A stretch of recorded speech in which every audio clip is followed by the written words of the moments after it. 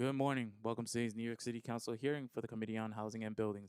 At this time, we'd like to ask everyone to place all electronic devices to vibrate. Moving forward, no one is to approach the dais unless you are announced. Chair, we are ready to begin. Good morning and welcome to the December 2025 hearing of the Committee on Housing and Buildings. I am Councilmember Pierina Sanchez, chair of this committee. On behalf of the committee and the New York City Council, I'd like to welcome the members of the public who are here today. During this hearing, as we hear testimony from the members of the administration and members of the public, a reminder that members of the audience must remain silent. If you wish to express support for any remarks, you may make the silent approval gesture. Throughout this hearing, you may hear opinions that differ from your own. Decorum and civility must be maintained throughout this hearing. It is essential that even if we disagree, we treat each other with respect. And for any member of the public that would like to testify, please be sure to fill out a testimony slip with the sergeants at the front of the room and clearly indicate your name, topic of testimony, and whether you support or oppose any of the legislation to be heard today. I want to make a note, since we're doing marathon, very long hearings in the Housing Committee. When you are testifying, when the public is testifying, you may not get to the end of your remarks. You may not continue unless I give you permission, okay? That is a procedural, that is a matter of process. I will probably give you permission just to conclude. We'll try to keep the testimony to just 2 minutes today, and I'll try to make sure, we wanna make sure to hear from everyone. But you may not say, I'm going to conclude, that is not allowed, okay? I will have to cut you off, and I have to give, it's just a procedural thing. I have to give permission, okay, as a chair. So thank you.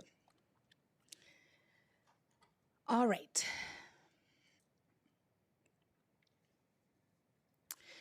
So we will first hear from the administration. We anticipate that will be about 2 hours, and then my colleagues will join and ask questions as they are here, and then the public will give your testimony.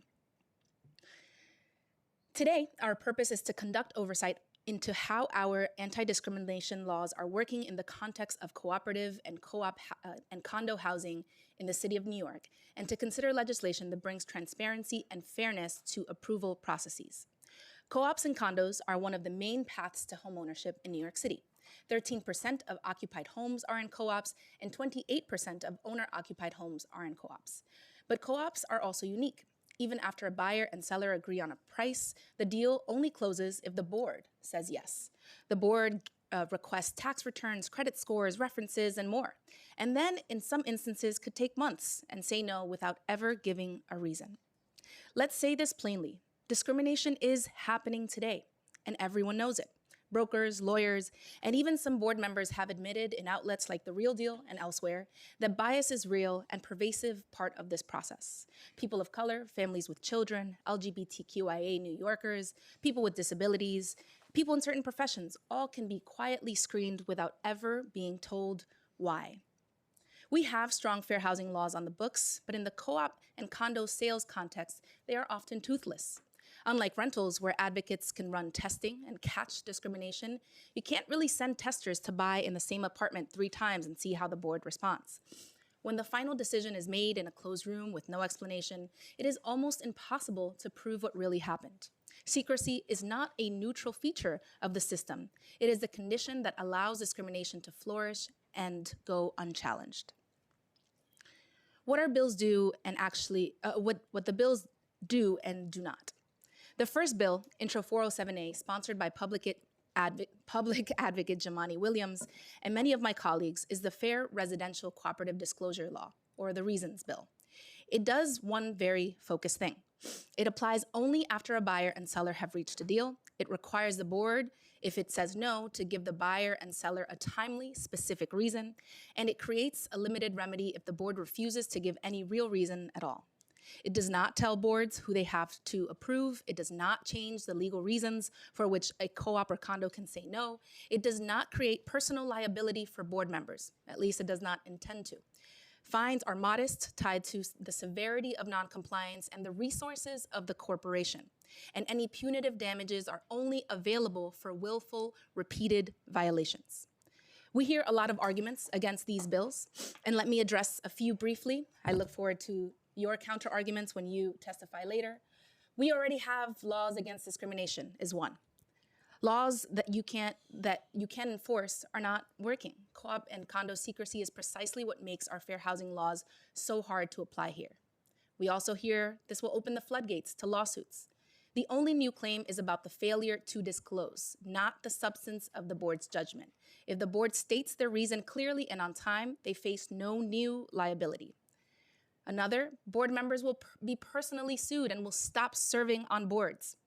The bill targets co-op corporations, not individual board members, and New Yorkers serve on boards of many other housing entities that already operate with more transparency and accountability. Another one is this undermines board discretion and fiduciary duty. The bill explicitly preserves lawful reasons to deny an application.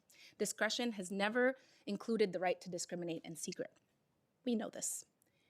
And lastly, it will be too hard or expensive to comply. Boards are already deliberating, and they know why they vote no. Putting that in writing a few times a year is not an unreasonable burden in exchange for basic fairness. Other jurisdictions, Westchester, Suffolk, Nassau counties, have already adapted similar disclosure laws and timelines. Those places are doing okay. The sky has not fallen. What has changed is that discrimination is easier to spot and harder to hide.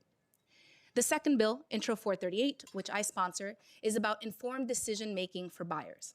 Co-ops can demand exhaustive financial information from buyers, but buyers often have very limited insight into the building's own finances. This bill would require co-ops and condos to provide basic financial information, such as audited statements, so buyers are not walking in blind into risky situations. The third bill, Intro 1120A, sponsored by Majority Leader Amanda Farias, simply sets a reasonable timeline for boards to act on an application to purchase shares. No one should have to put their life on hold indefinitely. And finally, Intro 1475, a bit unrelated, but related in the grander context of fair housing in New York City, sponsored by Councilmember Eric Bottcher, would create a legal framework for shared housing. Legal rooming units with shared kitchens and common areas. In the middle of a historic housing crisis, we are discussing safe, regulated options for single adults and others who can't afford a full apartment on their own.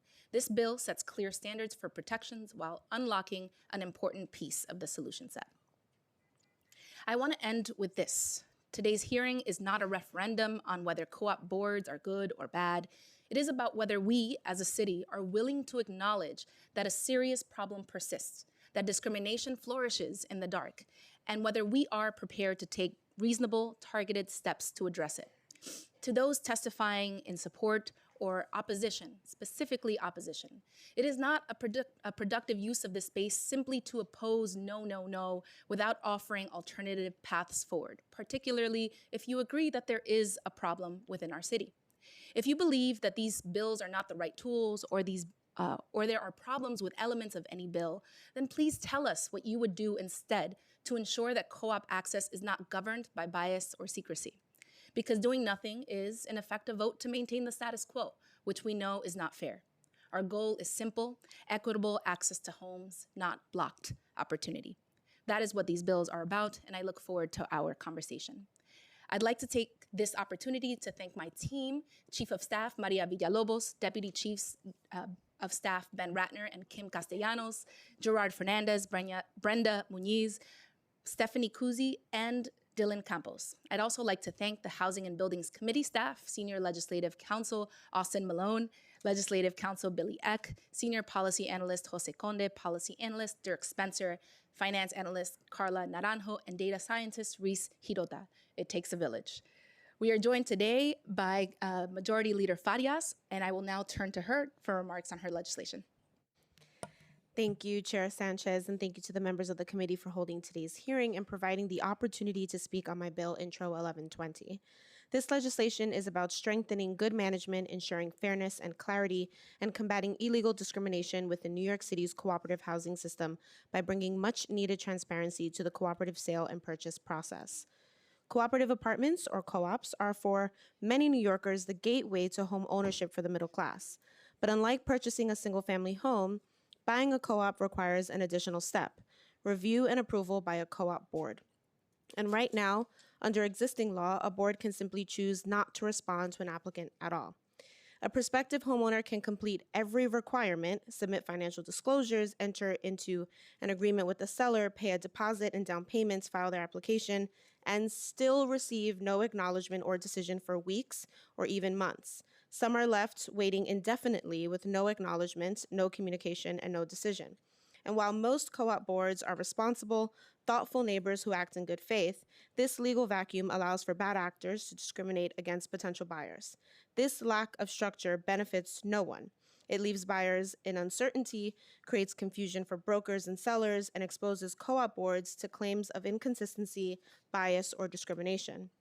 My bill, Intro 1120, establishes a clear procedural framework for cooperative corporations in New York City that will remedy this problem. It sets out practical timelines and communication standards that bring structure and consistency to the application process while fully preserving a board's authority to approve or deny any application. I understand that co-op board members serve on a volunteer basis, and I appreciate everything that these volunteers do to keep their building running smoothly. That is why this bill is clearly drafted and is as easy for responsible good actors to comply with. First, the bill would not apply to co-ops with fewer than 10 units. Additionally, there are ample opportunities for boards to request extensions as needed. Further, the timeline for boards to respond pauses if co-op boards do not meet in the summer months. And to be fair, the timeline requirements in the bill do not start until the board deems that the application is complete. The only effective procedural change affected by my bill is that the co-op corporation must confirm receipt and indicate whether they view the application as complete or incomplete. They can then decide, as they can now, whether they unconditionally approve, conditionally approve, or deny an application. This framework ensures timely communication, accurate record keeping, and predictability for every party involved, all while maintaining the discretion and independence that co-op boards rightfully hold. It is intended to formalize good practices, eliminate the potential for discrimination, and put an end to the limitless waiting that so many applicants endure. This bill mirrors the success of near identical laws already enacted in surrounding counties, such as Westchester, Rockland, Nassau, Dutchess, and Suffolk, where consistent timelines have improved efficiency and reduced confusion without disrupting board operations as far back as 2009. In the case of Suffolk County, if they can do it, so can New York City. Even with the majority of co-op boards operating in accordance with the law, discrimination is still apparent in the cooperative housing market. Otherwise, financially qualified applicants are still being denied access to homeownership on the basis of their skin color, religion, nationality, sexual orientation, or other characteristics that should have no bearing on their ability to access housing. Without legally requiring a timeline to respond, applicants don't even have to be denied, just ignored. The absence of a timeline allows discrimination to fester. It keeps New Yorkers who want to buy homes in limbo and with their deposits and down payments frozen indefinitely. Sellers are forced to stay in apartments that could have been sold. All of these reasons make it abundantly clear how vital clarity and consistency are to this process, not only for buyers and sellers, but for the health of our housing market overall, especially as we find ourselves amidst a housing and affordability crisis in New York City.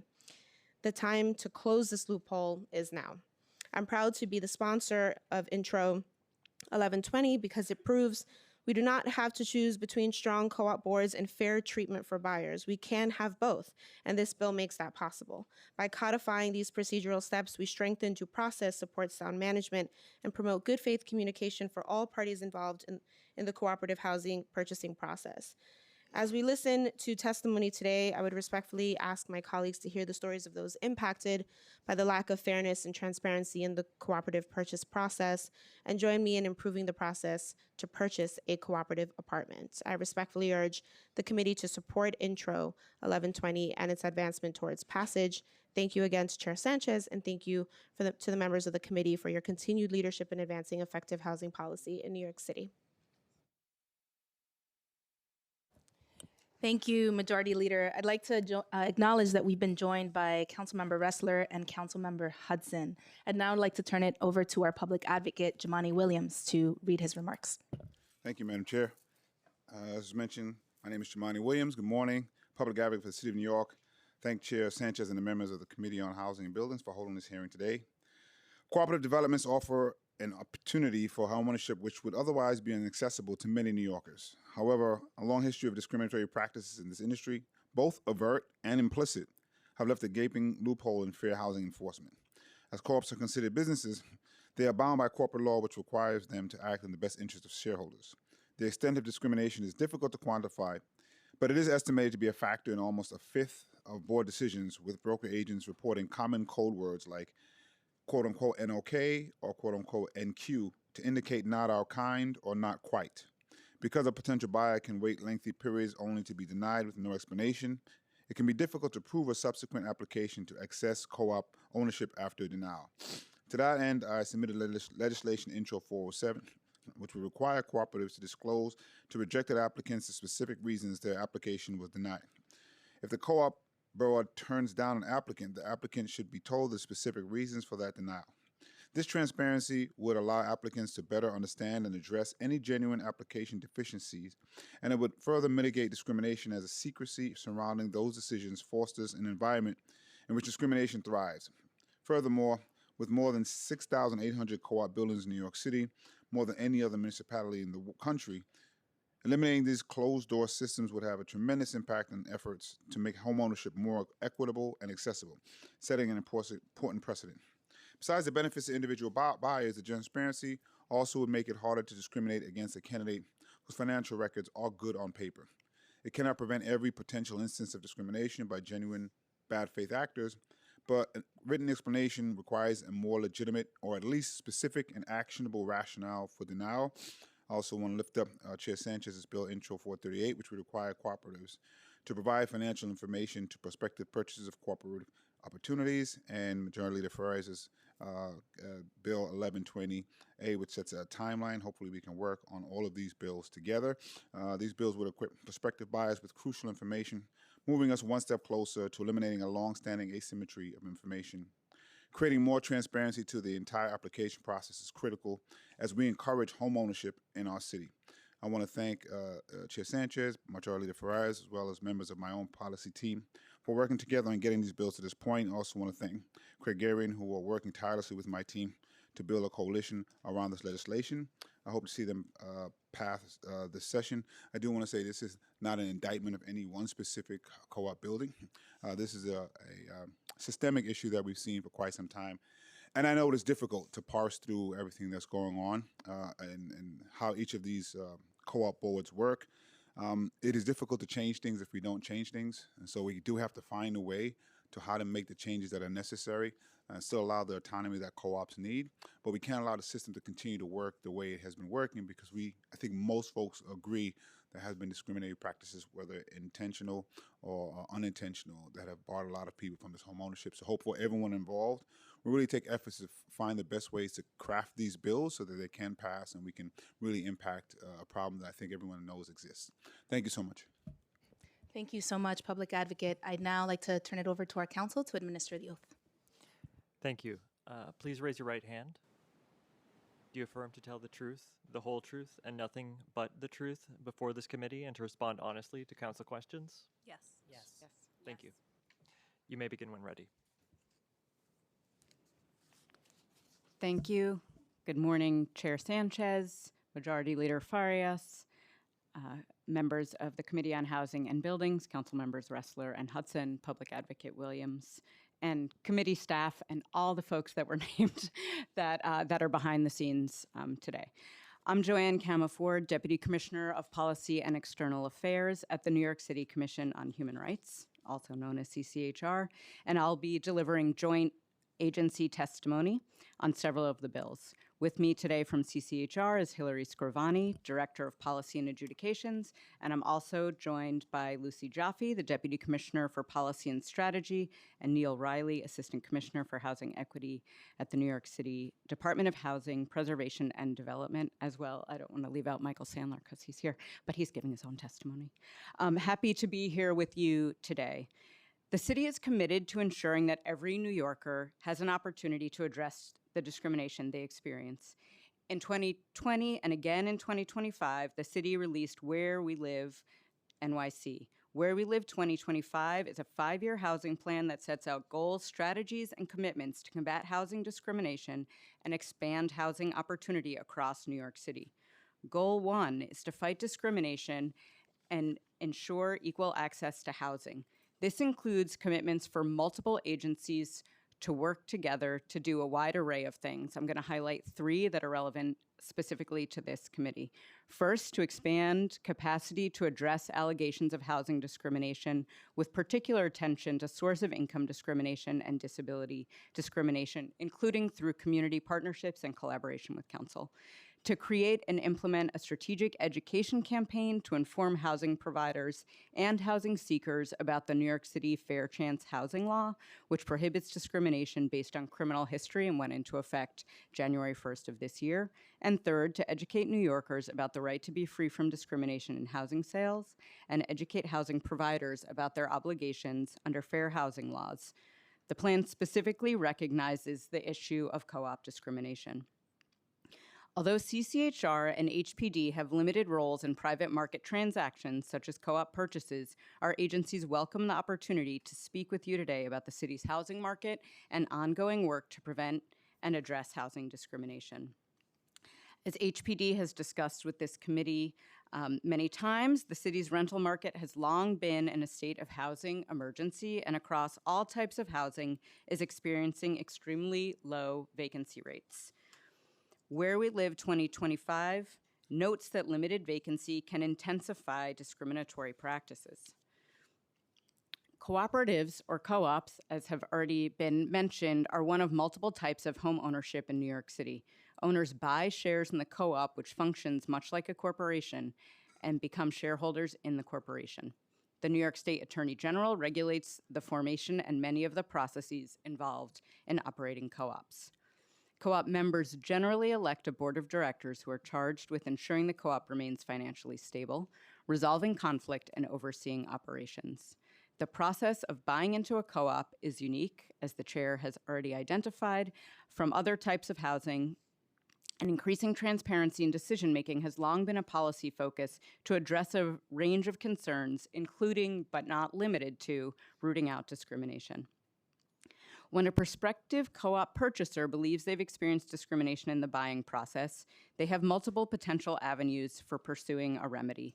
New York City and state laws prohibit discrimination in rental and sales, and individuals who believe they've experienced discrimination can seek redress for discrimination through anti-discrimination agencies such as the Commission on Human Rights and the New York State Division, as well as in courts. The Commission has actively worked to raise awareness about the wide range of protections in housing that already exist in the city human rights law, including, as I mentioned, the newly enacted Fair Chance Act, as well as disability protections through innovative collaborations and partnerships to reach New Yorkers outside of traditional media channels and government communications. Turning to the bills, I will focus on Intro 407A. Intro 407A amends Title 8 of the Ad Code, which houses civil rights protections. The bill would add a new chapter which regulates how and when housing cooperatives communicate with prospective purchasers when they are denying a sale. This includes mandating a statement of all the reasons that an applicant's offer is not accepted. The bill creates a private right of action for failing to comply with these requirements and authorizes the Commission to address claims related to timelines, disclosures, and other procedural requirements related to sales, and to evaluate all of the potential reasons a sale may have been denied. Intro 438 and 1120A amend Title 26. The former would require cooperative housing corporations to provide approved purchasers with financial information within 14 days of their request, and the latter establishes standardized procedures for cooperative apartment boards, requiring boards to provide a complete application package upon request to applicants and setting timeframes to acknowledge receipt of submitted materials, identify deficiencies, and issue a final decision. The city supports council's goals of tackling discrimination and strengthening transparency and predictability in the co-op application process. While neither agency plays a direct role in regulating these transactions, we look forward to sharing our collective expertise in discrimination enforcement and the housing market to help inform how these pieces of legislation can best achieve our collective policy goals. Our agencies look forward to hearing stakeholder input in order to ensure these pieces of legislation balance stakeholder interests and achieve Council's objectives of eliminating discrimination. And we welcome, as always, the opportunity to work with Council on these important issues. Good morning, Chair Sanchez, Public Advocate William, and members of the Committee on Housing and Buildings. My name is Michael Sandler, the Associate Commissioner for Neighborhood Strategies at HPD, joined by my colleague Lucy Jaffe, Deputy Commissioner of Policy and Strategy. We're also joined by Elizabeth Suarez, Director of Architecture at the Department of Buildings, for questions. Thank you for the opportunity to testify on Intro 1475 today. In 2020, and again this year, HPD affirmed its commitment to fair housing through Where We Live NYC, a plan to expand opportunity and choice for all New Yorkers. In order to advance this commitment, we are looking both to innovative ideas and to draw on lessons from the past. Shared housing represents an opportunity to reimagine a historic housing model for the 21st century. Shared housing, which is 2 or more privately leased bedrooms with shared kitchens, bathrooms, and living spaces, has a long history in New York City. By the first half of the 20th century, shared models such as boarding houses and single-room occupancy hotels constituted a substantial and affordable part of New York City's housing stock. They served a wide range of households, from immigrants newly arrived on the city's shores, to young people flocking to the city for factory jobs, to New Yorkers looking for a short-term place to stay as they navigated life changes. However, policies implemented in the mid-20th century intended to improve housing quality led to a prohibition on the construction of new shared housing and a sharp reduction in the existing stock. The loss of this stock coincided with the rise of street homelessness. In the 1980s, realizing the role the model played in housing New Yorkers, the city tried to reverse course and stop the wholesale conversion of shared housing. But the damage was already done, and the SRO stock was significantly diminished. The impacts of these policies reverberate across the city today. Per the American Community Survey, between 2013 and 2023, the number of small households increased by 11%, while growth in the city's small unit stock failed to keep pace, growing only 70.5% during the same period. While it is clear that New York City needs housing across all types and household sizes, a growing number of single adults are taking on roommates to mitigate high housing costs and the lack of affordable housing for single persons. This trend puts additional pressure on the city's existing stock of larger homes, as single persons pooling multiple incomes outcompete 1 or 2 income families. Increasingly, roommate shares have been commercialized, and landlords are renting individual rooms in illegally converted apartments, compromising tenant safety by violating fire safety and egress rules and blocking access to light and air. A burgeoning and unregulated market of co-living shows that there is demand for this type of housing in New York City at a variety of price points. Reintroducing purpose-built shared housing models provides a new set of tools to expand housing opportunity and choice to the growing population of single New Yorkers. Intro 1475 will establish clear design, occupancy, and safety standards to promote harmonious living with more kitchens and bathrooms than historically required for SROs, to mitigate conflict and increase privacy and fire safety standards that meet or exceed those of traditional apartment buildings. New shared housing will be built based on new regulations which ensure effective tenant protections and high quality and safety standards. On November 25th, HPD released New York City's Shared Housing Roadmap, which lays out a path for reintroducing shared housing. The roadmap builds on lessons learned from past shared housing models and recent efforts to expand housing options and opportunities for New Yorkers. In 2018, HPD launched the Share NYC pilot program to explore potential shared housing models on 3 sites across the city. In the course of developing these projects, we encountered myriad zoning, code, and policy challenges that slowed development and raised costs without improving quality of life. Where We Live NYC's commitment to facilitate equitable housing development bolstered HPD's efforts to overcome barriers to shared housing. The passage of City of Yes for Housing Opportunity in December 2024 removed zoning barriers identified in the roadmap. Today, Intro 1475, sponsored by Councilmember Eric Botcher, advances the roadmap's legislative strategies to allow as-of-right construction of new shared housing and introduces code changes governing its design, occupancy, and safety. The shared housing roadmap and the strategies it lays out are the result of careful research, analysis, and testing over nearly a decade. Research into the legislative history of shared housing provided a strong foundation for understanding the strengths of historic models and the operational pitfalls to avoid.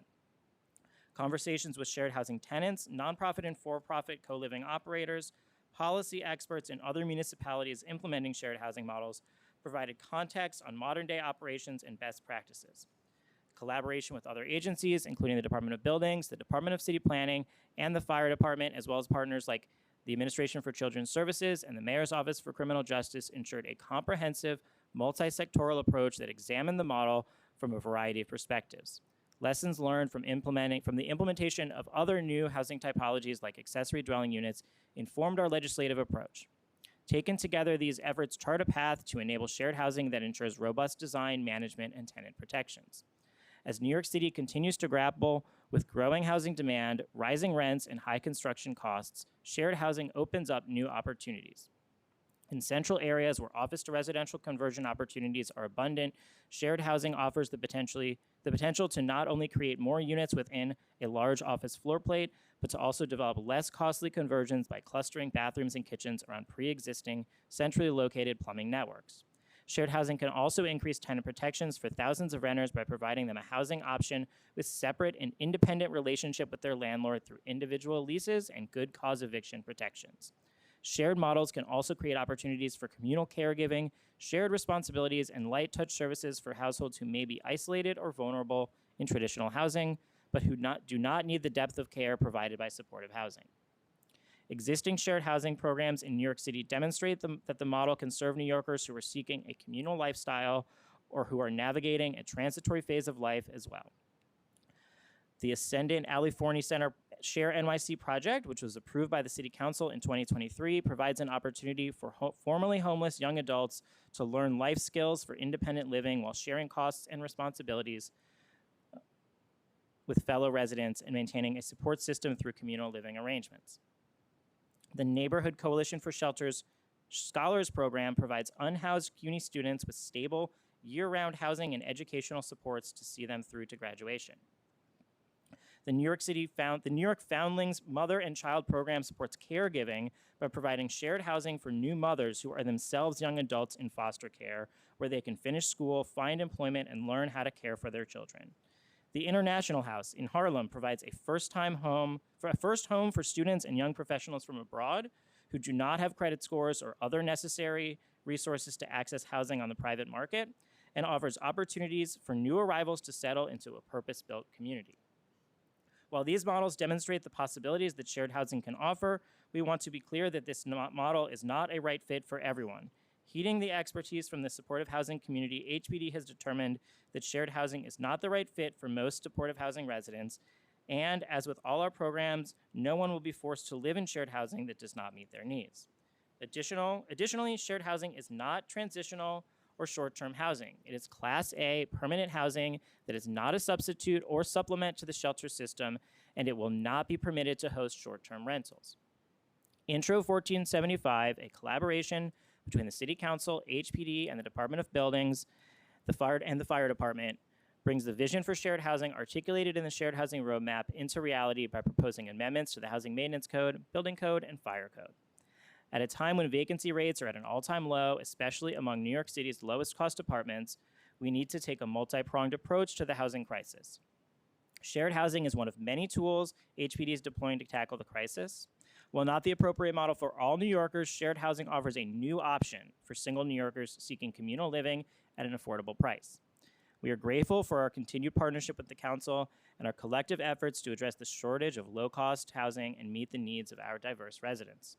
We welcome the opportunity to work with the Council to advance this historic legislation and look forward to your questions. Thank you so much. I'd like to acknowledge that we've been joined by Councilmember Dinowitz. Excellent, thank you. So I will begin with questions, and colleagues, let me know if you want to ask questions as well. Starting with CCHR. Just a clarifying question on your testimony before I begin my line of questions. So you state in your testimony that the city supports the council's goals of tackling discrimination and strengthening transparency and predictability in the co-op application process. Our understanding is you would be the agency that would be enforcing these provisions should they come into law. Do you have a perspective on these provisions in particular?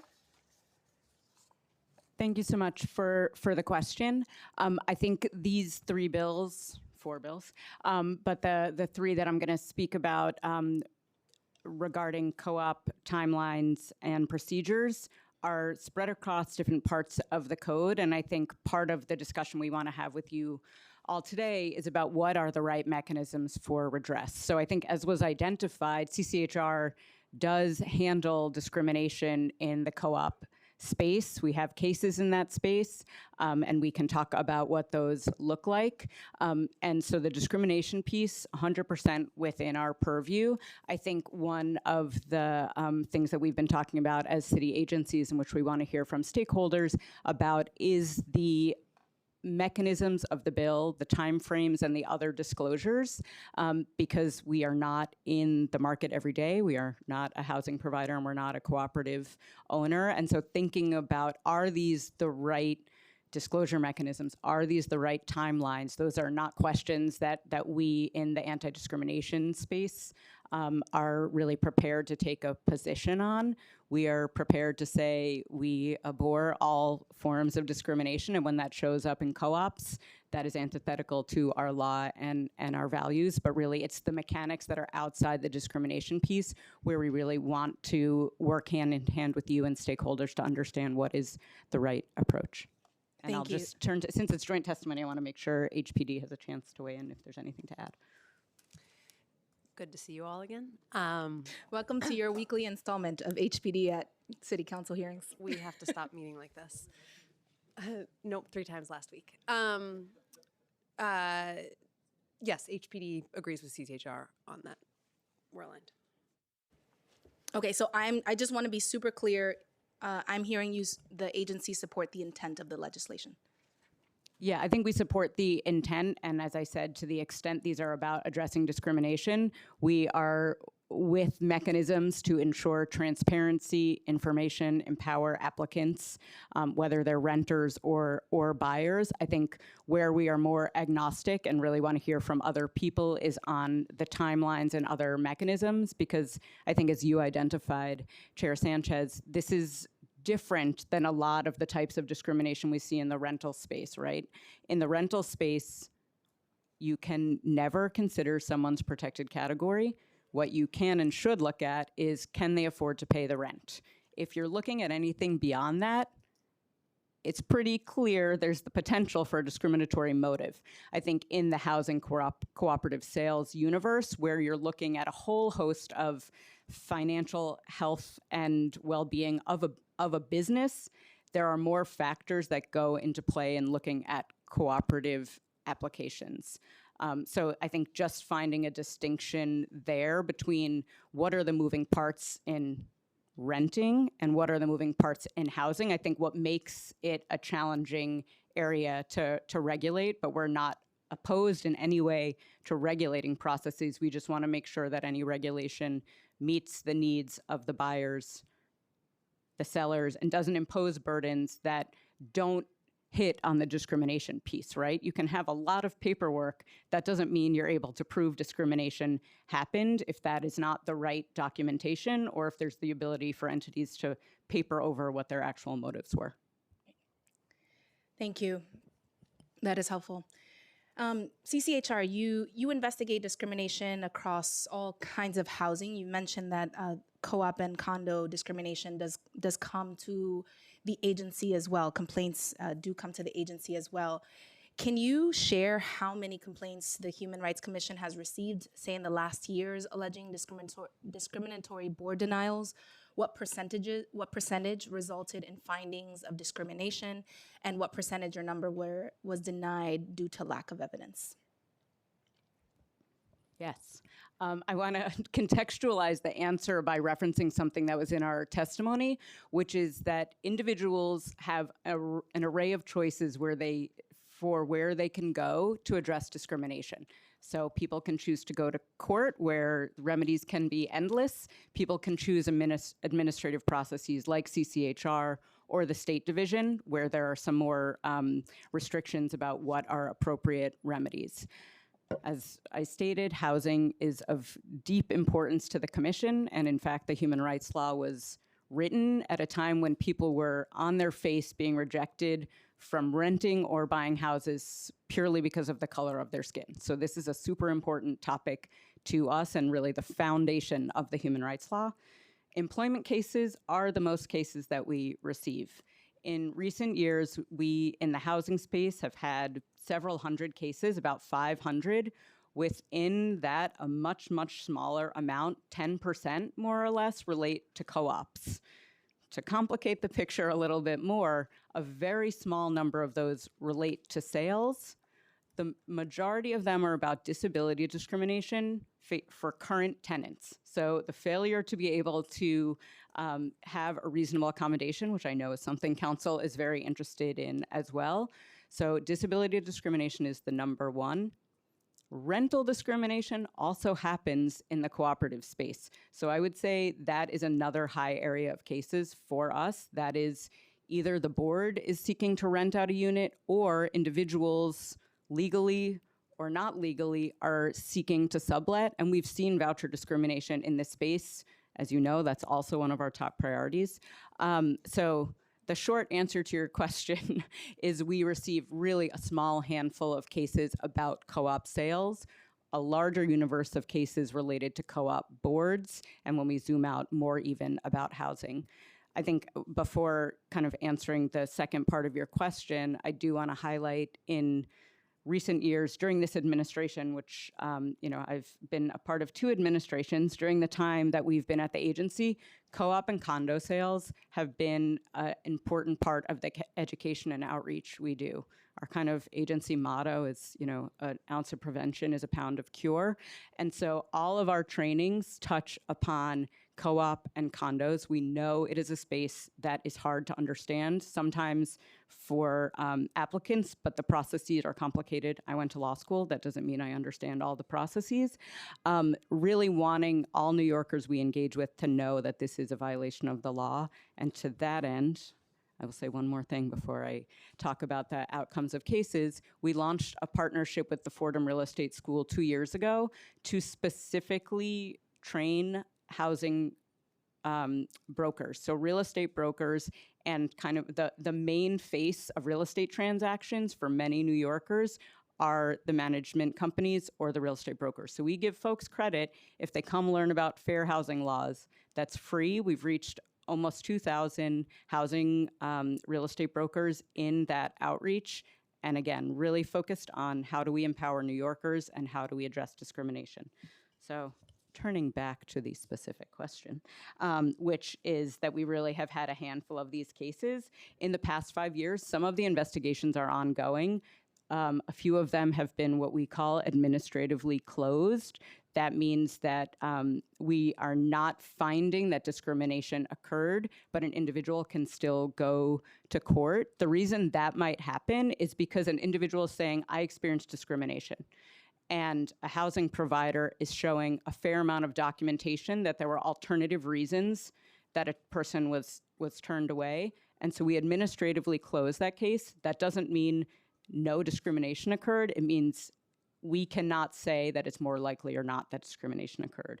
I'll close by just talking about 2 cases because I think they illustrate what we see at CCHR.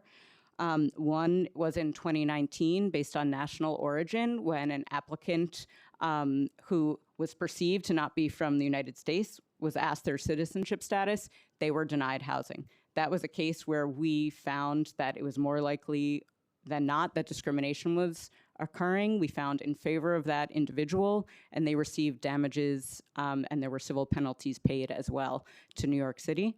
The second case is a more recent one brought by an African-American couple seeking to buy a co-op.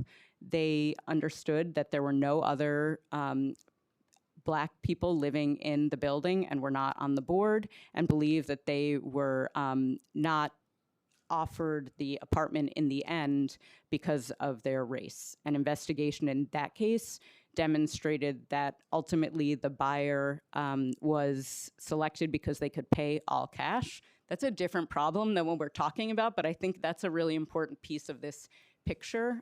Financial salience, which is a challenge for many New Yorkers is piece of the picture. In that case, the records all showed that the individuals had actually falsified financial information and where they had lived before, and we closed out that case because we did not think it was more likely or not that discrimination occurred, again, based on the totality of the circumstances. Thank you. And could you give us a numeric breakdown of, you said 500 housing cases, about 10%, so 50 were related to co-ops and condos. Can you give us a breakdown of how each of those 50 were handled? I can give that to you. I don't have the determinations for all 50 today, but I'm happy to circle back with that information. I have only the very few handful of co-op sales, which I've already mentioned, but we can share information for the ones that are closed of what the resolution for those was. And so the handful that are related to co-op sales, it's like less than 10? Yeah, in the past 5 years, yes. Okay. And you said there are other avenues that New Yorkers may pursue. Do you have a sense of housing discrimination case numbers? Like how many are being routed to CCHR? How many are going to courts? How many are going to the state?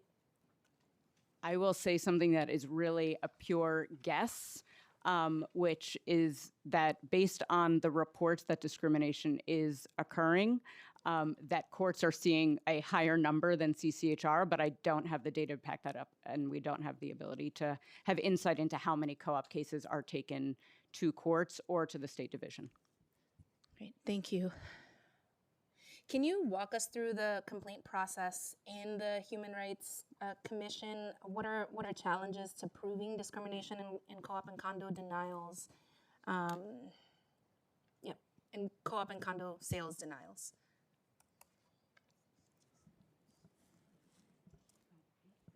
Oh, got it. Yes. Okay. So the majority of cases that come to CCHR and that are filed by CCHR are because members of the public contact us and they say they think they've experienced discrimination. So when someone contacts us and it sounds like they have a claim that is within our jurisdiction, they meet with somebody to do intake. If there's allegations, if taken as true, demonstrate the likelihood that discrimination occurred.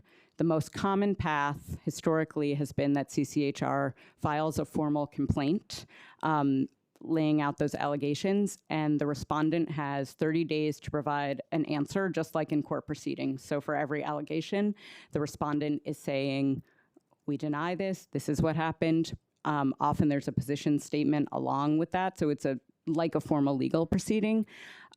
We have mechanisms at the commission to do what we call pre-complaint intervention, which is to kind of, if discrimination happened in very recent time and is something we think we can remedy, this happens most commonly in SOI and disability discrimination cases, we will reach out directly to the respondent without filing a claim, a formal complaint, and try to remedy the act of discrimination that occurred. So that's the most common process. Then we investigate the case and our attorneys do the investigations to determine the final outcome. We also have a smaller number of cases that are filed by attorneys, and then we pick up the complaint and we launch the investigation based on those allegations, which have the same answer and response formula as our other cases. And then the commission can also initiate its own cases. That's really a handful, but I will say thanks to council and the city of Yes, we will be increasing our law enforcement bureau capacity to be able to do more of the commission initiated investigations. So I think the second part of your question was challenges in proving co-op discrimination. I think several have already been alluded to. Like all cases that come to CCHR, it's very fact specific. So we can have a case where there is a individual shareholder plus the co-op board plus a broker, right? And we have to investigate the actions by all of those actors, and that can be time consuming. We talk to everybody, we take the whole lay of the land. We don't represent individuals, we represent New York City, so we are a neutral investigator in those interactions. So I think one complexity in this area is just the number of actors. A second piece, which is unlike other types of housing, is what was already flagged as the financial obligations of the cooperative board, right? It's a housing provider and it's a business. And so there are different considerations, as I mentioned, than there will be when you're looking at potentially a renter. So I think those are the two main factors we see from an anti-discrimination perspective. But I want to turn it over to HPD to see if there's anything to add.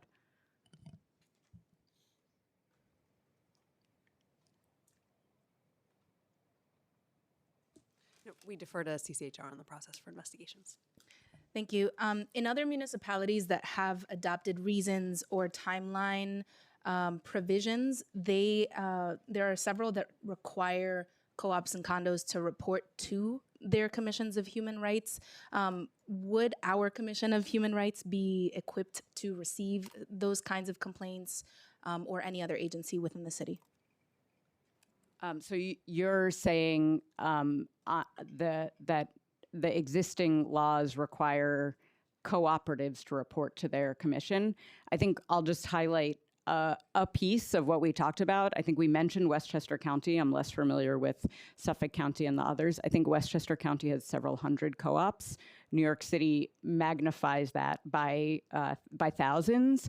So I think we are prepared as CCHR to handle all complaints of discrimination that come to us. In fact, we are mandated.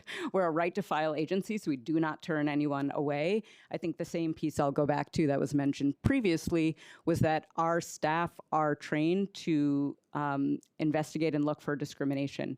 If we are looking at CCHR as a place to be analyzing financials, analyzing disclosures, identifying co-op bylaws, and making good governance decisions, that's a different profile than what our agency currently does. And I don't think there's an agency that is currently set up to do that work.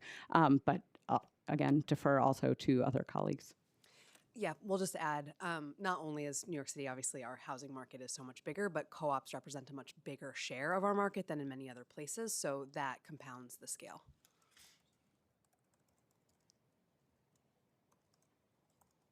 Great, thank you. I'm gonna just ask a couple of rapid fire questions and then I'm gonna turn over to my colleagues. Majority Leader, you'll be first, followed by Dinowitz, Ressler, and our public advocate. So you mentioned there's just a handful, maybe you know this off the top of your head, but in the last several years, has CCHR ever had written reasons provided to a complainant to work with in your investigation? Written reasons for a denial and a sale? Yeah, so in the cases that we have seen, again, the small handful that we reviewed for today's hearing, there are reasons provided. So I know that's not the landscape that we're talking about in the bigger picture, but it is, I think in one of the examples I mentioned, someone was turned away and it's based on finances. I would say financial reasons are the number one thing that we see, and whether that is accurate or not is what an investigation would look into. But we haven't had cases, I think, to put a finer point on the answer to your question, where there's just no reason given or there's what we would call ghosting in the housing context. That doesn't mean it doesn't happen. So clarifying, Sure. are the reasons that that were provided directly to the buyer before the complaint was filed, or provided to the agency as a part of the complaint investigation process? So I actually think it's a mix, that some are told on their face, we're going with another buyer who made an all-cash purchase. If someone thinks that sounds suspect, they come to us, and they don't need documentation to come to us, right? Our cases are investigated whether or not there's documentation. Great, thank you.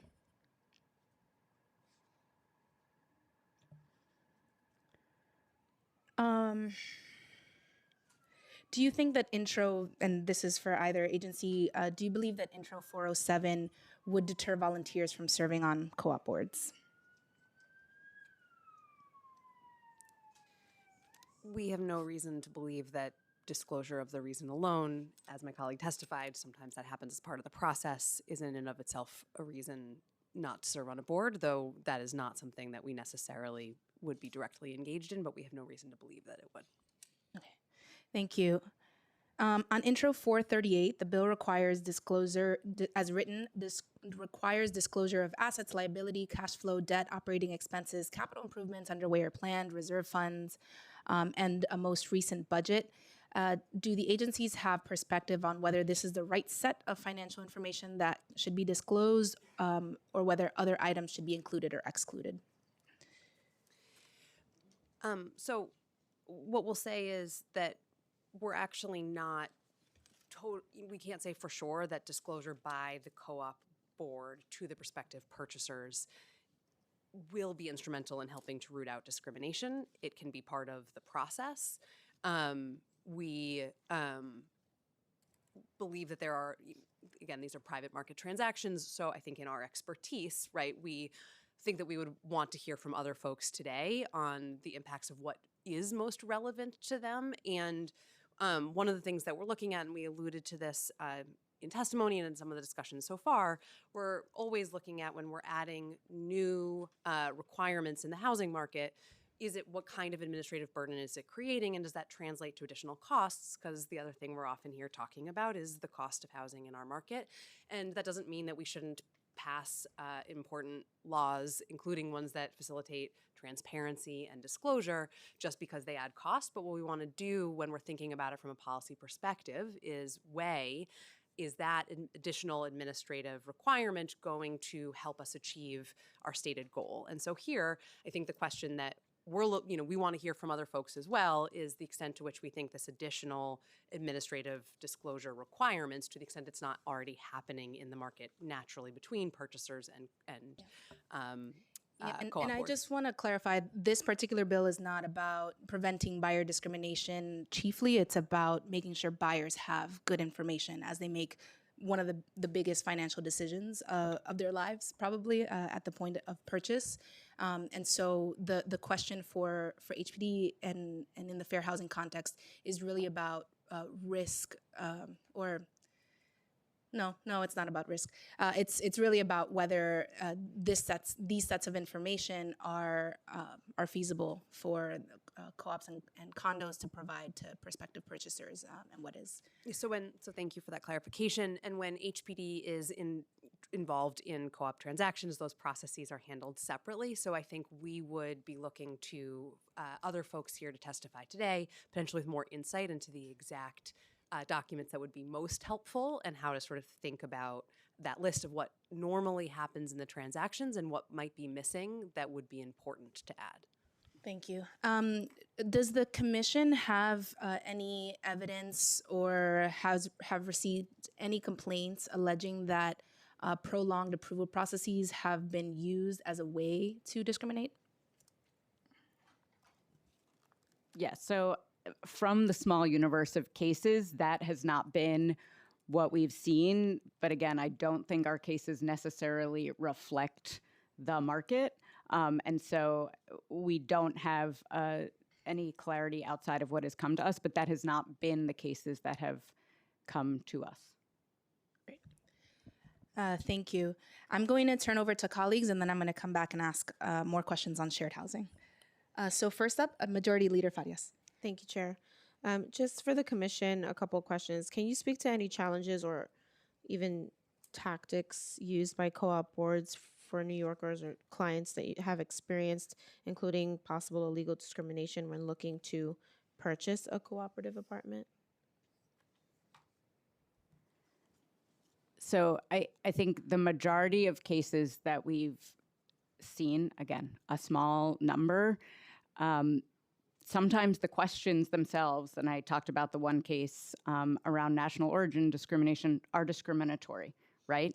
So it really doesn't matter what is said later on in the process if on its face you're asking particular questions of an individual that are discriminatory. So I think there, like in rentals as well, there's discrimination that is occurring because people don't know or don't want to know what the appropriate questions are and what the law requires and what the protected categories are. But I think beyond that, we have not seen any trend of particular tactics. I think it's a confusing marketplace, and so people feel that they have experienced discrimination. Sometimes there are financial documents that back up that it was a financial decision, and sometimes there are not.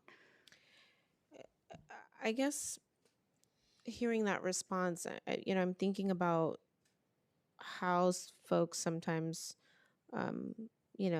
what we're doing here is trying to use legislative action to go back on the claims that we already have that through CCHR to be the remedy for illegal discrimination in New York City, particularly.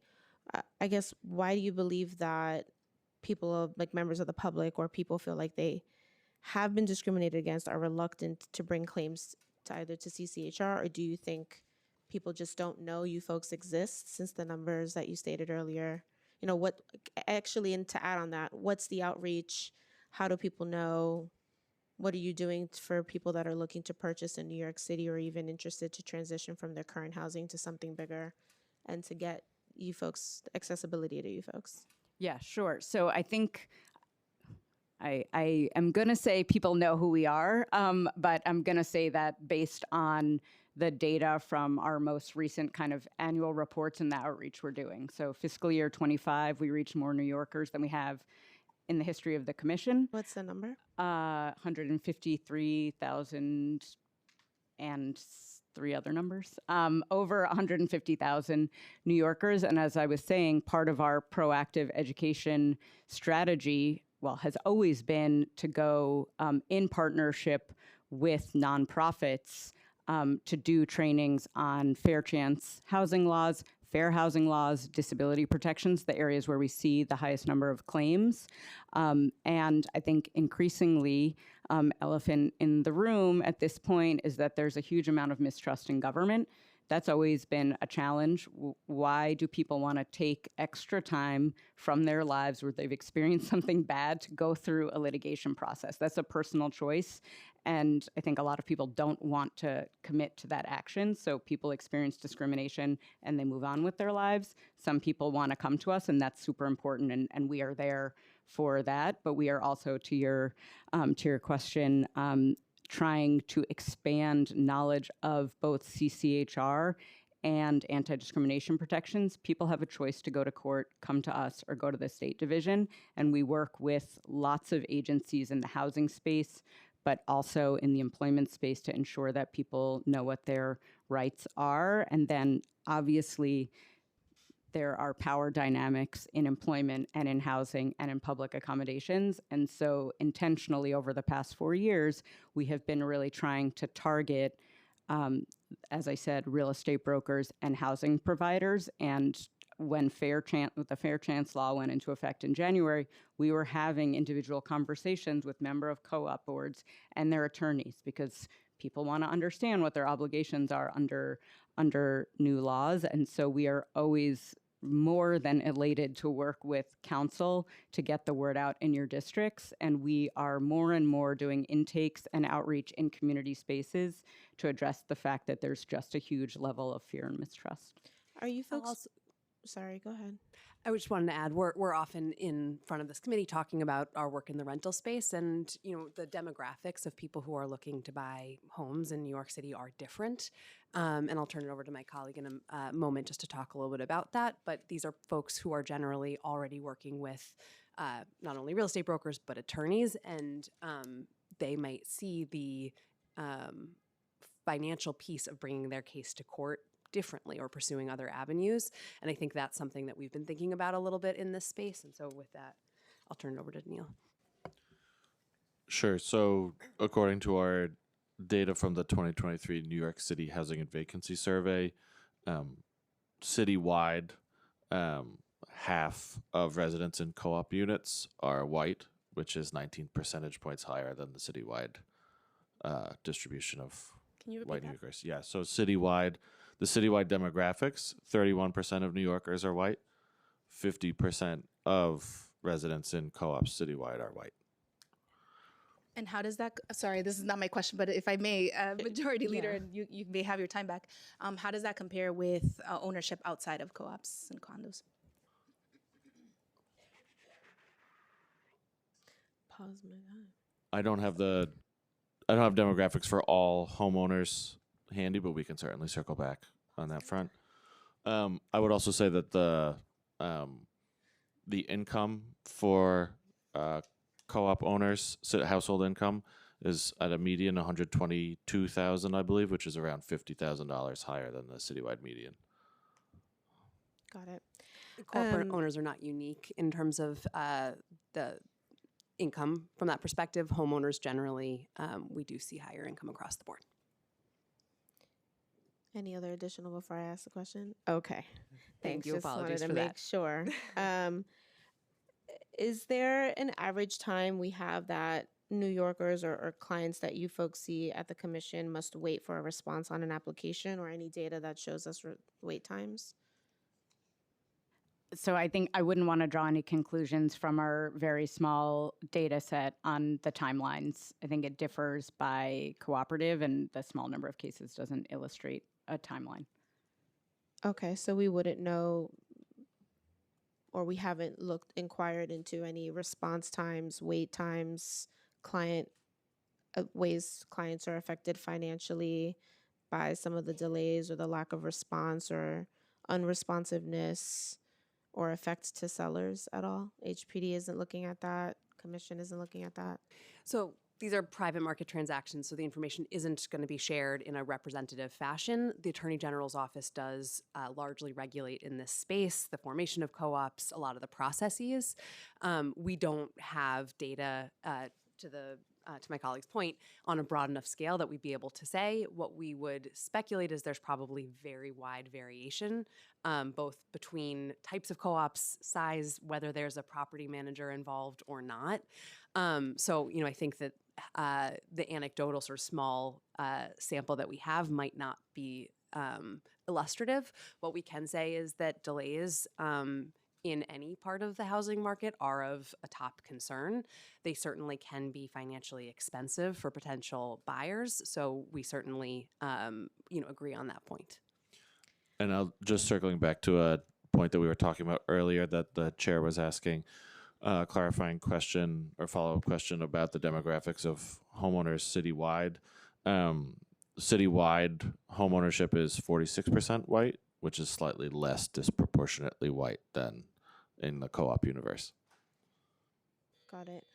The only last comment I have, I suppose that may be supported with the question.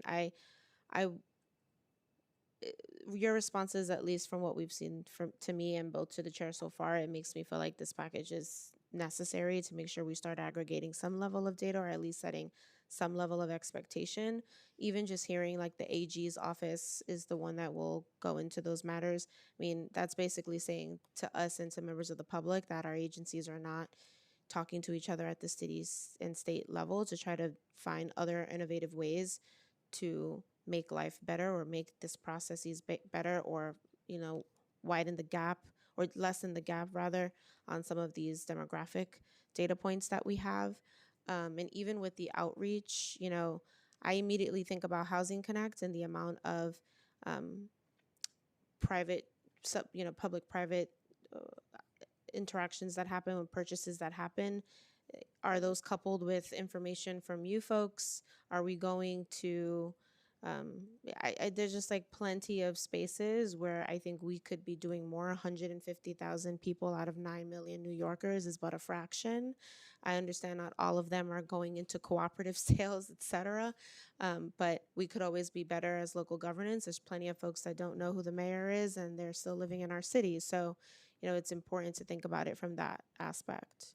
We could always do more, and your feedback is really important. I did not mean to suggest sort of an absence of coordination or focus on that. That's always something that we strive for and can at times be difficult. The partnership between CCHR over the last couple of years, these teams sitting up here directly actually work quite closely together for the purposes that you're talking about. Same thing with the Attorney General's office, where there's actually an HPD alum, and we really work hard to identify the challenges here. Yeah. It doesn't mean that there's not more to do. I just like in my district alone, the amount of vacant units that are available amongst the many cooperatives that I have not heard from either of the agencies over the 4 years that I have served on what could we be doing to get those vacancies filled by someone that can own that cooperative or someone that can go into it. And like that is really what I'm talking about here. Like there does not seem to be any interest in going out into community in any real effective way or reaching out to boards other than checking a box to make sure they're within compliance or they're non-discriminatory, when we have a real crisis here that we're trying to solve. And it's coupled with boards, really needing support on how to properly manage within their legal system and their management companies to get either these vacancies filled or to make the repairs and renovations or build the coffers that are needed to make those repairs and renovations to fill those vacancies. It's a cycle that many folks are unable to get out of right now. I think the piece I will just close with on that is that we are 100% excited to work with you and to fill these gaps. I think we are looking for ways to partner with other agencies and also with council members and number one with community groups who really are the trusted partners most often. I think there's some blueprints in the SOI work, right? We are not a voucher providing agency, but we are an anti-discrimination agency and we see a lot of source of income cases. So we have developed partnerships to be in shelters, to be training HRA, housing specialists in shelters so that people, if they experience discrimination, know where to turn and they're trained on their rights before the transaction happens. So I hear you and have been talking a lot with Chair Williams from our committee about how CCHR can have more permeable and stronger connections with city council members. So we look forward to working with you on that. Thank you, folks. Thank you, Chair. Thank you, Majority Leader. Councilmember Dinowitz. Can I just start? I'm done. Thank you. I understand. I know when I'm not one. You have 5 seconds. Recognizing Councilmember Aviles. Okay. Good morning. Good morning, everyone. I want to just confirm what I heard in the testimony. You said in the past 5 years, fewer than 10% of your complaints have been related to co-op sales. Is that what was testified? Yeah, that was about housing, which is the smaller slice of our complaints. Yes, correct. Okay. I'm sort of coming on from a perspective of like discrimination is already illegal, right? Co-op discrimination is illegal, yes. As it should be. And you investigate those claims anytime they're brought to you. You testified that sometimes they go to court or the state agency. Do you know on average how many, over the past 5 years, about how many co-op applications are submitted to co-ops? I do not have that information, no. And so you don't know how many are rejected?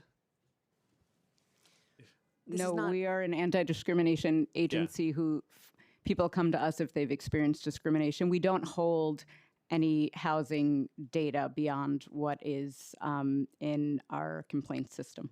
Okay. These are private market transactions. There is not an affirmative obligation under state law for these to be reported to any agency. What we can say is talk about the volume of co-ops that exist. So in 2024, for example, there were just under 7,000 co-op sales. So you do have information. Citywide. And then do you know how many? On the sales, not on the number of applications. Okay. Yeah. I was actually a little surprised to hear you testify that you don't think, I'm speaking specifically about 407, that you don't think that would increase administrative burdens on board members.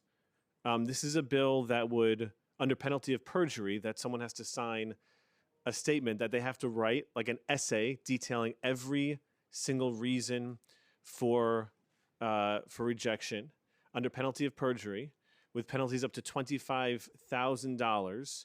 They have to do it within 5 days. And if they make a mistake, if they forget something within those 5 days, they can't go back and edit that statement. That's all that they're able to use in court. Can you talk more about how something like that does not increase administrative burden on volunteer co-op board members? Thank you for that question. I don't remember if the way the question was originally framed was as administrative burden versus, as an additional challenge. As my colleague testified, we are sometimes seeing on those limited number of cases that come in that, reasons are already provided. I can't rule out that that's not a common best practice already happening when a rejection is provided. I'm not aware that it would require an essay, but certainly the more extensive the disclosure requirement, then sure, the burden would increase. Right, and now you're talking about, in addition to that, legal fees, perhaps you're talking about increased insurance costs for co-ops to insulate themselves from liability, which they're already, it's already illegal. Like, they're already liable for discrimination, which shouldn't be done. You're now just adding, and then with this bill, it would be adding, again, legal fees, other risks that would increase administrative costs. And those costs, get passed on to the shareholder, right? It's a cooperative. They share in the costs. So now you're talking about a bill to potentially significantly increase costs for every co-op shareholder in New York City for a problem that is already addressed, I believe, through testimony, through legal means. Discrimination is already illegal. And the other thing you're talking about, by the way, and we have a challenge of this in co-ops, like I joke, volunteering for my co-op board is too much, so I ran for city council. Like that, like the politics here are easier. You already have this problem with getting volunteers, people to do this. We end up in a lot of co-ops in my district having a lot of retired people, which is fantastic, but not necessarily representative of the entire makeup and demographic of the building, because who has time? Typically people who are retired. And now you're adding additional time, and now you're adding risk to this. So what do you think the impact to the co-op community would be in New York City, and how would that in fact affect shareholders' ability to manage their own buildings? So I think actually that what I testified to was the fact that that what we need to do when we think about passing new requirements is weigh those requirements and the burden that it may provide against the potential policy outcomes and goals, and that neither HPD nor CCHR actually is well positioned to speak actually to the specifics of some of the details in the legislation, but that we were looking forward to hearing from folks today who would be testifying who could fill in some of those details. So I think actually the exchange may have been just a bit different. Yeah. And then, I would imagine if I were on the co-op board, which I'm not, thankfully, thank goodness, that the risk is so high. If I do join the board, or the administrative burden is so high, I may farm out these tasks to a managing company or another company, thus increasing costs. Do you think it would make more sense to say, one, we haven't gotten a number of these complaints. Maybe there are some in court. Maybe there are a lot in court. We don't know. Maybe there are a lot in the state. And to Majority Leader Farias's point, like maybe we as a city, need to be doing a better job of communicating with our partner agencies in the courts and the states. And wouldn't it be more prudent to just get more data, get better data, before we increase what would invariably increase the risk for individual board members and increase the costs for shareholders to get that data to ensure we're doing the work to work with other agencies? Would that make more sense? Mike. So, Councilmember, we collectively are regularly here talking about where we live, the challenges of discrimination in New York City, the fact that we believe it is occurring, and to the extent to which that it is one of our 6 goals within where we live, rooting out discrimination in the private market.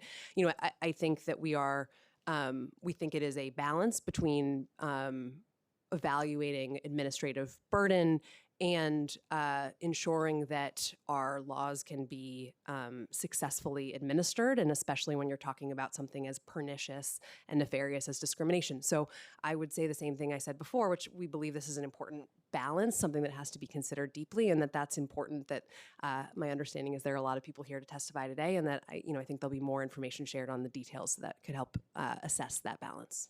All right. I would just repeat. I think before we get into the stage of requiring volunteers to put themselves at risk for $25,000 under penalty of perjury and increased costs for shareholders, I think we need a better understanding of the data. And we as a city, as a government, need to be working better with our partner agencies in the courts and in the state to make sure we are rooting out discrimination, which is already illegal, using the legal means already available to us with better data, but without increasing costs and without increasing risks to our shareholders and our board members. And I want to thank the chair for the additional time. Thank you. Thank you, Councilmember Dinowitz, and we'll certainly talk more in conference. But I just wanted to correct two quick things. You said 5 days for the response required in 5 days. It's 45, or it should be 45. And under penalty of perjury, it's not written to. The bill is not written to single out board members. It's written to single out the corporation after it's made its decision. So we'll talk more in conference, but the intent, I believe, and the sponsor is here, so we can turn to him next. But I believe the intent is to provide a reasonable timeline. Yeah, but thank you. Public advocate. Thank you very much.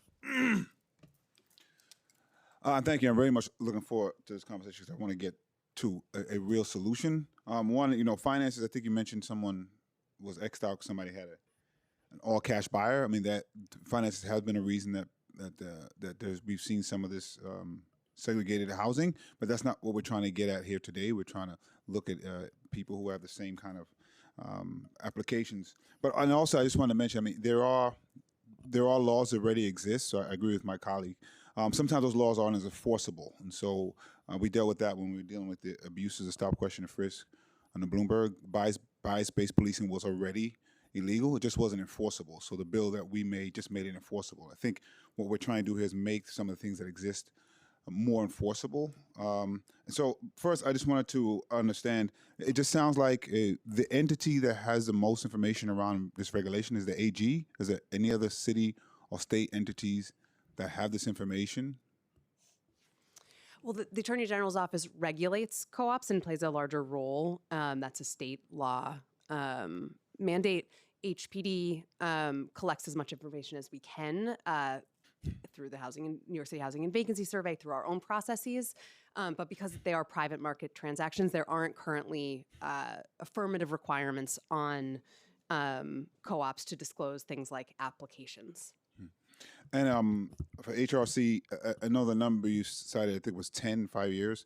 Just anecdotally, do you believe that there's more that people haven't filed with your agency for any number of reasons?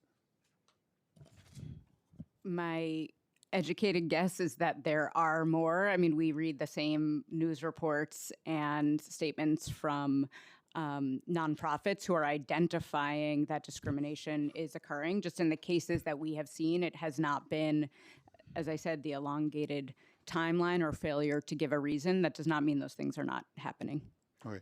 So just so I understand, does the admin believe that there are discriminatory practices that are happening, whether explicitly or implicitly, when it comes to co-op purchase? I think the reporting that we've seen signals that it is a problem, and I think that's why we are here to talk about what are pathways to address this type of discrimination. And as my colleague from HPD was saying, what is the balance between what is required to be proffered up by multiple players? Again, there's the board, sometimes there's a management company, sometimes there's a real estate broker, and how do we best find what can be produced to show historic or current decision making, and then how does that translate into a regulatory framework that is helpful to applicants? And I think we've said this already, but just to underscore, we have lots of cases that come to us with lots of paper, and we have cases that come to us with word of mouth, and we can address both of those. I think what we are interested in hearing from you all and the people that will testify after the admin is,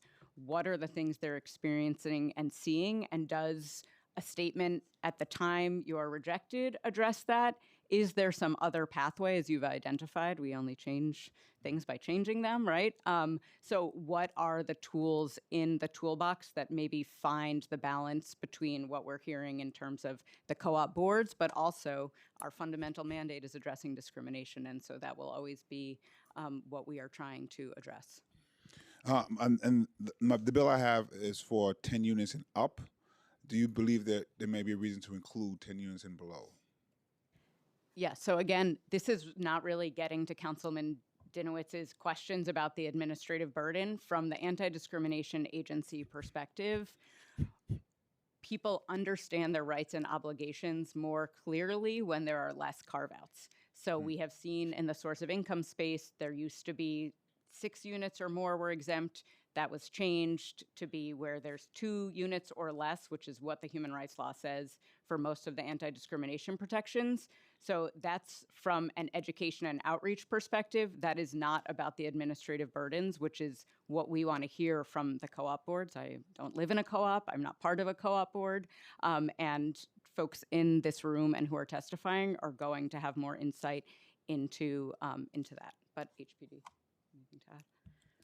We do frequently see carve-outs of different smaller building sizes for various requirements. It is always a tricky balance. There are absolutely economies of scale for larger buildings. Larger buildings are more likely, though not exclusively, to have already have a management company, but we have no reason to believe that the behavior of a co-op board is meaningfully different based on the size.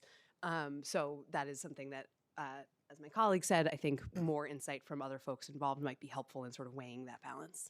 Madam Chair, I have 2 more questions, Ms. Please. Thank you. Also, to my colleague's point, that there is, I can see some burdens, and so we're trying to figure out how we lessen those burdens. And so my question is less about kind of, I don't want, in 5 days, I can easily, it shouldn't be 5 days for my bill. I'm trying to figure out, are there tweaks that you can see that will make it, based on the information that you have, less burdensome, like not 5 days, probably not 2 years? So is there, I'm trying to find what the tweaks are that we can make so that the information we're trying to get is, I won't say won't add any burden at all, but won't be as burdensome as people are receiving them right now. Yeah, thank you for that question. And we talked about this coming into today's hearing and agree with sort of that balance. Like there is a burden that is acceptable to add when we're talking about something as serious as rooting out discrimination, and how do we sort of assess that? I don't think that we have been able ourselves to identify that there's an exact right time period, but as we said, do expect that there are other folks, here testifying, or other people who might be more involved in these private market transactions who might be able to give more specifics. But I think on your general points, we do agree that that's the balance we're trying to weigh. Yeah, I think adding 1 or 2 sentences of why someone is not discriminated in a reasonable amount of time should not add the type of burden that people are concerned about, at least for my bill. So I haven't looked at other bills. And my last question was, does HOC have the resources needed to really go after these type of discriminatory issues across housing in general? Yeah, so I think this is where kind of the rubber hits the road a little bit with these bills and why there's multiple agencies testifying. 100%, we have the resources and the will to address discrimination in housing. We have been staffing up under this commissioner. We have an incoming administration who is committed to greater funding for CCHR, and we look forward to those conversations and what that might mean for our agency. I think where CCHR is potentially not as well positioned, as I already discussed, was to the extent we're looking at co-op bylaws and evaluating, are these the right provisions of co-op bylaws? Do these make sense? If we're looking at the finances, those are not things that our anti-discrimination investigators and attorneys are prepared to do. But in terms of rooting out the problem generally and the discrimination piece, 100%. And I think I just wanted... Just to be clear, so you think you have all the resources you need today? I think we are taking huge advantage of our resources and can always do more with more. And, we're already hearing ideas for ways that this can better be addressed by the city. And some of that is outside of the traditional ways we've worked. And so we'd have to explore what that looks like. But we are and have been staffing up in order to meet the myriad challenges of this moment. Well, thank you. I'm super excited about the incoming administration. And what they I can do. wanted to just say one solution-oriented thing, maybe, based on the conversation that we have been having about these bills and what they entail. I think there is, a benefit to record keeping of decision making. I think the question is, what is the burden of telling every applicant the myriad reasons that something happened and what the historical denials and applications were versus a more centralized record keeping requirement? Boards should already have their meeting minutes. So if those things are available and there's, speaking on the discrimination piece, a potential investigation can lead to sharing of those documents, that's something that could potentially alleviate some of the burden of individualized communication for every applicant while still getting at some of the big picture concerns. Thank you. Thank you, Madam Chair. Thank you, Public Advocate. I want I want to correct the record that my colleague was correct, that the bill as written does require a written response within 5 business days. And my confusion is that other municipalities require it within 45 to 60 days. So that's my neighbor. All right, Councilmember Ressler. Thank you, Chair Sanchez. I know that you are walking distance from Councilmember Janowitz's district, so you guys are thick as thieves. I really appreciate the questions from my colleagues this morning and the presence of you all here today. I just would like to go back to understand the data a little bit better on the complaints that you all do receive. And I know the chair mentioned this briefly, but you said employment's the #1 issue. How many housing-related discrimination complaints do you all get on an annual basis? Could you give us the last year or two? So last year, it's in the housing space, upwards of 300 formal complaints. But there's also pre-complaint interventions, which are primarily in the housing space, and that's another approximately 300 per year. Okay, so about 600 related potential housing discrimination issues. And can you break down for us between rental market, co-ops and condos, vouchers? Give us a little bit of context. I can do that. We actually don't track the data in our system by the type of housing, but as I was saying earlier, the number 1 and 2 types of discrimination we see in housing are disability and SOI. Some years it's slightly more SOI, and some years it's slightly more disability discrimination. But could you put numbers on the SOI? yes, and I just yeah, I don't know. Yes, I'm going to look. I appreciate that up for it. you. I know It's in our annual report. She's going to tell me. I don't Look, have the annual report, I know. but I We're did gonna look send up on it the to you MMR all. and I didn't see anything useful. So What? there was That sounds nothing that useful sounds in the not- MMR, just to be clear. Oh, okay. MMR. Okay, so claims, that's inquiries. We get many, many more inquiries than we have claims, just in case you're wondering about that. Total claims in housing, yes. So disability, last year, claims filed, 46 related to disability, 65 related to source of income. So those can break down to be rental units or co-ops. I don't have the breakdown by those two right now. I don't think source of income discrimination is going to be for co-ops. No, it is, because they also rent. There are Co-ops that are rentals. Yes, not in sales, but breaking down within co-ops, that we actually see more cases related to rentals than we do regarding sales. And then the other numbers, retaliation is one that's worth noting. Beyond no information that breaks down housing typology, like co-ops and condos, ownership, purchasers versus rentals. There's So I nothing. don't, Do you have any data at all that could give us indication of how many people filed complaints last year or pre-complaint process, engaged in a pre-complaint process relating to co-ops and condos? Relating to co-ops, it's about 10% of the total universe of housing cases. So 60-ish annually is what you're anticipating? That's the number historically. But so yes, that's 30 to 60, somewhere in that range. Yeah. I'm not sure if it's for the actual complaints or the and then a much smaller number. It's like 3 to 8 per year are about sales. So 3 to 8 per year about Yeah. sales. So look, the reality here is when we have very little data, which it sounds like we do, at least from CCHR, we could probably do a broader analysis of what's filed with the courts, and we could get the AG's office in here to share their insights as well. But at least on CCHR, when we see very little data, we could all look at this and see different explanations. I think that one of my colleagues would probably say that there isn't discrimination happening, and that therefore we don't need to do anything else.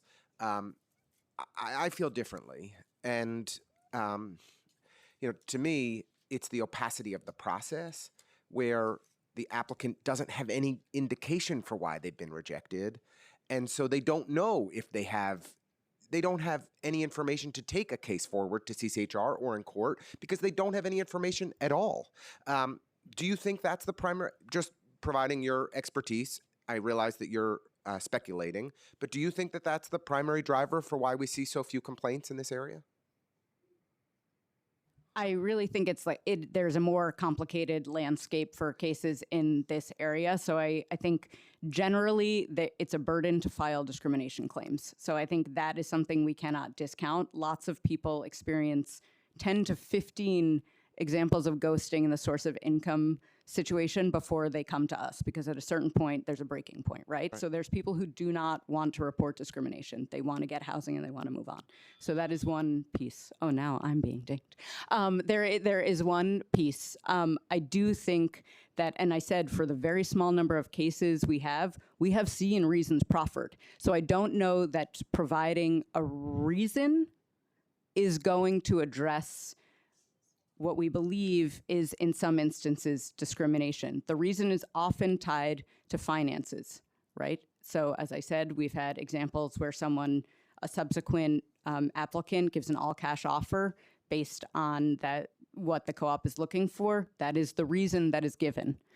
Investigating whether that is the true reason is the next step of investigation. But no one, if you came to CCHR and you said, I lost out on this co-op and I believe it's because of my protected category, that's a case we can look into based on your word. So we don't need the documents. That's not to say documents cannot be helpful in an investigation.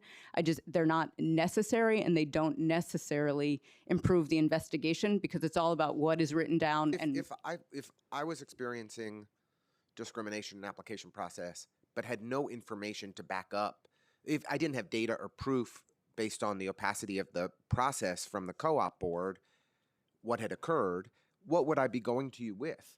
Like, what would I be bringing forward to say if I don't have some explanation from the co-op for why they've rejected us and our application? I mean, I think anyone who's been through a co-op application process knows it is exceedingly painful. It can take weeks, it can take months, it can take years. It's, every co-op is different. Some co-ops are exceptionally well run. Many are not. And sometimes, it can be painstaking and confusing and confounding to go through that process. I don't know if you've been through it, and I apologize if you have. But I say that as a co-op member, as a resident of a co-op, and who have wonderful neighbors. I'm just being a jerk. So you go through this opaque process, you get no information.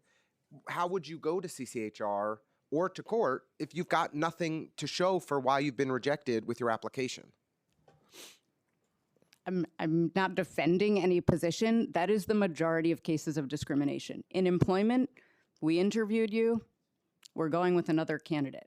Like, a lot of times there is no reason given and there's not documentation. That doesn't mean discrimination doesn't occur. And I think what I was saying to Public Advocate Williams is I do think there is a role that record keeping can play in identifying, in particular, are there patterns? What's been going on here? Have these standards been applied equally to people in the past year, 5 year, 10 years, whatever the right time frame is? And there's board turnover and all types of things, finances change, that might influence why decisions are different for each candidate. I think there's like a systems thinking that could address some of the discrimination that is experienced at the individual level. But I think, again, just trying to identify documents alone and writing down the reasons you rejected someone does not mean discrimination is not occurring. And I think I don't want to like set up the premise that if people are writing something down and providing it to you, that means discrimination is not occurring, because then we put ourselves out of business, which would be awesome.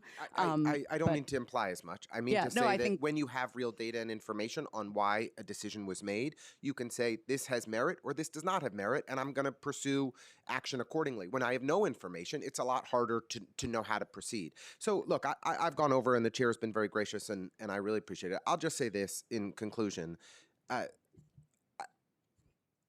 Making a decision for a co-op board of when to accept an applicant is a momentous decision. If that person who's buying into your co-op, if they fail to contribute the monthly maintenance, if they fail to be a good neighbor, if they fail to take responsibility for their unit, it causes enormous hardship for everybody else. And so these are painstaking and meticulous decisions that a co-op board has to make to the best of their ability as volunteers. And we need to make sure that those decisions are being made on the merits. And we're fortunate that, Chair Sanchez and Public Advocate Williams, who formerly chaired this very committee, are two of the more thoughtful legislators in the City Council and in whatever ex officio role you have. And I know want to identify legislative solutions that work for everybody here and are trying to be thoughtful about how to make this work. But the status quo, to me, is unacceptable. And so we need to do more to ensure that there's accountability and that we're proactively preventing discrimination as much as we realistically can, while working through operational processes that are fair and reasonable for the parties involved. So with that, I will thank you for the extra time.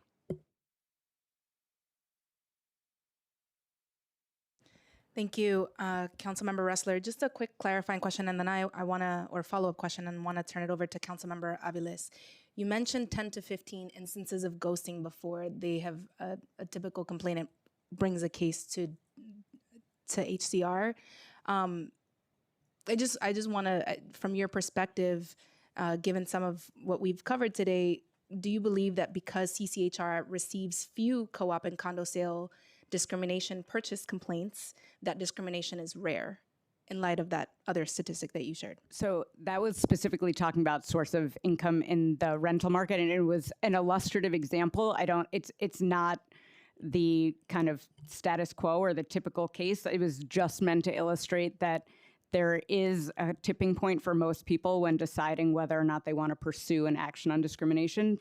We definitely have people who are turned away once for a voucher and come to us, and we work very hard with Unlock NYC and other nonprofits to document and address that. So I think our data does not illustrate necessarily the landscape of everything that is happening. It demonstrates who is willing to come forward to report discrimination. Thank you. Councilmember Aviles? Yes. Thank you so much. Apologies if this was asked earlier, but under the guise of, I really hear your point that systems are needed across probably multiple agencies to begin to earnestly address this this problem that we're seeing. Could you tell me, for your agency in particular, what kind of funds would you need and staffing in order to begin to address what we hear and see from many people? I have also been in the other side of the table filling out these onerous applications. What would you need to begin to address this problem from your perspective? So I will say that I think we've started to address this problem from the perch of CCHR, and I was saying earlier, Councilwoman Aviles, just about the focus that we have put on education, outreach, and training, in particular, people in the real estate space, not talking about co-op boards, but really brokers who are working with many housing providers. So we do hundreds of trainings of housing protections every year, and that's an area where we have worked with council and really want to deepen partnerships. We already work with many community groups to do that. I think based on these particular bills, CCHR is in a good position to handle complaints of discrimination. If we are looking at the entire set of things that are required in some of these bills, which are, did you comply with timelines? Did you produce proper financial statements? Did what you were asking comply with your co-op bylaws? That's a different portfolio than what currently exists at our agency, which is largely in the Law Enforcement Bureau, civil rights attorneys who are doing investigations of discrimination and don't have the kind of regulatory expertise or framework for understanding co-op. So that would be something that would require building out what CCHR can do, and that's not to say there aren't other folks in the city who have similar expertise. And I think there is the opportunity for information sharing, but it's finding the places where there's willingness to cooperate, and then really some of it is time. So I think that's what I'll say about HPD. I don't know if you have anything else to add on that. Yeah, just go to ahead. make sure Sorry, I'm hearing you. So you feel currently that you have the resources that you need in the current context. If these bills were to pass, you're saying then you need to build out a part of the agency to be able to adequately address the requirements in the legislation. So I will slightly adjust my answer to say that I think we do have the resources to address discrimination. I think we have said countless times, this is our first time, or my first time before this committee, with the Committee on Civil and Human Rights, we can do more with more. That is not a decision that we are part of making.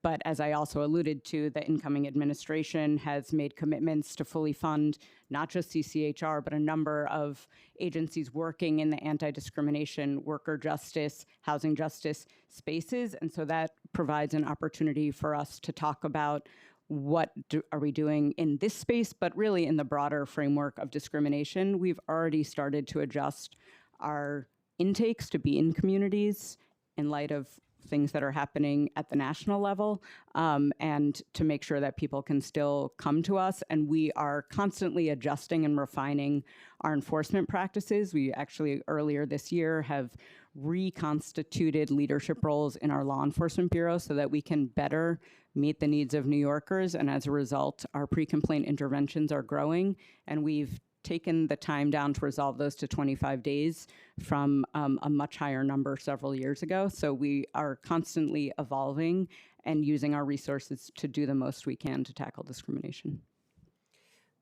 Councilmember, I'll add, there's a little discussion about this earlier, but we can't say for sure what predict the future and how people would respond to changes in legislation, but there is reason to believe that many of the folks in the co-op buying space utilize some of the other channels for enforcing their rights, including through the courts, and that our understanding of these bills is that this also provides or would bolster that path, and that it's not just about sort of running through one of the agencies. I also, there's been some discussion about the Attorney General's role, and these are serious obligations and requirements that the Attorney General's office already puts on co-op board members.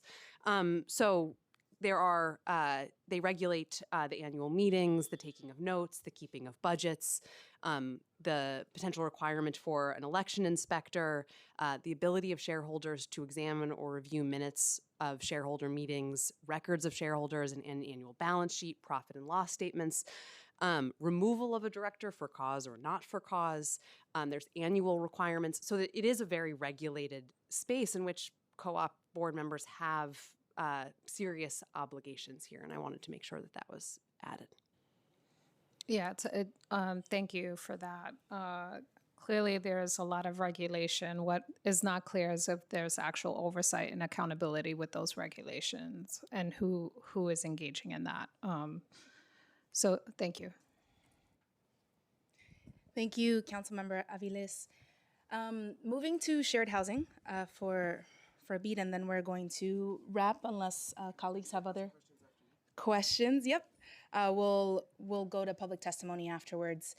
So regarding Intro 1475, do we know what percentage of New York's occupied dwelling units, apartments, are shared by multiple families or households, whether these leases are shared or a primary tenant sublets to another? Yeah, so landlords are not required to report lease information to HPD, so we don't have granular data about the makeup of individual households, but we can look at survey data to give some approximation of this number. According to the 2023 HVS, nearly 250,000 occupied housing units in New York City include a household with at least one non-family member, and that does not include non-married partnerships. So that is some approximation of the number of these. And roommates have always existed in New York, and some unrelated New Yorkers will continue to have roommates. Families are diverse in New York City, but we do know that some roommates live together out of economic necessity, not choice. Great, thank you. Can you repeat that number again? 250,000 occupied housing units include a household with at least one non-family member, and that's 7% of all occupied units. Thank you. Voicing some of the concerns from my colleagues and myself included, I would say that in some parts of the city, you wouldn't know that SROs are not legal, that shared housing is not legal. In my district, you can walk around Fordham Road and find se rentan cuartos anywhere. You can rent a bedroom anywhere. So can you help us and council members that have this situation like I do? Can you help us understand what this legislation does for us, particularly how can we make New Yorkers that do live in SROs now that might not be legal? How can this legislation help them to be safer? Yeah, thank you for that question. I think we agree that that currently shared housing is pervasive in New York City and a growing sector of our housing, but quasi-legal. We see different forms of shared housing that have different types of tenures, different costs. In terms of what this legislation does for existing illegal SROs or quasi-legal co-living, this does not provide a pathway for legalization of any existing shared housing in New York City today. This does not allow the conversion of existing residential units to shared housing. What we see right now is landlords that are renting individual rooms in existing housing, which is taking housing offline that could be available for families. What this legislation does is allow for the creation of purpose-built shared housing, either new construction or adaptive reuse of non-residential buildings like vacant office buildings. Those could be built out as new shared housing residences with modernized code standards. Thank you. That is very helpful to understand. And so what is the pathway? Should these units be reported by New Yorkers through 311, or how should council members deal with existing SROs, especially those that present unsafe conditions? Existing illegal SROs. Yeah, I think if there are hazardous conditions in housing, we encourage New Yorkers to call 311 and report that to HPD. We can investigate safety issues and issue violations or vacate that unit if there are immediately hazardous conditions. I think that one of the challenges that we face today with a ban on shared housing types is that there's clearly a demand for this type of housing, which is pushing both tenants and landlords to seek out these arrangements. But there is not a pathway to build this in a safe way. And we see renting of individual rooms and apartments with locks on the doors, and sometimes those locks are access to bedrooms that have a fire escape. And so when we find those situations right now, we don't have a lot of recourse other than potentially vacating that unit, which can leave New Yorkers at risk of homelessness. Yeah. Thank you. Yeah, and that's the internal locks issue is one that we discussed at length last week, 2 weeks ago. Annually, how many eviction cases are brought against occupants who are subleasing from a primary tenant today? Do we know that? I think we do not know that. Evictions data is maintained by the New York State Office of Court Administration. We don't have access to that data, and it's also unlikely that OCA would have that level of granular detail about the makeup of households in eviction proceedings. From our conversations with operators of co-living and residents of co-living, if one tenant in a shared living situation fails to pay rent or violates the lease terms, the landlord's only recourse can be to evict all of the tenants in that housing unit. Additionally, tenants that are named on a lease, if you have a roommate share and you have 3 tenants that are named on that lease, they cannot be treated as separate entities in a housing court situation. And in the case of subletters, the primary tenant is ultimately responsible and accountable for the action or inaction of subletters. If their subletter fails to pay their rent, they're unable to pay the rent to the landlord, that landlord may be forced to evict that entire household if it comes to that. Thank you. But primary tenants with subletters do have standing in court, That's right? Correct. To evict a subletter. And so you're saying that there is no information that HPD has about how often this happens? So it's less a data quality issue and more of like a legal structure issue because of, as Michael is testifying, there can be lack of legal relationships. So even if it does end up in court, you're not going to know what actually the cause was of that collection of roommates' inability to pay the rent, and that it was one roommate. That can be not always even clear from a court record. Got it. Thank you. If a tenant is on a shared lease currently and their roommate has engaged in hostile behavior, what remedies are available to that tenant to rectify their living situation? And how would this procedure change if, rather than sharing a lease, both tenants were renting shared housing units from a landlord directly?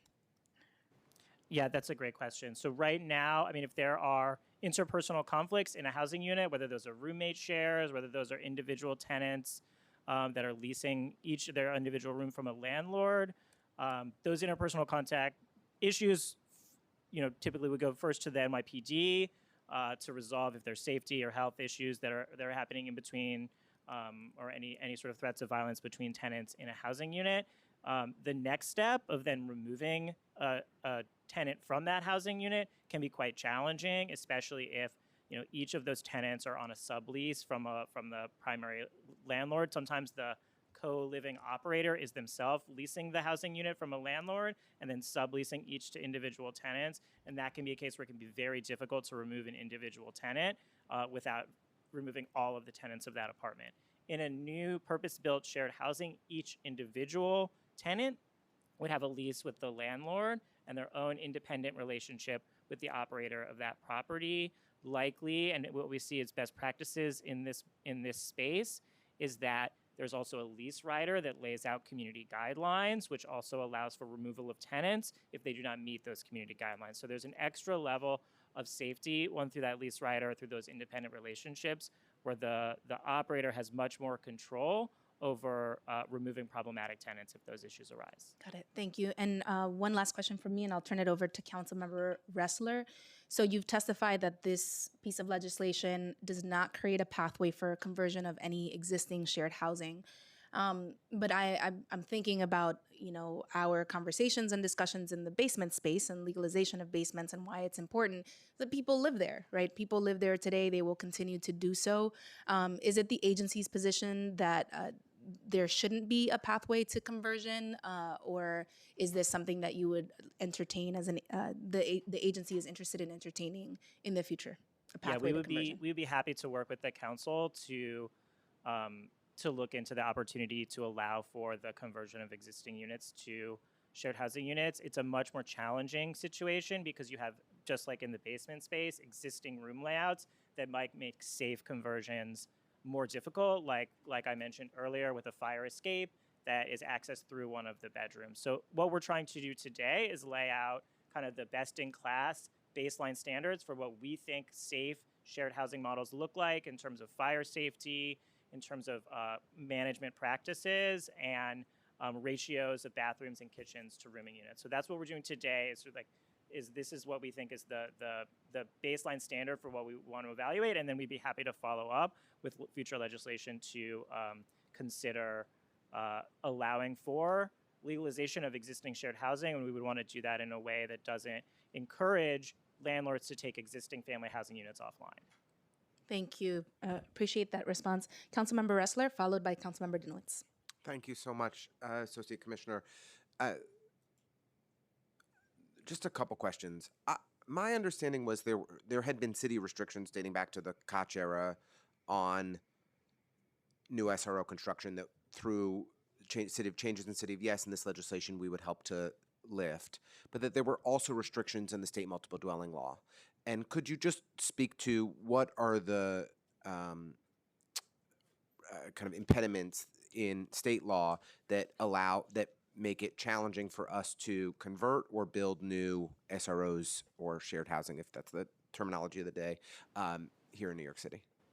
Yeah, that's a great question. So I mean, there's obviously zoning, the city's housing and building codes, fire code, and then also the state multiple dwelling law, all which in some way regulate the construction or operations of shared housing.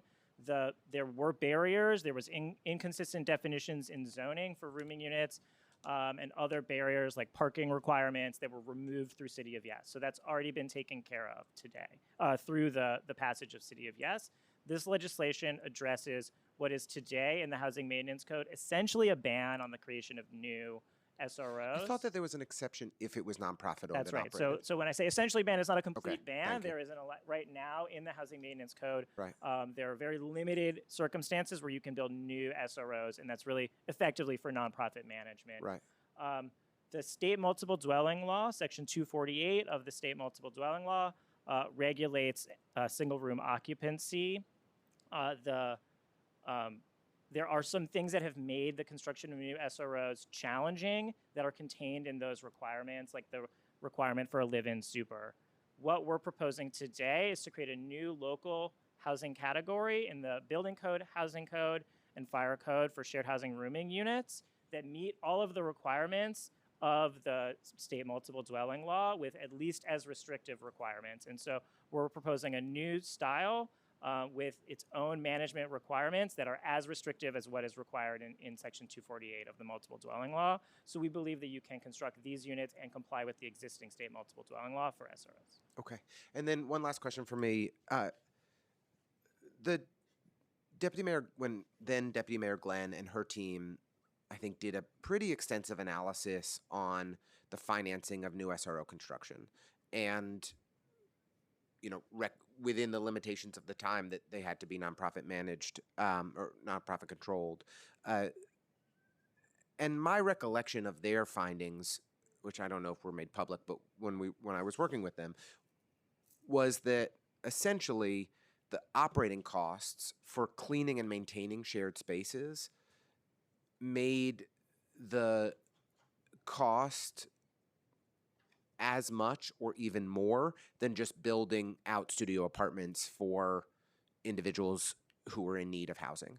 And in addition to that, one of the challenges we've identified in my experience at the Department of Homeless Services with move-outs of people who are homeless is that there's been a resistance to moving into SRO housing and a strong preference to having a studio apartment space of their own. And so just wondering if you could speak to those two items. One, from a financing standpoint, do you think that this is actually more cost effective than building out studios? Secondly, do you feel like we're seeing good data to show that we can effectively effectuate DHS move-outs? Because I think that's one of the, not the exclusive, but it's one of the populations we're trying to serve by expanding shared housing models, that will be able to successfully effectuate those move-outs to help drive down our shelter census and the homeless population in the city. Yeah, I think those are both great questions. Might take them in reverse order if that's all right. Sure. I think just from our perspective, and we touch on this in the shared housing roadmap, shared housing is, we think, an important choice that folks should have. We do see in the market today demand for shared housing units. We surveyed the top 4 operators of shared housing in New York who operate over 125 buildings, even with effectively a ban on them today, which does speak to significant demand for this housing. We have heard pretty clearly from operators of supportive housing and operators of shelter that shelter move-outs are very difficult and that folks that are coming out of shelter are not particularly interested in moving into living arrangements that have shared bathrooms and kitchens. So from HPD's perspective, we don't think that this is a great opportunity for shared housing, except in circumstances where there's a specific population that might benefit from communal living, like our Ali Forney Ascendant Living Project, which is for formerly homeless youth with a focus on LGBTQ youth. So that's a population that we think might benefit from the type of community that this can provide. But overall, we don't see that this is like the way to go for moving folks out of shelter. Okay. We think that this is something that there's demand on the market from young professionals in particular that can be met, and that right now those young professionals are pooling their resources and taking up larger apartments that could be going to families. On the cost, We've looked extensively at costs. There was also a recent Furman Center report that also looked at costs, and CHPC reports that looked at costs. We do see higher operating costs compared to other housing. On the projects that we've worked through HPD, there's new costs like cleaning supplies that we're not currently underwriting for in our project, daily cleaning of common spaces. These are new costs that are added to the landlord. We think that these can be offset by reducing, compared to a building that's all studios, for example, there's fewer kitchens and bathrooms, which are big cost drivers in construction. And it's not going to balance out those two things in every single project. We do think that there are some projects where shared housing will be more cost efficient, and other sites where it might be less cost efficient, and that's going to have to do with scale, the shape of the site, the type of site. We do think that for office conversions in particular, being able to cluster kitchens and bathrooms around existing plumbing networks could be a big benefit and help that balance. Those are helpful and thoughtful answers. I appreciate it. I will say that the first apartment I moved into out of college was an illegal shared housing setup, and I met a number of very nice people who shared the bathroom and kitchen space with me, some of whom I remain in touch with to this day. I stayed there for a couple of years. It was a good apartment for me at 22, but it was definitely illegal. And I had a very similar experience. I love when we admit to doing illegal things here.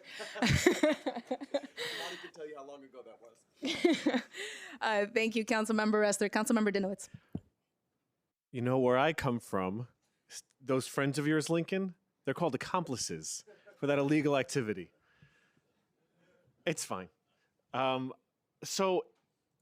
We used to have SROs, right? They were shut down like the 50s, 60s, 70s. Weren't viewed of very positively. It was viewed of as slums or like a lot of crime going on there.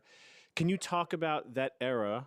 What was going on in the SROs? Why they shut down? Very briefly, because I actually have real questions, but like, and how this would be different, how opening up SROs again legally would be different than in the 50s, 60s, 70s. Yeah, so I won't give a history lesson on New York, but I think that you're familiar with what was also happening more broadly in New York during the 60s and 70s and what was happening to our housing stock generally and our economy during that time. And I think what we saw during that time was landlord abandonment. We saw high rates of poverty within SROs, and lots of challenges with poor housing quality and with safety issues in those housing units that led to the ban. I think after imposing the ban, we also saw in the 1980s legislators desperately trying to keep the SROs that we had because they saw that as we lost SROs, we saw a very steep rise in street homelessness. So like in this legislation, for example, or in HB now, are there any protections to prevent what happened then? Because it was happening disproportionately in the SROs, right? Like that was happening more there. Any protections in the legislation or in HPD policy now to prevent against what we were seeing 50, 60 years ago? Yeah, so what we're proposing through this legislation is a much higher quality housing than we saw in the SROs that were built under that Section 248 of the multiple dwelling law that I mentioned before. So what we're proposing is reducing the number of kitchens and bathrooms that can be shared. So going from 6 rooming units to 1 kitchen and bathroom to 3 rooming units per kitchen and bathroom. So much lower ratios there and larger rooming units themselves. So we think that, one, the higher quality standards, in addition, higher fire safety standards than we had in previous versions of SROs. And then also HPD, as part of the legislation, requires HPD to promulgate rules about property management. And we think that those rules also can stipulate things around cleaning and management that will also help in that space. And this is for-profit market rate development, and will HPD be creating term sheets for subsidized housing, subsidized SRO housing? So yes, this will allow, as you said, market rate shared housing. On the HPD side, we don't intend to create new term sheets, but we're going to be working over the next year to take our existing term sheets and allow for a shared housing option under each of our existing term sheets, being careful not to create any new incentives to prioritize shared housing over other housing types, but we will allow for an option for affordable shared housing. Well, that's actually leads to my next question, right? Which is, was it like a week ago, 2 weeks ago? I feel like I see you every day. Like 9 days. 9 days ago, we were talking about my bill 1433 about more 2- and 3-bedroom apartments You're really making your term sheets reflective of the population. And one of the things that we see all throughout the city, whether you're a developer or an agency or an elected official, is touting the number of units that you are producing as opposed to touting the number of people you've housed. So what protections are there to prevent a market rate developer from saturating a particular neighborhood or community district or borough, well, this not borough, but in this legislation, but in a particular community district with SROs to say, hey, look, I've created 1,000 units of housing instead of the 500 I would have gotten by bedrooms. And, in the same mindset, what is preventing HPD, which currently does incentivize unit production? What sort of protections are there against the same thing, saturating the subsidized housing market with SROs, with subsidized SROs? I'll say a couple of things and might also invite my colleague to chime in here. I think we see right now today in our housing market, shared housing. It is something that there is a demand for. We see sort of quasi-legal co-living operators. We see illegal SROs, and we see hundreds of thousands of New Yorkers who are taking on roommates. So this is a thing that already exists today in our housing market, and what we're proposing is a version that has additional safety protections and is a higher quality than what we see today. So that's sort of our baseline from this in terms of that's not my and I get it. I'm not opposing the existence of it and the desire for them to be safe. It's a question. It's a legitimate question. Is how is HPD plan to prevent either in the market rate housing or in the subsidized housing a saturation of SROs when the incentive is and has been the production of units? So I'll start by saying it. Yes, this was a discussion when we last spoke. I would say that HPD did not agree that we are only focused on the production of units. I understand that's your perspective here. From our perspective, this is absolutely something that we think about and are actively concerned about in our design. HPD, to Michael's point, has no intention of changing our term sheets in such a way that we are incentivizing this, and we actually know from our own prior experience that it's not right for everybody, and so we have no reason to think that we're going to over-incentivize the production of this type of housing. We do think it can, to your point and one of your major concerns, help free up space in other types of housing, which could meet some of our collective goals. And in terms of the market, in addition to the fact that we are responding to something that's already happening and then, in some ways creates an obligation for us to really respond meaningfully, that this is not open to all parts of the housing market. We discussed with the chair that this actually is a limited slice at this moment. It is for housing that is only for housing that is currently zoned as multifamily, but is not currently residential. So there are real limits baked in, and then it's something that we should continue to collectively look at. But we do feel confident that we have designed this thoughtfully, and that our intention here is not to make this the primary response for people, but for those folks who this is the best option, we want it to be available, but most importantly, safe. Okay, and I know my time's up. I would just say I would love to continue the conversation. Is she throwing the hammer at me? It is the hammer. Great periphery. That it does free up HPD to construct more 2- and 3-bedroom and to incentivize that production. So it's certainly aligned with that goal and the goal of legislation 1433.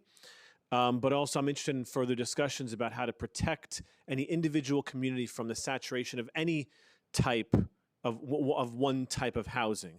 Because I do believe the incentives are there to just produce unit after unit and not always meet the needs of the local community. I want to thank the chair again for the extended time. Thank you for your testimony today.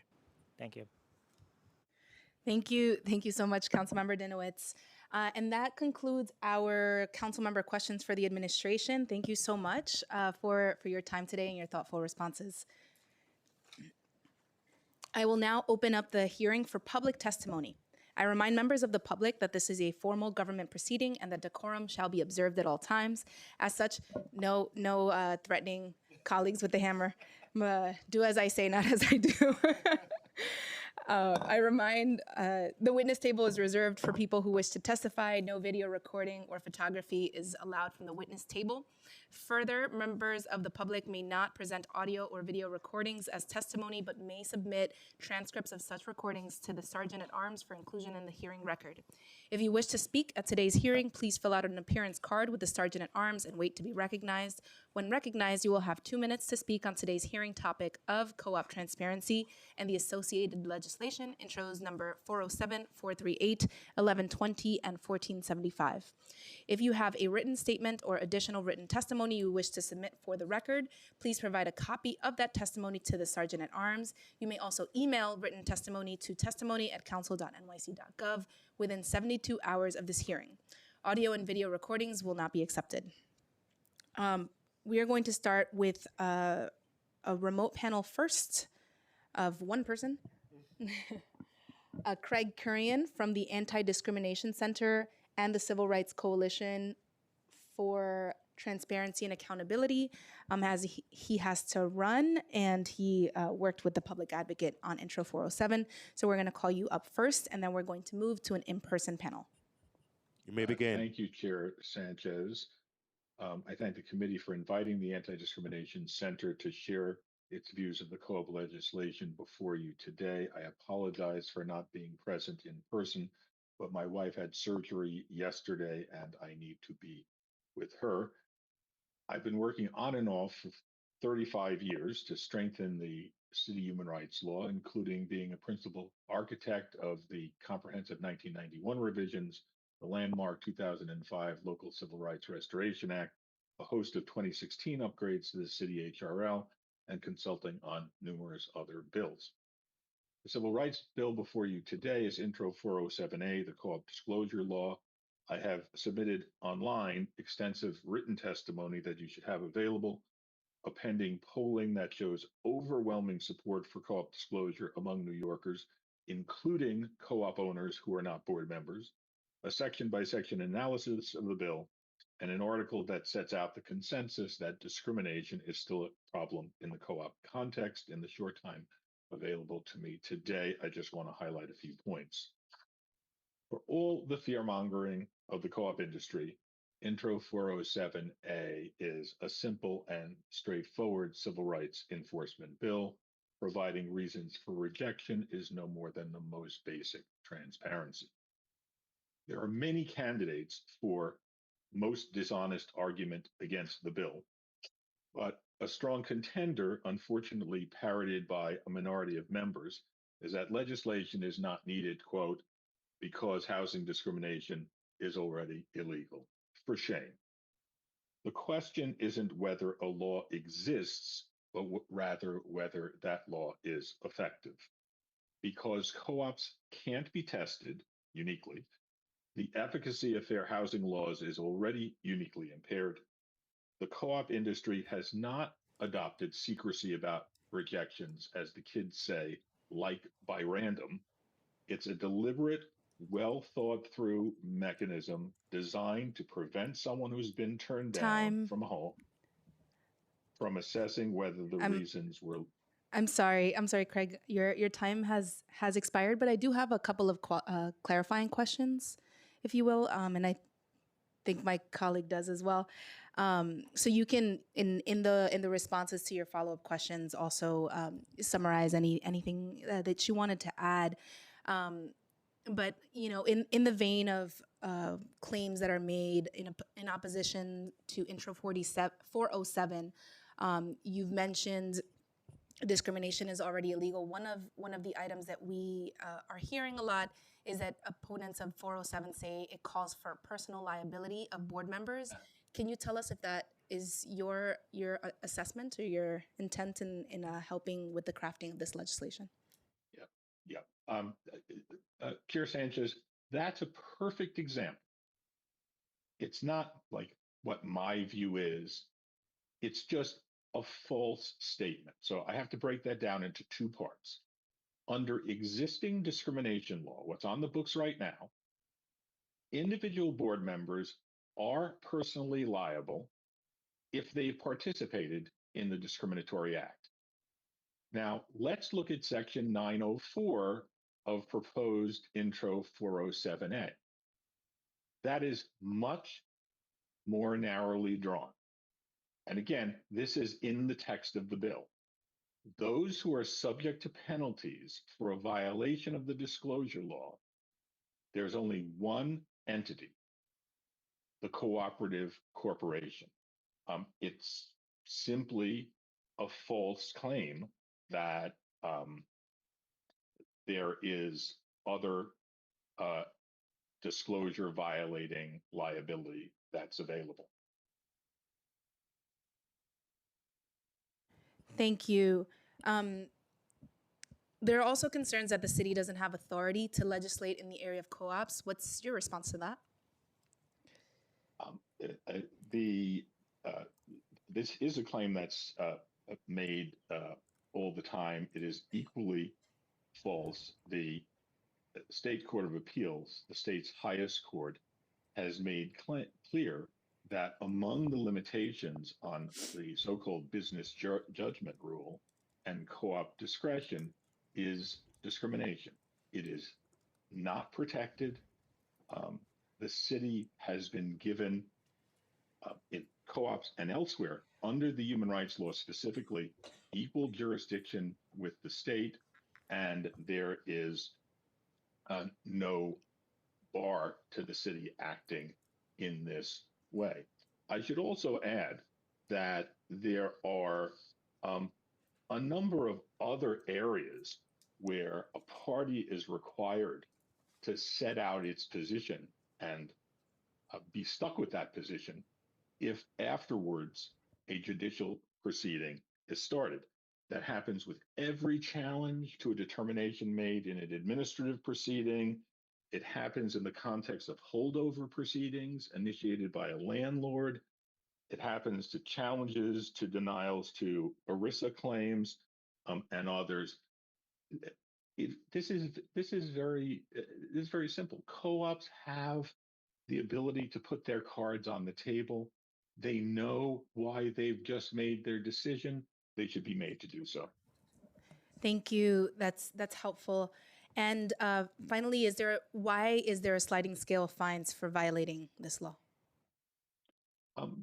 Because again, despite all the we're all going to die, the sky is falling rhetoric, there has been from the start in relationship to this legislation a good faith effort to recognize that co-ops do have differing levels of resources, and that there are a range of types of violations. And so that gives the fact finder, it's all capped, but there's a range so that a smaller co-op, a less resource co-op, a co-op whose violation isn't willful is fined much less than one that is well resourced and engages in more egregious conduct. Thank you. Thank you, Craig. Public advocate? Yes. Thank you so much for the work on this bill and in this space. I just want to clarify what you were saying, and I think what I was trying to make clear in some of my back and forth with the administration. But it seems like this bill will not create any new liabilities around these issues for co-op owners. What it does is better enforce the law as it stands, because right now, as was mentioned, discrimination is illegal, but we haven't been able to really enforce that because people don't know why they have been rejected and various other reasons. So can you just clarify that point? Is it that we're just making it more enforceable, or are we creating new liabilities where they didn't exist? No, the liability for committing a discriminatory act is entirely the same. And I'll tell you, Mr. Public Advocate, and I should thank you for your efforts in pushing this bill forward. There's the discrimination liability remains the same, and co-ops, again, by the explicit text of the bill, section 909, retain the right to turn people down for any legal reason they currently have.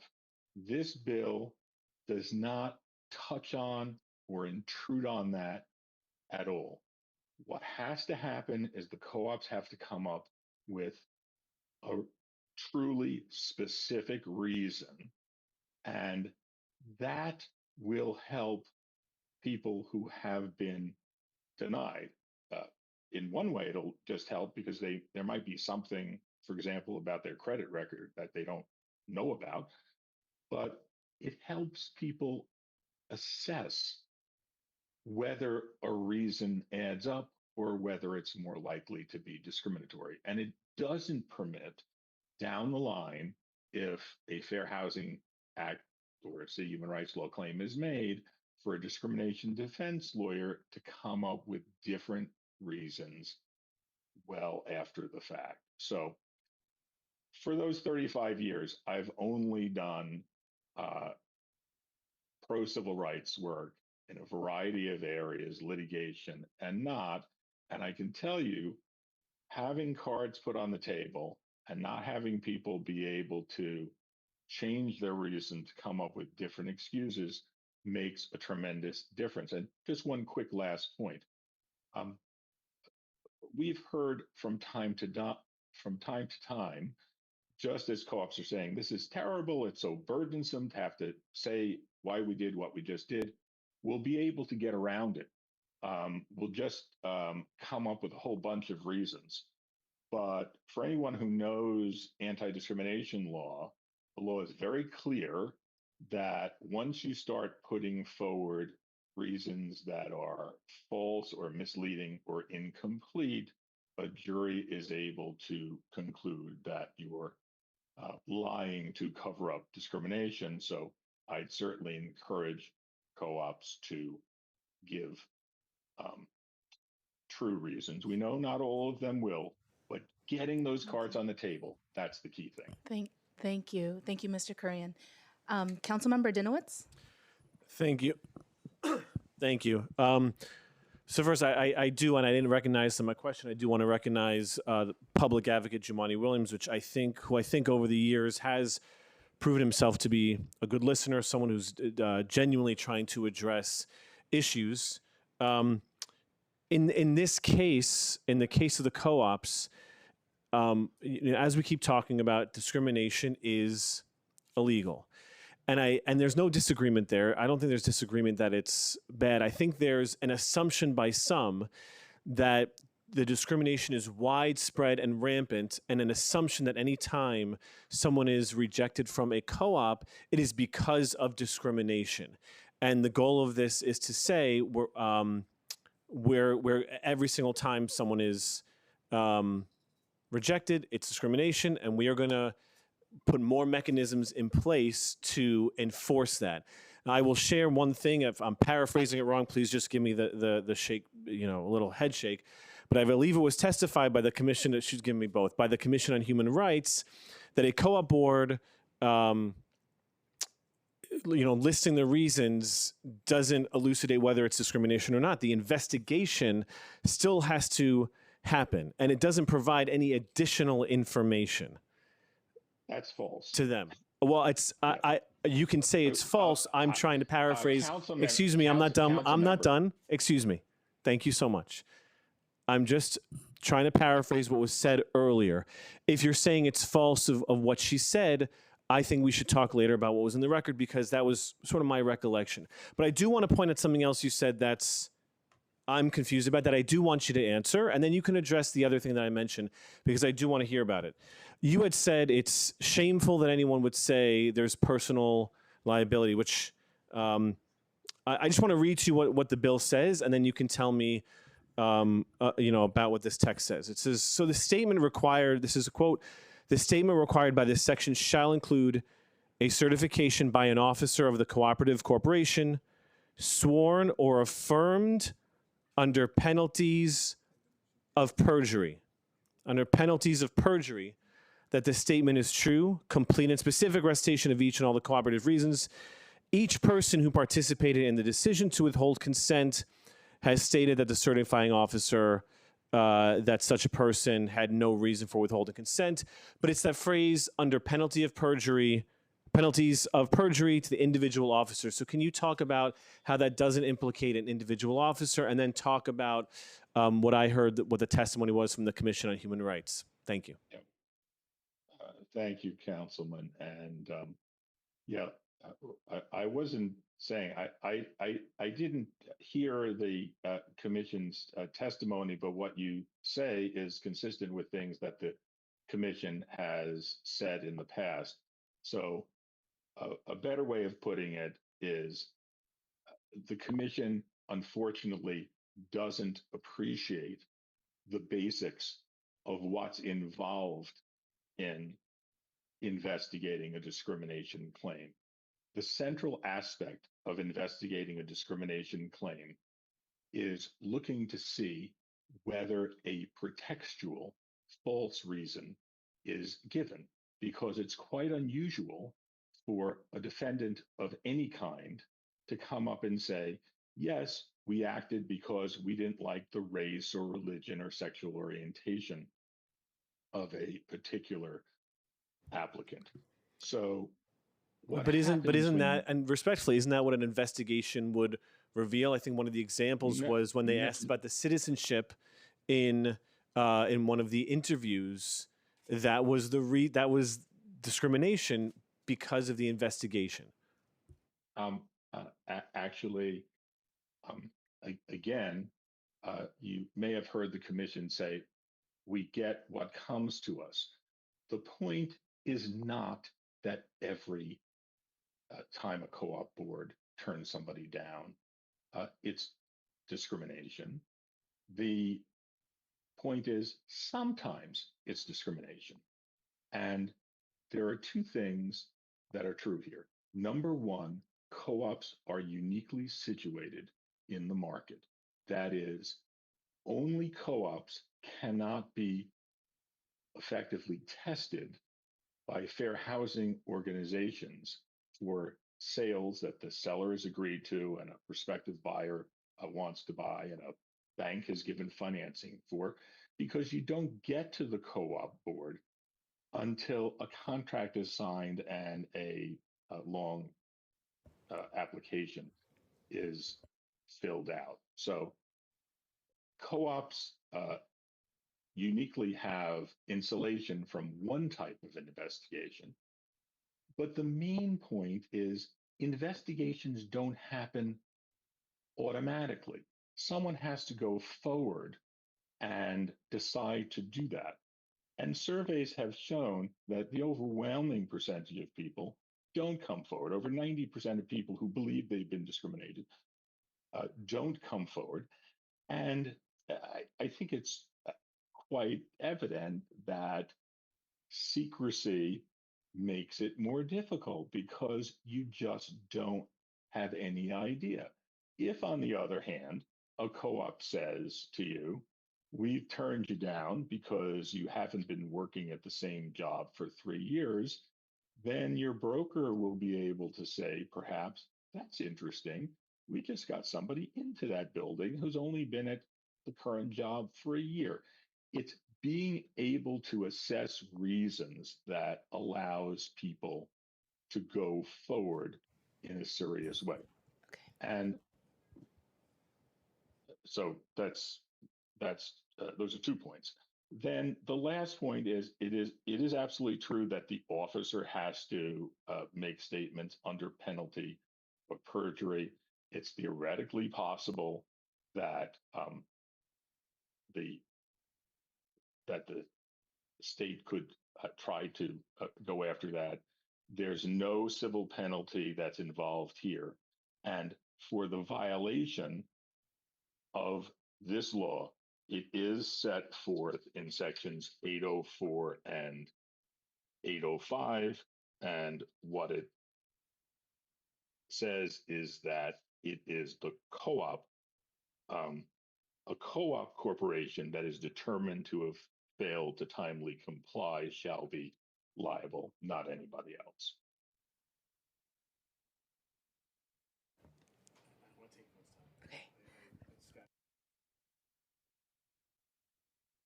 I think Councilmember Denowitz has some follow-up questions that we'll communicate about offline regarding private right of action. And you want to just say them for the record?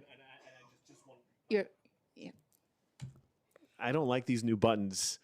I like the new room though. And just the point I think the Commission on Human Rights made, which I think a good analog is, could be the job market, which I thought was very appropriate.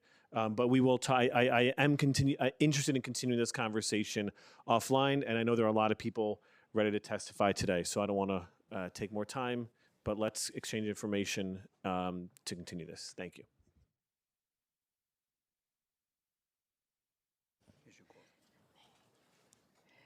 I'd like to acknowledge we've been joined by Councilmember Brewer. And in 30 seconds or less, Mr. Korean, if you could share, of the requirements, this reasons requirement exists in Suffolk, Nassau, and Westchester. Can you tell us about how those co-ops comply with these laws? Are there checklists? Are there, form letters, or are folks putting out, like our co-op boards and board members putting out extensive descriptions for why there are declinations? Yeah. Westchester, which I'm more familiar with, had to update its law because there wasn't sufficient compliance, but there have to be sufficient reasons. This bill is in fact more tailored to the New York market, and there are really, again, just two things that have to happen, and you need to ask yourself, why is the industry so afraid? You just have to say why you did. Sorry, Craig. The specific question is how they're complying, or you said that there's non-compliance, but to the extent that folks are complying, how are they doing so? Is it short form, long form? They're doing so by writing a letter to the person turned down. So they're writing letters. Okay. Yeah. Excellent. If to the extent you have, or there are any public versions of this stuff, it would be helpful, I think, for the committee to consider. But thank you for sharing your time with us. I know this, all the best to your wife, and really appreciate your participation today. Thank you very much. Appreciate it. Thank you. Okay, I will now call the first in-person panel. Marianne Rothman of the Council of New York City Co-ops, or New York Co-ops, Will Kwan, Tanya Arias, Rebecca Poole, and John Curtis.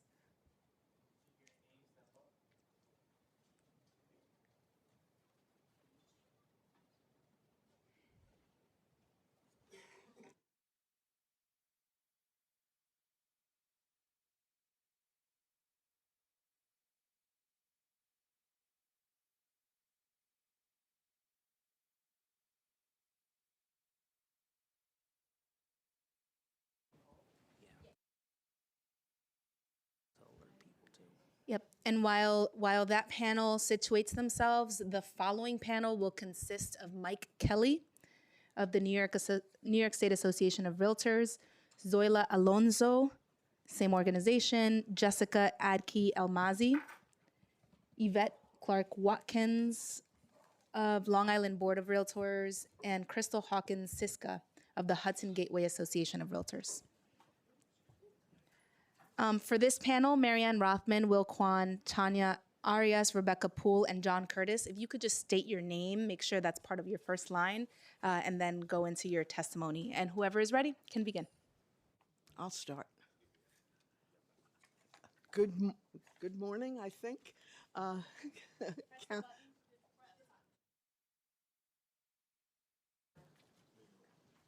get a red light. It's working? Thank you. Thanks for this opportunity to testify in opposition to intros 407, 438, and 1120.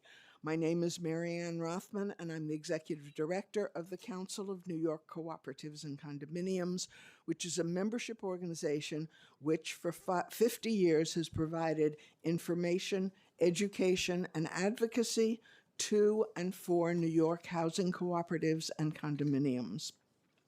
Our membership includes more than 100,000 more than 170,000 individual units in co-ops and condos of every size and shape located throughout the city and beyond.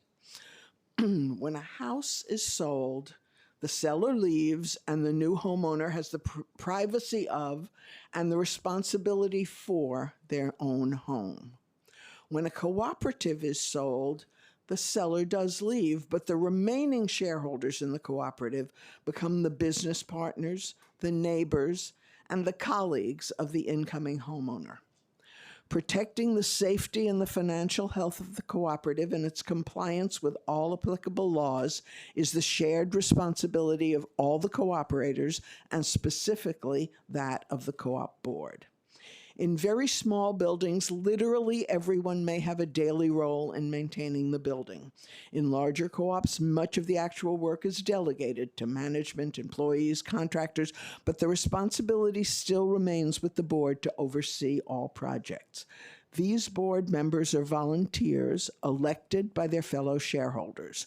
One major responsibility that the board cannot delegate is ensuring to the best of its ability that all incoming shareholders can carry their financial share of cooperative living and that they will follow the rules and be active participants in the co-op community.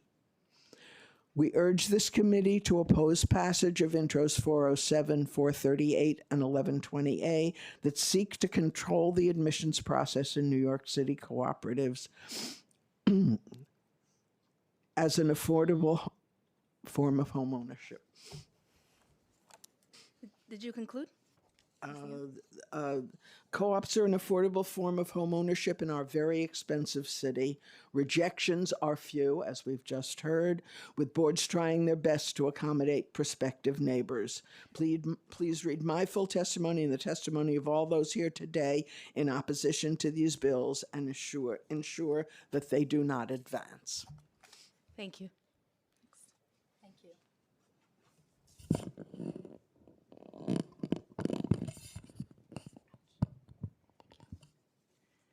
Thank you, Chair Sanchez and members of the committee for the opportunity to testify in opposition to Intro 407, 438, and 1120A. My name is Rebecca Poole, and I'm the Director of Membership for the Council of New York Cooperatives and Condominiums.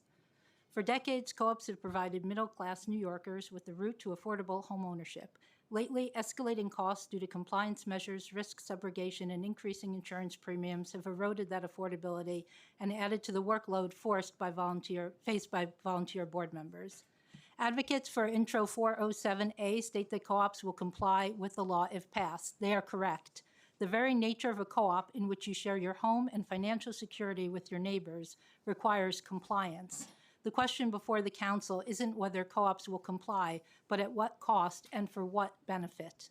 One of the most important tools a board has to maintain the affordability, safety, and quality of life of its cooperative is a strong admissions policy. When shareholders do not make timely payments, break community rules, refuse to participate, or fail to follow municipal laws, all other shareholders must cover the cost, liability, and consequences. This is not a risk that is equivalent to that faced by a for-profit bank or a credit card company giving a loan. Boards must be able to act freely on potential risks they identify when evaluating purchase applications in accordance with existing laws. Intro 407 threatens these board members with the penalty of perjury, a criminal offense. It requires co-op boards to provide a detailed explanation behind the reasons for rejection, citing all negative sources, which may be references or include subjective conclusions based on the information provided. The personal and corporate risk this opens is clear. The legal costs and insurance repercussions are large and will be borne by New York City homeowners. CMYC urges each council member to protect the co-op homeowners and volunteer board members in their districts from unnecessary additional costs and liability. Thank you. Thank you. Next. Good morning, council members. Thank you. My name is John Curtis. I am a vice president of a board, 370 Riverside Drive at 100 West 109th Street. And as vice president of the board, I'm also a member of the finance committee. So I speak to the bill, I believe it's 1120A, that imposes strict time frames in terms of responding to an application. Let me begin by saying I'm unaware of the practice of not responding at all to an application. We are very, very conscious of the need to respond to an application and ultimately to render a decision. So the idea, if the idea is to require that a co-op ultimately make a decision and announce it to an applicant, I would be fully supportive of that. But these strict time requirements are unrealistic. It's difficult to be sure when an application is complete, given the complexity of the financial and other information that's required. You often need to go back and ask for additional submissions. That can take quite a while in terms of the additional submissions coming forward. And the idea that ultimately the penalty for missing such timing requirements would be an automatic approval of an applicant is totally unfair. So I urge you to consider very, very carefully this very strict timeline idea of an application, but ultimately a requirement that there be a response without going into the idea of all the reasons being stated, but there be a final response is absolutely fair. I do think that having listened to the CC HR representatives this morning, in terms of pursuing discrimination claims, it seems to me that is the proper forum rather than individual litigation subject to perjury allegations against individual board members. And I do finally say that having tried to recruit other members to serve on the board, you should also take seriously that it is not easy, and I would submit that for your consideration. Thank you. Thank you. Thank you, Councilmember Sanchez and the committee for the chance to testify today. My name is Will Kwan. I've been on the co-op board member for the past 28 consecutive years since 1997 at 139 East 33rd Street between Lexington and Park Avenue after I moved there in 1995. There are 193 apartments there, predominantly studios and one-bedroom apartments. And since the 2000s, there have been combinations into 2 bedrooms and a few rare 3 bedrooms as people decided to have families there. I live with my wife and our 2 daughters who have only known this building as their home. I also live with my mom, 89-year-old mom, who shares a studio apartment with my mentally challenged older brother is next door. There's a diversity of culture, religious, economic, and ethnic backgrounds in our community. This diversity is united in that we all want an affordable place to live. Even in the space is tight, but we love New York City. Co-ops have been a long-term affordable, sustainable housing for New Yorkers, for those who have downsized when they get older and on more fixed income, such as my mom, or a starting point for somebody for homeownership, such as myself. I cannot understand why this council is so intent on targeting such an important class of homeowners in this city. We are a not-for-profit corporation that provides affordable housing for many. What metrics are you using to blanket coverage target all the residential class, the co-ops? I'm trying to distinguish between fact and fiction. Are you working with fictitious cases and I talk about the exceptions? Fact, in the 28 years I've been on the co-op board, I can count in one hand how many people we rejected. Of the 325 or so, we have rejected 5. Fact, given the nature of the community, there have been a lack of volunteers. Why have we been on the board so long? Because nobody wants to volunteer at that time to serve the community. It's not a specific time that we spend. There's a lot of costs. Any decisions we make, we run through council. That adds to cost. Any documentation we need to have the property manager get involved, that gets cost. We're already burning with increased local laws and real estate taxes that are increasing our maintenance and assessments. So ultimately, think about this, that if the co-ops fail in the city, you may conclude. Remember, I have to tell you that you can conclude. You may conclude. Ultimately, if think about the decision, ultimately, if these co-ops fail, there'll be a tremendous impact to the overall financial health of New York City. Do the right thing, get your facts straight, and do not base your decision on a fictitious use case or exceptions. Thank you for your time. Thank you. Am I ready? Hi, thank you very much, Chairman Sanchez and the committee for listening to our voices. I had prepared a statement, but I'm going to speak straight from the heart. I'm in a particularly interesting position because I have been board president of 2 different boards. I'm presently board president at 45 Tudor City Place. I'm also chairman of the President's Council of Tudor City boards, which we represent over 5,000 people in my district. but I have also been a real estate broker, associate real estate broker for 31 years in Manhattan. I have lived in co-ops every single year of my 45 years in New York City, and I have served in as many capacities as I can. I can tell you that as a board president, just like my colleague here next door, I can count on half of my hand how many rejections we have had, and the rejections have been solely and only on the basis of financial ability to meet the requirements of the corporation. We attempt to work with our applicants. In fact, we go back to them with questions. Can you improve this? In many cases, we even say, you know, is there any way that you can give us escrow? If we were to approve these three measures, which I strongly oppose, you're really going to be tying the hands of the boards to be able to make nuances and treat these applicants on a case-by-case basis. Trust me when I tell you that in my building of 403 units, we probably speak, I don't know, 100 languages. And I, as a Hispanic woman, has been able to get through several boards from the Upper East Side to the East Village to Midtown, and I have never felt discriminated against. It's a basic formula of can you meet the requirements or can you not? That's really what it is. Thank you. Thank you, and plus points on time. Public Advocate Williams, followed by Councilmember Brewer. Thank you so much, Madam Chair. Thank you all for testimony. I waited so I can make sure I'm listening to what you're saying. I really want to, and I've spoken for some of you for a number of years on this issue. I want to figure out what the actual concern is, because I've heard different ones. Now, the time frame one, I think, is the easiest one, because I can't speak for the majority leader. I don't know if she's here. I would bet money if for her bill, if the time frame was the only issue, she'd be willing to work out a time frame that makes more sense. I can't speak for her, but that would be my guess.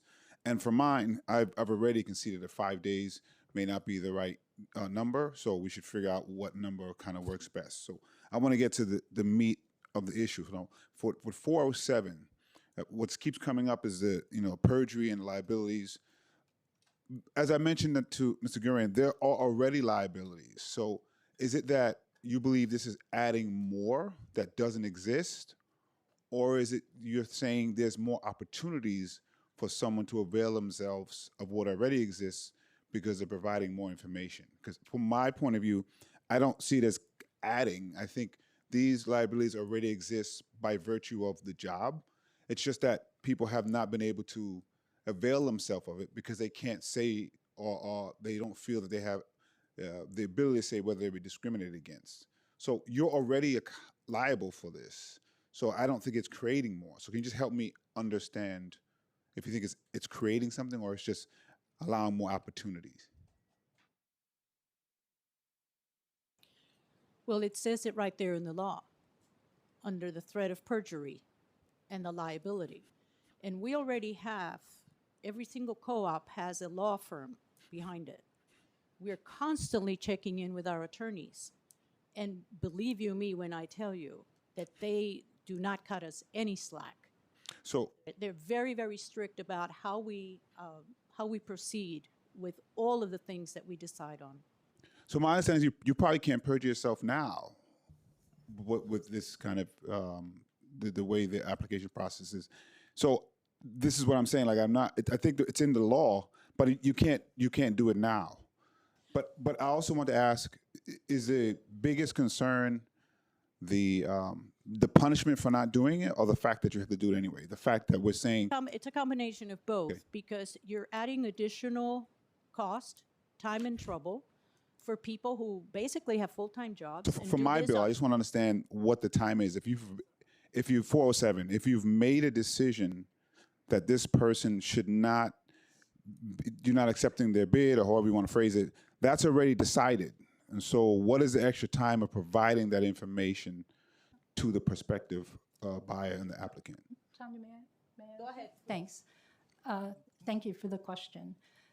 So the extra time is in writing the list of reasons based on the specific documents in which you are citing the reasons in such a way so as not to incriminate the board, not for discrimination purposes, but because there are other items where the board might reject, where it could then gender a lawsuit having nothing to do with discrimination.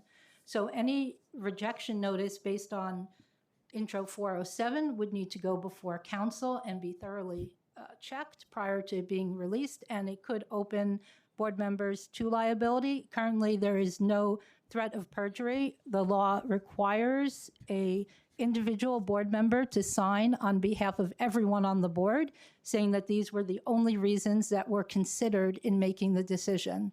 It is impossible, really, for one person to know what is in everyone else's minds, what they do. So that individual board member who's signing the certification under penalty of perjury is taking on individual criminal, potentially criminal problems, liability. I'm assuming I don't have 2 hours and 14 minutes to answer the question. No, please. Okay. So the second perjury part, like, I'm willing to try to figure out. I mean, it has to be enforceable. So I want to figure out how we word that in a way that already is encapsulated with the liabilities you already have. So I'm not trying to add additional. I'm trying to make it enforceable.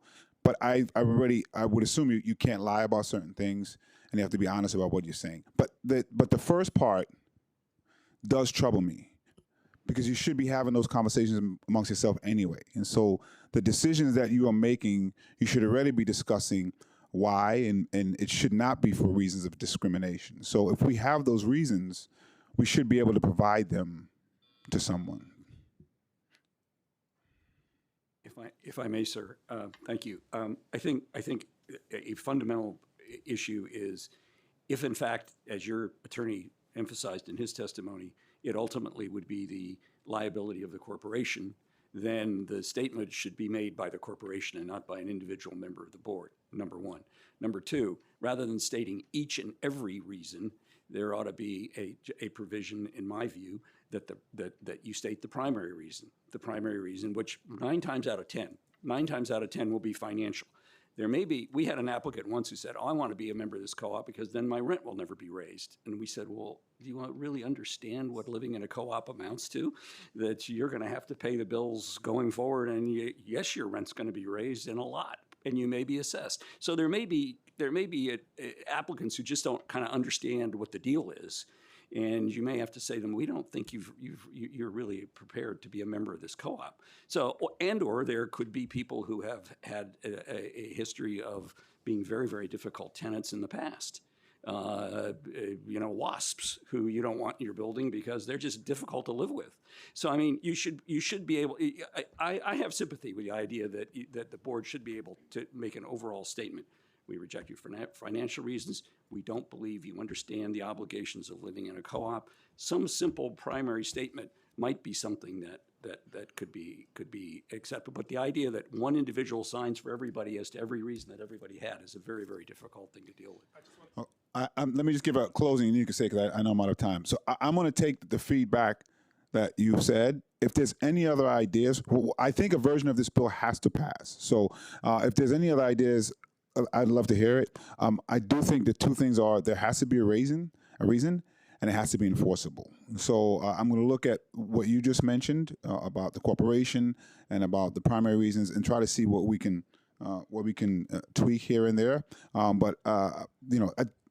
think there are some people who just don't want to do it, and we have to really get something through. And I wish the majority leader was here to talk about her bill. I think the time frame issue is one that we can work out, assuming that the objection is just that we don't want to do it to begin with. Thank you. Thank you.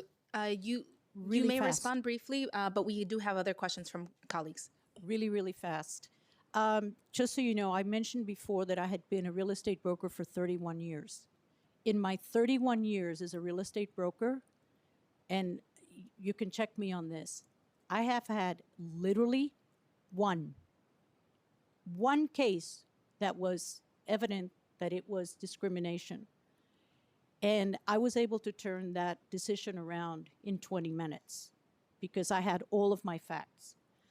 But in the 31 years that I have been in real estate, I can tell you that a great responsibility of putting someone in front of a board lies on the broker that does that. And there is no reason for you to be putting someone in front of a board that you are clearly have not prepared or have not understood the financial position of that person. So there are several steps, and the other thing that I will tell you is that the industry will tell you that it's only 3 to 5% of rejections. And in my case, I have a 98.9% approval rating for all of my applications. So I'm going to hire you as my realtor. Yes. But of interest. No. Well, maybe after this is no longer before us. Okay. Thank you. So I'm going to turn to Councilmember Dinowitz and then Councilmember Brewer. Thank you. I have similar questions that I had for the administration and for the previous person testifying. Do you have any, I mean, you gave your number. Mr. Kwan, you gave 5, you said 5 out of 325. It's like a 1.5% rejection rate, more or less. Is there any data, aggregate data, to say how many applications there have been and how many rejections there have been? Do you collect that data, Ms. Rothman? As an organization, we don't collect the data. However, I have lived in a 167-unit co-op for 56 years since it turned co-op. I served on the board 23 of those years. I know the address on the apartment. And participated in exactly 1 rejection in those 20 years of board service. We have, in a typical year, 5 to 8 apartments would turn over. And do you think that sort of data would help us in this conversation, knowing what the rejection rate actually is, to see the numbers we're talking about? We would love the data. What I have been hearing over the last 2 or 3 hours is that there is no data. It just seems to be a problem that has been magnified over very little data. I'm a mathematician by trade. I have a master's in economics. Oh, I'm just a normal math nerd, but please. Yeah, I'm a math nerd. and I like to see numbers. I like to see the data. I would like to, the industry will tell you, if you look, search through the industry, it's 3 to 5% that gets rejected. Mm-hmm. And 99%, and my colleagues can confirm, it's really financial. It's debt to income, leftover liquidity, your credit rating, and your work history, basically. I mean, my building is completely diverse. And it's all based on financials. I'll answer it.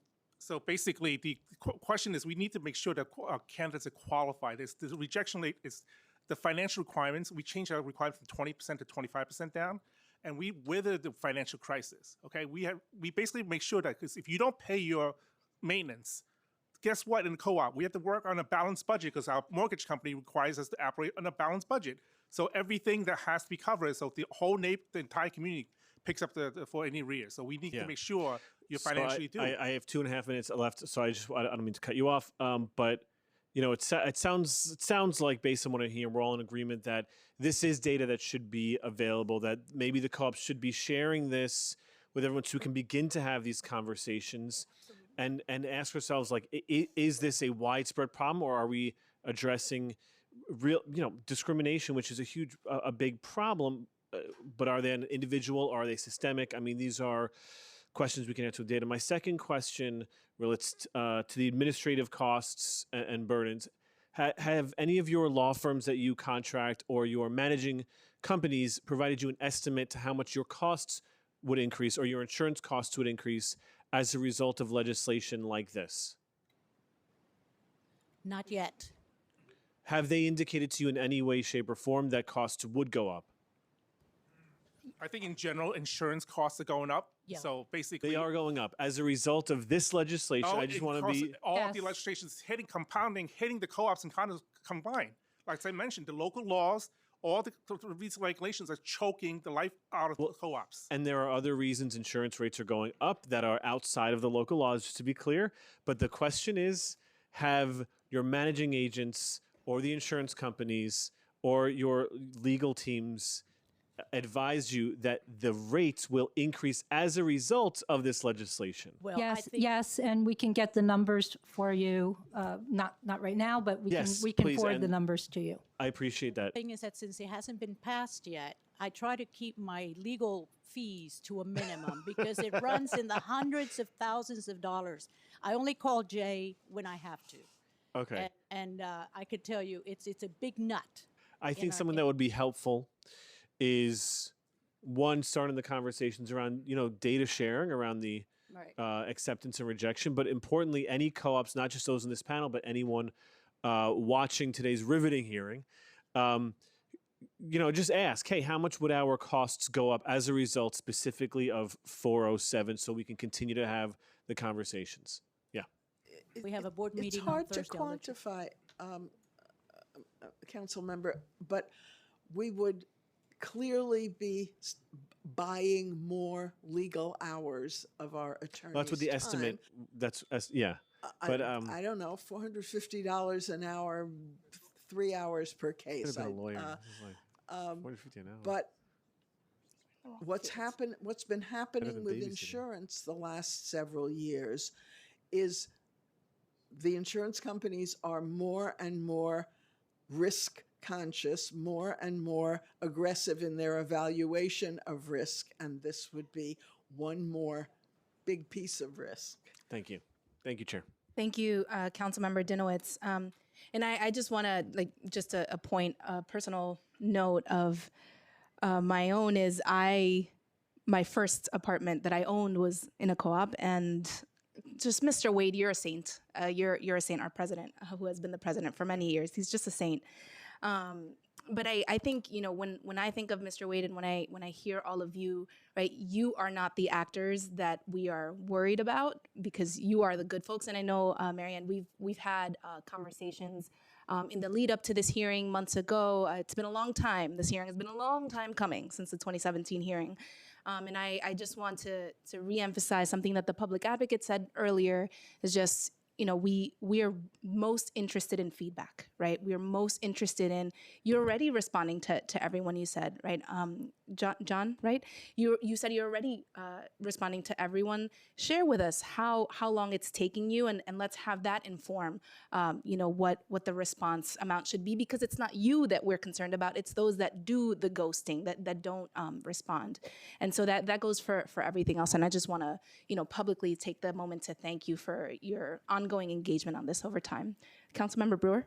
I certainly want to echo the thank you. And I know when you spoke at the beginning, I was with the press conference with the mayor, so I couldn't be here earlier, but I listened on my cell phone.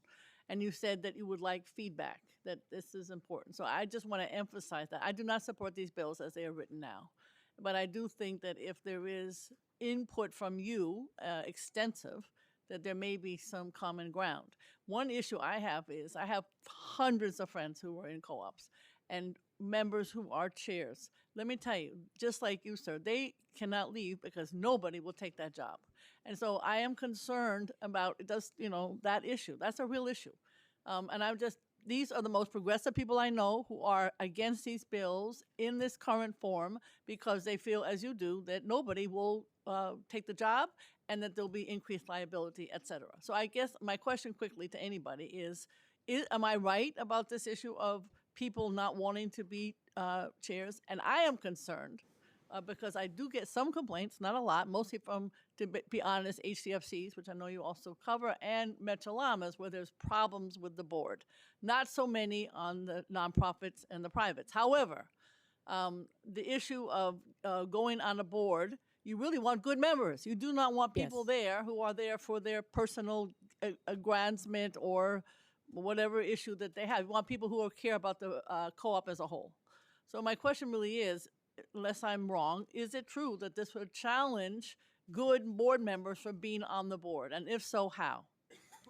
I'll speak to that because I mentioned that before. So as I said, because 20 years, even 4 years, I didn't live there. I sublet it. When I got married, I had to stay on the board because no one would serve.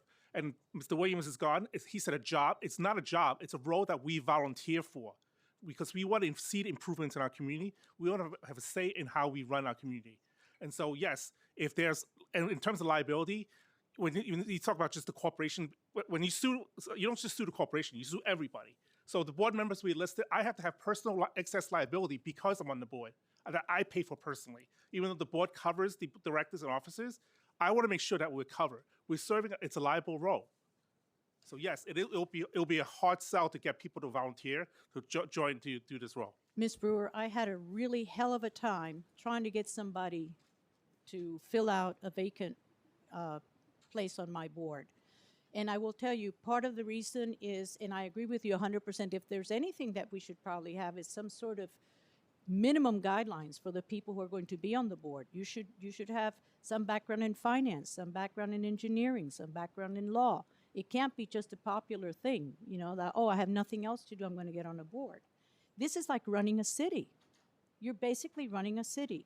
And you have budgets and you have, you know, unions to deal with. And this is not for the faint of heart. I don't know how many people I reached out to last year trying to get them to fill in a vacant seat, and no one would go in it. Part of it is the fact that I'm not touting my own horn, but I run a very tight ship. We get applications via domicile. You know what domicile is? It's that. And I insist on my board members responding to those applications within the week. So if they haven't responded within a week, I start sending out emails. This is pending. This is pending. And so it's a full-time job. I mean, I'm a real estate broker. I have some flexibility in my schedule, but for people who are attorneys or architects, it's very tough. And you have meetings and you have board applications and interviews. So how would maybe, I guess we're mostly talking about 407, but how would these bills impact those who want to serve on the board? In other words, is there a way of figuring out how to pass some form of this that would not increase people's non-interest? Because obviously there's not a lot of interest now, and I don't want to make it worse. They would see it as a higher risk, because now you're talking about, you know, threat of perjury. Okay. And it's a criminal offense. Right. So I have to tell you, I've been on boards from the East Village to the Upper East Side. Most people want to have a diverse building. They just want a safe building, because if you're not paying your maintenance and there's a high percentage of arrears, the banks will not like it. The banks will not lend to you. Right. The attorneys won't like it. They will advise their clients against buying in the building. So there are serious implications to you not being able to meet that financial obligation. So that's basically what it is. I think all three bills, but especially for 07, will have an outsized impact on co-ops and condos, co-ops and participation on boards.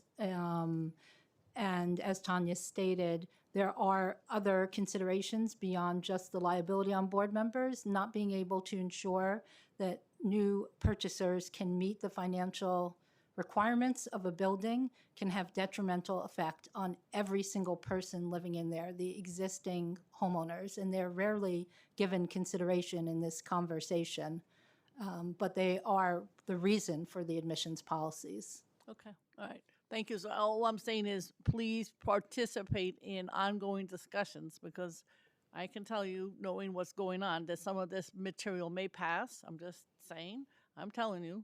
So the question would be as much input and then see how it flies. Thank you. Thank you, Councilmember Brewer. And thank you to this panel. Thank you. Yeah. We will stay in touch.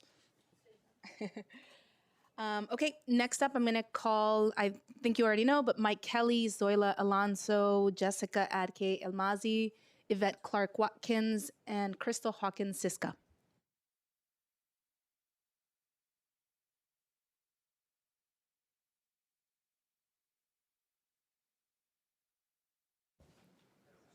And whoever is ready can begin as soon as they would like.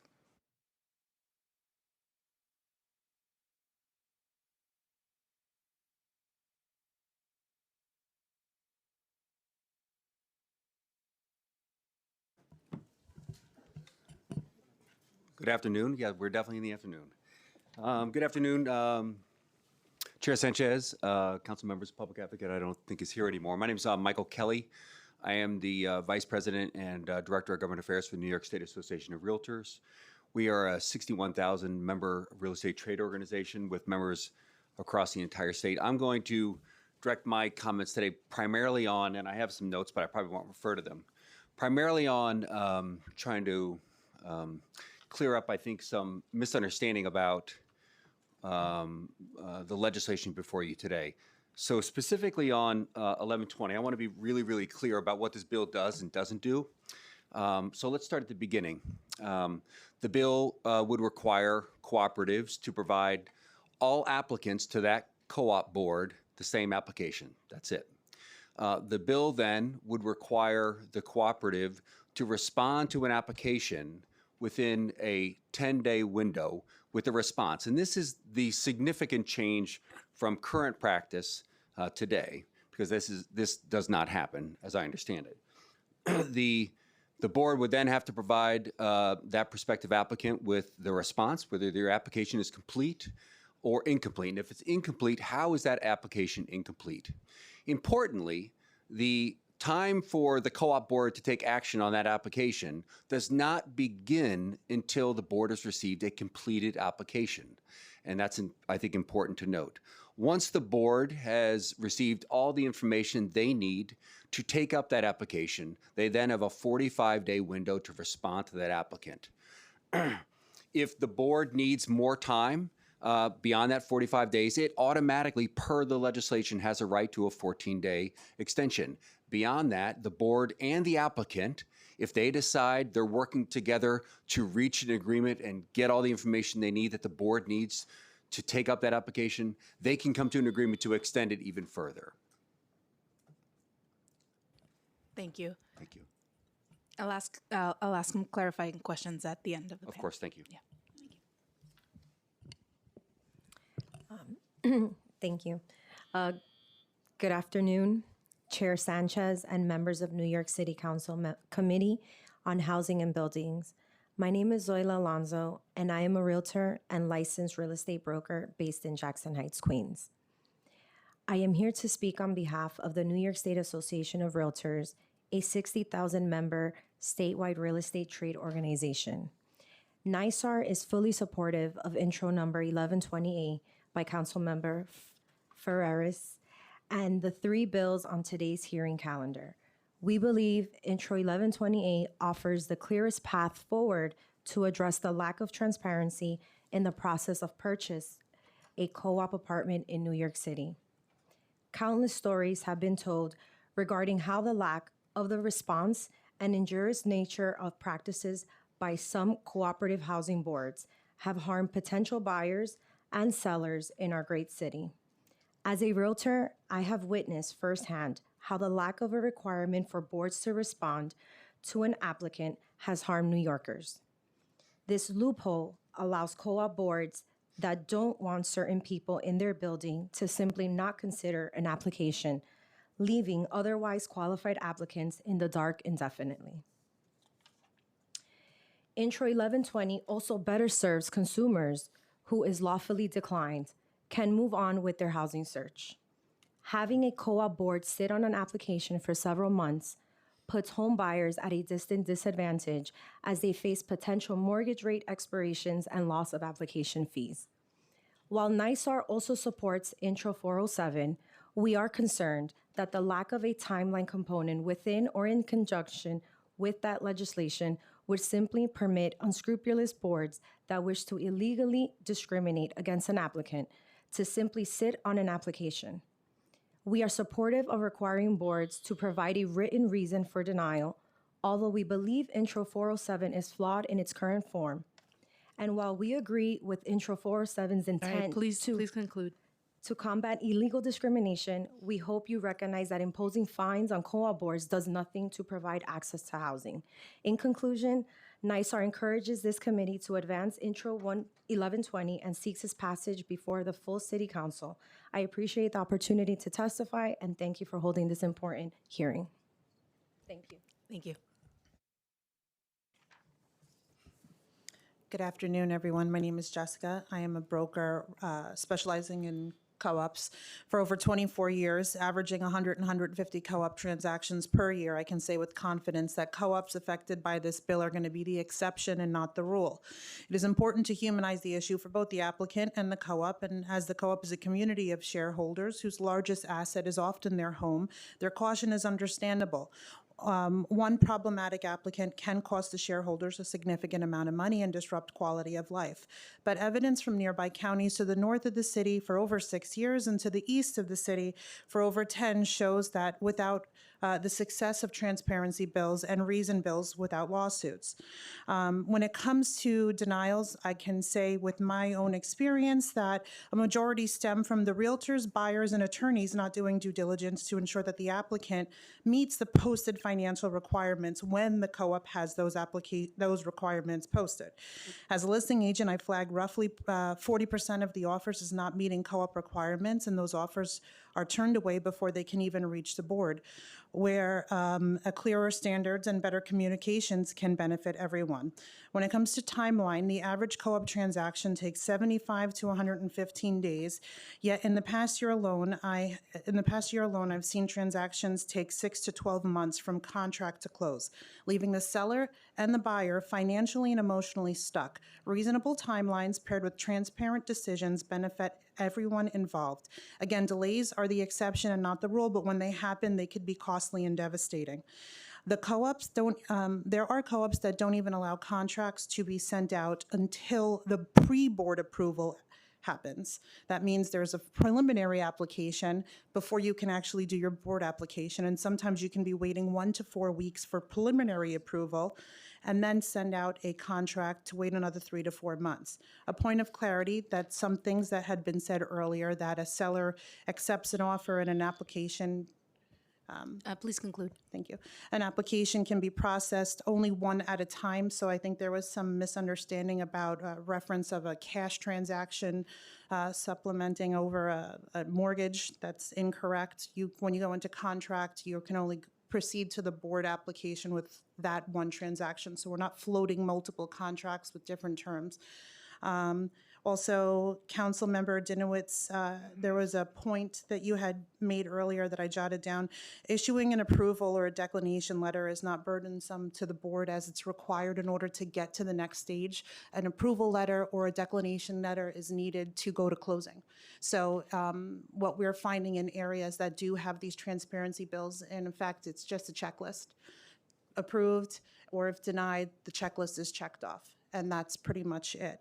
The other thing to keep in mind, because we need to humanize this for not only the buyers, the sellers, and the existing shareholders, I understand the concerns about proposed maximum fees, but any potential penalty is far less costly than a class action lawsuit brought against a co-op by a bad actor. And I can tell you as someone that specializes in this line of work that that is really not, that is the exception, not the rule. So there's a lot of co-op members coming up here talking about how they're doing it, and we're thankful and appreciative that they're doing it that way, but there are a few bad apples, and it's not doing them any service. Thank you. Thank you. Hi, good after. Learns. Good afternoon, Chair Sanchez and council members serving on the Housing and Buildings Committee. My name is Yvette Clark-Watkins, and I'm speaking to you all today on behalf of the Long Island Board of Realtors, a 27,000 member trade association for real estate professionals from Queens, Nassau, and Suffolk County, of which I'm proud to call myself the Secretary-Treasurer and President-elect. I wear many hats as a realtor, but also as a mother of twins in college. I'm active in my community in Adderley Park, Queens. Realtors across Queens are strongly in favor of Councilmember Farias's intro number 120A, a key step forward to bring much needed transparency to New York City's co-op market. This is not really about realtors and the application packages we put together for our clients. This is about the buyers and sellers we serve and the families and households with dreams that are put on hold whenever a transaction is delayed because a co-op board has not acted in good faith. With no current requirement for boards to respond to an application in a timely manner, New Yorkers are placed in a higher risk of falling into financial limbo than their suburban neighbors. Deals with dreams fall apart, but also this would not happen if we had timelines. We have all shared with our colleagues stories of our problem co-op boards, of clients who got the runaround and will always have to wonder, did they not get into the co-op because of their credit score, or was it because of who they are? Currently, when a co-op board does not want certain people to live in their building, they simply do not respond. With all that New York City has worked on to better address fair housing, it is simply bad for business that, most of all, bad for New Yorkers that we allow this co-op loophole to persist. Intro 120 is not asking for our clients to be accepted in a development where they cannot afford to live. A responsible realtor is focused on helping clients find a place. You may conclude. Thank you. Where they belong based on both their finances and personal desires. Our clients, your own constituents, deserve better fairness and to know when to move on with their search for another home. While Long Island Board of Realtors also supports Intro 407, the issue remains a well-financed co-op board may still sit on an otherwise qualified applicant as a backdoor form of discrimination. Fines are a useful tool in the right circumstance, but they still will not provide consumers with fair access to housing. As a professional realtor and leader in LIBOR, I speak for my members when I implore this committee to advance Intro 1120 and seek its passage before the full council. I appreciate this opportunity to testify before you today. Thank you. Thank you.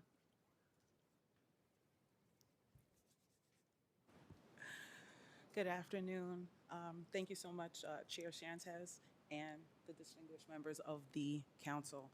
My name is Crystal Hawkins-Siska, and I am with the Hudson Gateway Association of Realtors. We cover the Lower Hudson Valley, which is Rockland, Westchester, Putnam, Dutchess, the Bronx, and Manhattan. I'm originally from the Bronx, from the Fordham section. Yeah, that's right. And I currently do live in Westchester County and cover the Bronx for real estate transactions. I actually sat on a committee that helped advance this similar legislation in Westchester County, and many of the same arguments were made there. And I can tell you unequivocally that the results for the public and for the shareholders were resoundingly in the favor of all, as opposed to the fears that are being laid. The same fears were laid there, and I could tell you that they came to be not. I'm a full-time real estate agent, which I think is important because the average realtor does somewhere between 4 and 5 transactions, and everybody here is really a practitioner. My team does about 50 or so transactions a year, with about 20% of those being co-op transactions. So we do have a high level of understanding about how this works, and I'm here to support Intro 1120 as a positive step in the right direction, because it is true. Cooperative housing plays a critical role in New York's homeownership landscape, and ensuring that prospective buyers have access to clear, accurate, timely information about a building's financial health and governance strengthens consumer confidence and supports the long-term stability of the cooperative model. You know, having worked in real estate for many years, I've seen firsthand how a lack of uniform standards and transparencies in some cooperative application and the review process creates opportunity for inconsistent treatment. You may conclude. And at times, discriminatory outcomes. While many boards do act in good faith, there are opaque practices, like it was spoken here, and unclear criteria that can allow buyers, whether intentional or unintentional, and can influence the decisions.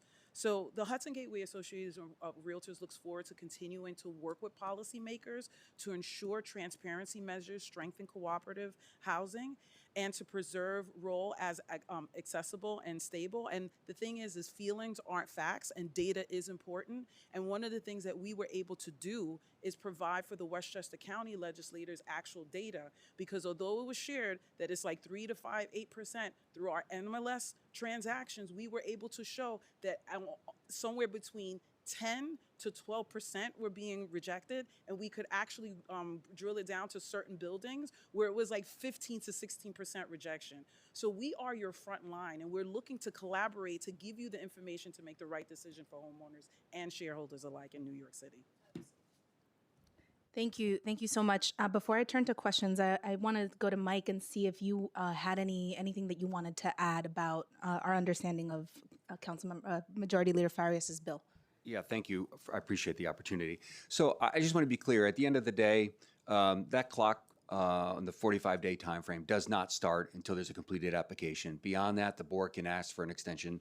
If the applicant and board meet and need more time, they can both agree to do that, and that's in the law.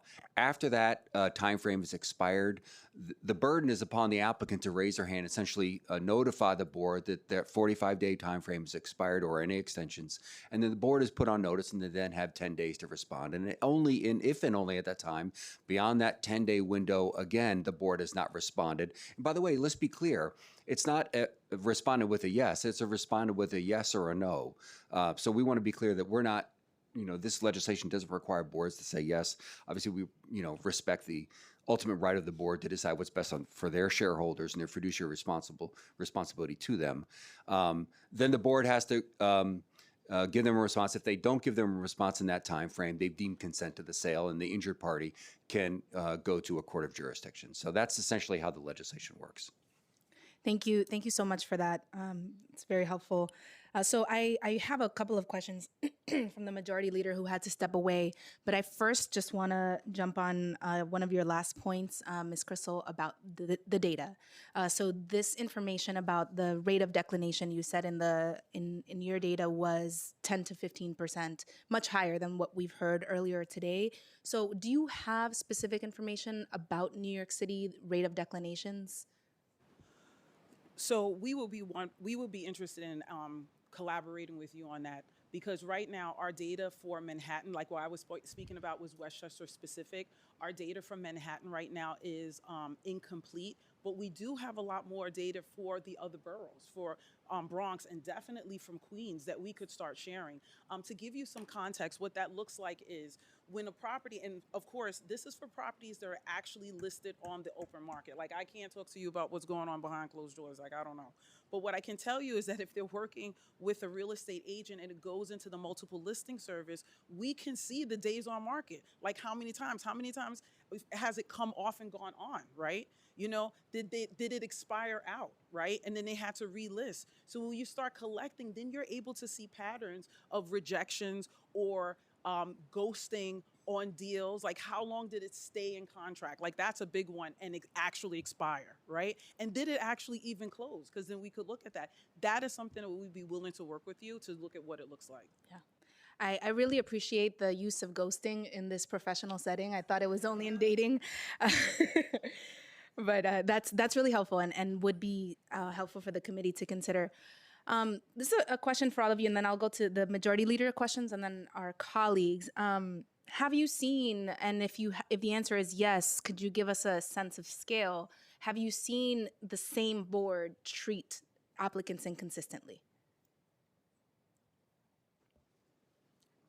Yes, I have. And what are some examples of how? So there's a particular building in Queens where we had a cisgendered female applicant who presented in a masculine manner, I guess you would say.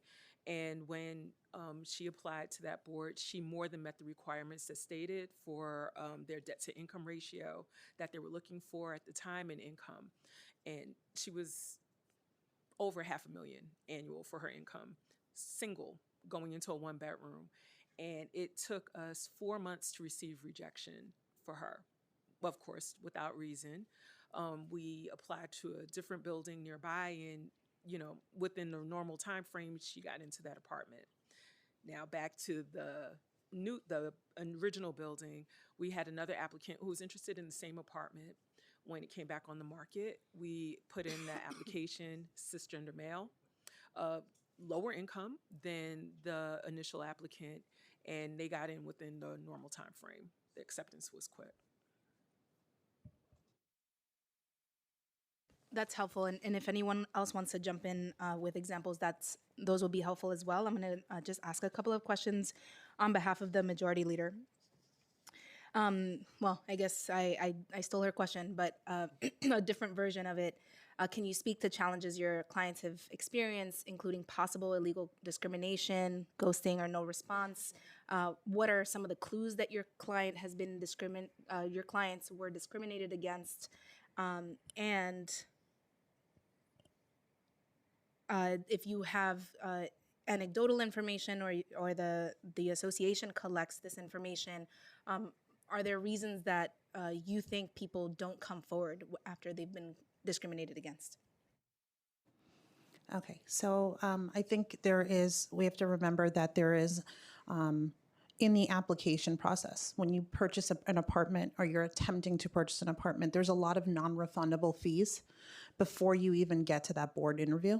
And then when you get denied and you're maybe waiting for 1 to 3 months to get denied, there's not only the financial undertaking of going down a route of trying to advocate for oneself, it's very difficult to find an attorney who will advocate for you because they don't want to make an enemy of the board. Okay. And then on top of the emotional drain of being locked in there, it's not only the buyer, the prospective buyer, it's also the seller. The seller's selling, they need to go somewhere. They don't know what's happening. There's people that have been in situations, again, exception, not the rule. I just want to say that as somebody that specializes in this. But when it happens, it's unfortunate and it shouldn't happen at all. So you have these exceptions where you have people just completely contractually hijacked because they're under contract. They're extending their loans because that comes at a fee. You have to extend your rate. You keep extending. You can't get a declination letter from the co-op and you can't get an approval letter. You just get no response. And then you can't get out of your contract because the seller's attorney wants to hold your escrow. So it doesn't happen a lot, but it happens enough that you have realtor members that are actively in this line of work that are here putting themselves out saying, we got to make sure this doesn't stop, it doesn't continue. Thank you. It's very helpful. Do you have, as individuals or again as the association, any of your associations, do you have the average amount of time that your clients must wait for a response?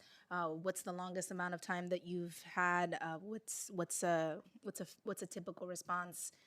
And how do these timelines, I mean, you touched on this, but if Yeah. there's anything you want to add on how these timelines affect the sellers and the buyers? Typical response time is usually going to be from the time you submit a board application for, these very high functioning co-ops, like most of them are, anywhere from 2 weeks to 60 days, depends on when you submit your board application in the cycle of their interview. But most co-ops allow for like a monthly interview. So whether you make that month's interview, you might get to the next month.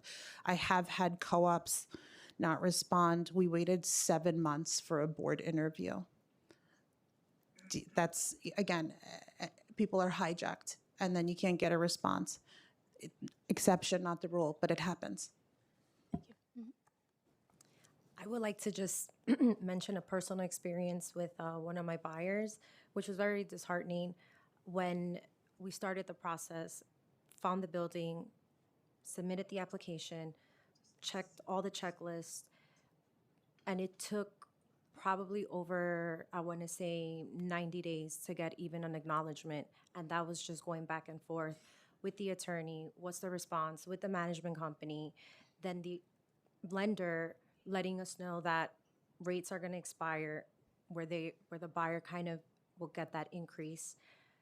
And when we finally did get the acknowledgement past the 90 days, then application, nothing was missing, still got rejected, still got denied, no reasoning.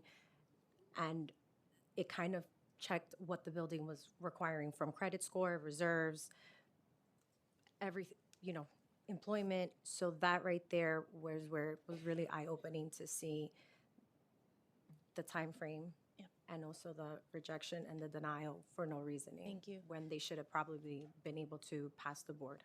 Thank you. I know your last question was how come you're not seeing that many complaints? Honestly, to be frank, they're just trying to find some place to live, right? So usually as soon as they receive their rejection, you still have the process of getting the escrow funds released so we can start hunting again. So usually they're so focused on that, they're just happy to be in their apartment and they've moved on with their life. Got it. Thank you. And you were also, I think what I also heard you ask was about possible forms of discrimination that we've seen. In my 22 years, I've seen a run of the gambit. It does vary from building to building. And once again, I want to highlight there are great co-op buildings. And I can tell you in Westchester County, once the law was enacted, those buildings who were great actors, their property values went up because they stood out against those who were not acting properly. But I've seen it specifically in the areas of age. So a lot of young buyers, I don't know if you know, but right now the average age of any first-time home buyer is 40 years old. Is where we are right now. However, there's those who have been successful who are under 30, and I've seen that challenge. And sometimes it comes out as they don't have enough work history, but they yet have income and assets, and some of them literally have funds from their parents. So there's that, right? Then also, too, one of the saddest spaces where I actually see a lot is more of a hardship circumstance, which is when a person who is the heirs of a co-op. That is one of the hardest and roughest situations, is when the family is trying to sell the co-op and then they have to keep paying month after month the maintenance fees, and they cannot sell it. In my career, I've had multiple properties that have actually gone into foreclosure trying to sell because they've had repeated individuals, some of them even paying cash, that were rejected, right? And I'm speaking into the New York City space. And what I can tell you is that with similar legislation like this that passed in Westchester County, one thing that came out, which was not a discriminatory practice based on any protected class, was how many co-op boards were rejecting the applicant because they didn't like the price. But they felt that it was selling for too low. And then once in Westchester, there was a reason, and the checkbox reason was sales price or value believed under market. We were able to start recovering those deals. We were going back. If there were higher sales in the building, guess what? We raised the price of the purchase price and put a seller's concession to make room for any renovations that needed to the apartment. So in that case, the legislation caused declinations to now become reversals because we matched what the board needed. Yeah, that's really interesting and really helpful. And you couldn't do that without the information being provided. For Westchester, I was exactly going to ask you just that. In the declinations that you analyzed in Westchester, what were those reasons? So before the law, it was purchaser didn't qualify. It was very generic. It didn't give any reasons. Now, since the law, it's like a checkbox. It could be like one of like 5 or 6 answers. It could be assets do not meet the threshold of the cooperative.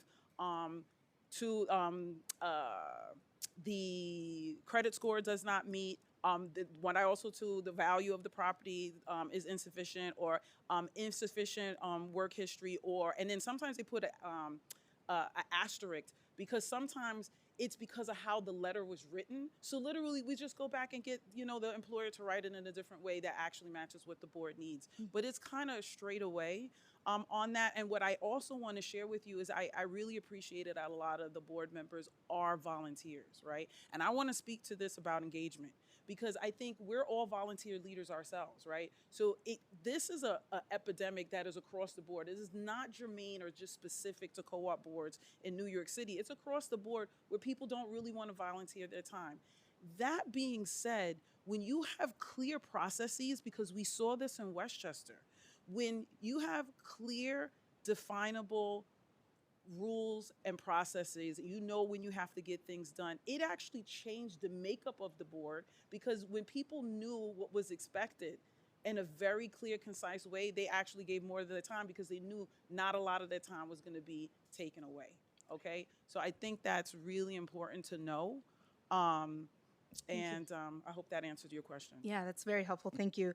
This is my last one on behalf of the majority leader, is whether this bill should consider any different flexibility for smaller co-op boards or boards that don't meet in the summer. And then I'll turn it over to my colleagues.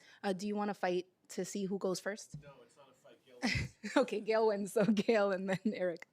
Yeah, I'd be happy to answer that. The Intro 1120 specifically, we were grateful to work with some of the larger co-ops in Queens and Manhattan as well, to hear their perspectives on the legislation. This isn't new. This conversation about co-op transparency began in the early 90s when, at the time, it was New York State Attorney General Robert Abrams had a departmental bill submitted in Albany to address this exact same issue, this timeline, this responsibility to provide a response to an applicant. So we've been at this a really, really long time, over 20 years, engaged with state lawmakers, city lawmakers, trying to find common ground and really to make sure that we're putting in place something that works in the real world, for the boards as well. So part of that was hearing from the co-ops. Intro 1120 was amended several years ago to address that summer month concern about boards not meeting. So there are extensions provided in the legislation that allow for that, where they don't have to adhere to that 45-day timeline during the summer. And the second thing is we also heard the concern that some smaller co-op boards honestly just didn't have the bandwidth. They didn't meet as often, and so they are carved out. So if you're a co-op board of 9 units or less, 1120 would not apply to you. Great, thank you so much. Thank you. Councilmember Brewer. My question is, for obviously, I never go to Westchester and I don't know anything about the island, but my question is, does this time frame for 1120 match what you think is working in your different jurisdictions? That's my question. In other words, I think when we heard earlier panel, there does seem to be consensus on some kind of answer, maybe the checkoff that you described, but some kind of answer and some kind of timeline. But there are other issues that people have concerns about. But that seemed to be generally accepted from the earlier panel. So I just didn't know how, is this same in other jurisdictions? Well, I think the reason why, honestly, it passed so easily in Suffolk and Nassau, there are not a lot of co-ops there, right? Mostly private houses, yeah. Correct, and primarily, low zones. So single family, you don't have a lot of multiples. So we don't have the same data set that Westchester does. Okay. Thank you, that's helpful. So yes, the timeline was extremely helpful. So just like in New York City, in Westchester County, co-ops are the default or de facto affordable housing. It's a way to get into home ownership, especially in Westchester County. So before, and I remember when I first started real estate, a co-op transaction was at least 6 months, on the ready. And my longest transaction was 1 year, 2 months, 3 weeks, and 2 days. I'll never forget it, right? That I can tell you, right? But they were definitely somewhere between, I would say, even in Westchester, still 4 to 5 months. That is half now. Because if you're working with a good lender, because remember, the buyer has to go through the whole process with the lender to get a commitment letter, right? Once they get the commitment letter, that's when they could put in the application. And in Westchester, it's 15 days. You put in your package. That's why I want to know what is the amount. So it's 15 days. Right. In Westchester that you have for the board to, or for the management company to respond to either say it's complete or you have to cure some defects. Then once that goes in, they kind of get another 10 days. But I have to say, since this has gone in, they've been a lot quicker. And then once the board package is considered complete, it's 45 days. And I can tell you, within the good actors, they are getting them done in less than 30 days for certain. So the process is now only 3 months, if not less. And I should know this, but in Westchester, there are more co-ops than there are obviously on the island. Yes. People, I assume, still have houses and live in them. But yes. There's a significant co-op presence in Westchester. But not like the city, but still. Yeah, right. Not like the city, but we're city. your close second is what we are. All right, thank you. Thank you. To respond to one thing you had asked, a standard co-op timeline, just so you understand, in a contract, it's 45 days to get a commitment and usually 10 days thereafter to submit your board application. So that timeline is already structured in our boilerplate contract. So this almost replicates it just to reinforce it. It's not the law, but it is a practice, is what you're saying. Correct. Here in New York City. Okay. But there's no penalty if people don't make it because there's no law. Well, then they're in breach of their contract. Breach of contract. Yeah. Okay. Thank you. Great. Thank you, Councilmember Brewer. Councilmember Dinowitz. Thank you. First of all, you are welcome back in the Bronx anytime. I think especially Fordham. Very, very sad to lose you to Worcester. So just like a clarifying questions. First of all, I think what Chair Sanchez asked is right. Any data you could provide, which we still haven't been provided with, I think would be very helpful in understanding. But it's a testimony that any time a listing is removed from a website, it's because the co-op board rejected them. So in our data, like I'm specifically speaking about the data set in Westchester County, when it came to the co-ops, almost always it was because of, like, when it came off, like went into temporary status or pending status, it's because they were in a contract, right? And then it comes back on the market because they were rejected.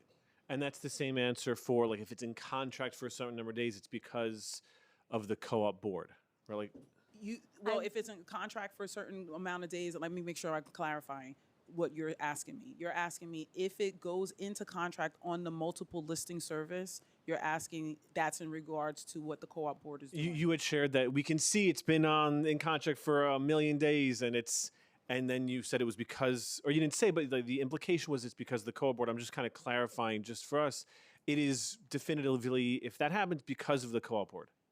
Something must have happened for for the apartment to come back on the market. So we don't have the exact data, but what I do see on our MLS is how many apartments are in our listing for over 100 days. And that's where you can probably tell we need kind of the timeline to kind of shorten these,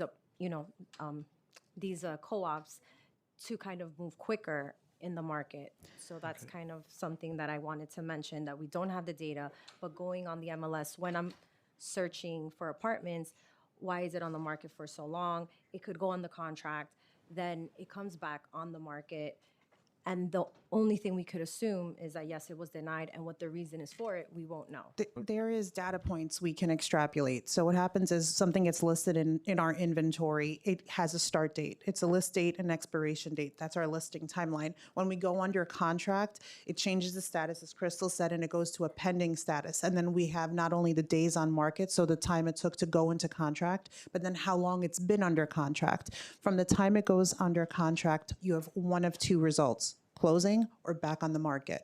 When it's back on the market, you can, depending upon what multiple listing service you're referencing, we will give a reason: board denial or bank denial. So we can pull those. Do you have that? We do have that. Yeah. And then just, regarding something you said, I do think there's a distinction between an approval or denial letter and then what the legislation says, which is each and every reason for withholding consent, no more than 5 business days, penalty of perjury. Right. Like, there's just, I'm sorry? So that's 407. I'm talking about 407. Yeah. So just because you mentioned that I called you out. Call me out. Yeah. But by the way, and I do want to add credit to the chair again. It's really important we do that. She is rivaled by, I think, no one in the council in terms of listening and hearing everything when it comes to legislation. So these are important conversations we have during hearings, but I do want to clarify the distinction between an approval letter or a denial letter and what the legislation is proposing. And in my view, the legislation 407 that's being proposed is significantly more onerous and strict than certainly what's in Suffolk, but even what's in Westchester. The penalties are different. The things that are being asked are different. Can you speak with specificity about some of the differences between what 407 is requiring, incorporating some of what you heard about administrative costs, legal fees, all of the fees we have in New York City, and what the actual legislation was in Westchester, Nassau, and Suffolk? So I like to talk about administrative fees. So in Westchester County, what we saw is that administrative fees actually went down. And the reason being is because essentially the co-op boards did not like the process not meeting the burden of what the law was. And what was revealed is that with some buildings, the bad actor was the management company. So they needed to change the management company. And in that, due to technology like, board packager and all these kind of things, there's things that cost less money. because we're in the technology age. I mean, we can scan a PDF on our phone and upload it somewhere. So that's changed the game in that space. So that definitely went down. So I wanted to answer specifically about administrative fees. And also, too, when we first had the legislation was first passed in Westchester County, and Mike could probably talk more about this, we had more onerous penalties. When it got passed the first time, that was taken away, and then actually it came back in. They're like, no, we got to beef this up. So it's like only like, it's like $1,500 for the first offense, then like $2,000 for the next offense, $2,500 after that. And I think that's the tiered approach to any kind of financial penalty. So that's definitely different than what's being proposed. Also, to your point, the transparency element, giving that reason also puts the responsibility of not doing the realtor or the buyer not doing their due diligence, and it takes away superfluous and over the top lawsuits and allegations and people going online when you're being told, well, no, our debt to income requirement was 30% and you came in with 35. That's why you were denied. So that transparency element, co-ops are New York's entryway to homeownership. Yeah.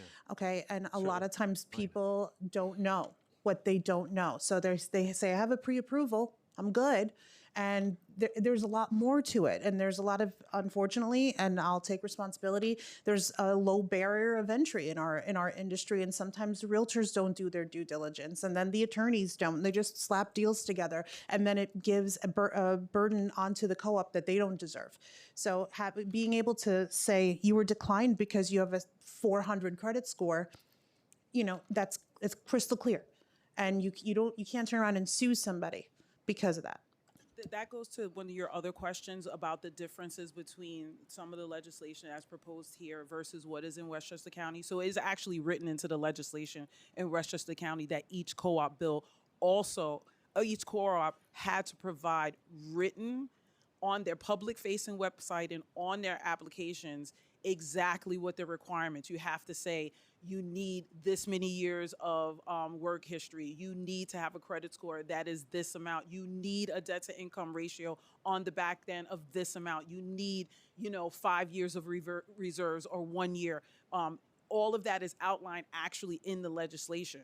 So that worked in coupling, and it actually helped us all as practitioners because we knew right up front we could get these people done. But when we don't know, we're fishing, because we may have had someone go in and get a 750 credit score and maybe their DTI was 22%, right? But then we have the same person, a similar person with a similar profile, and they don't get accepted when we're like, well, why? It was like just like the other person. So that's one of the other differences in the legislation. And I think also to cut through the minutia brings you right back to 1120, right? We're just looking for a timeline. That's it, right? We're not asking for anything else. It's just, because I have a transaction out in the Bronx where I have a seller who might not be able to sell the apartment. I know I could go on too. I graduated from St. Nicholas of Tallentine, grew up in Concourse Village, so yeah. But They're all now I'm mine. in Okay. Queens. Yep. But all of that to say, I have an apartment now in the Bronx where the seller has financial issues, had to move out of the state to move back in with family. We have been waiting 4 months to get feedback from their board that they used to be the president of, right? And this is them helping them, right? They said they're expediting on their behalf. We're still at 4 months waiting to get feedback. So 1120 is very simple. And all of that to say, there might not even be an apartment by the time we get our acceptance because they don't have the funds to continue to pay the maintenance. Great. Well, thank you for this panel. I think panels so far are rivaling the amount of time that we spent with the administration. So thank you for your time, and thank you everyone for your patience. We're going to go to the next panel.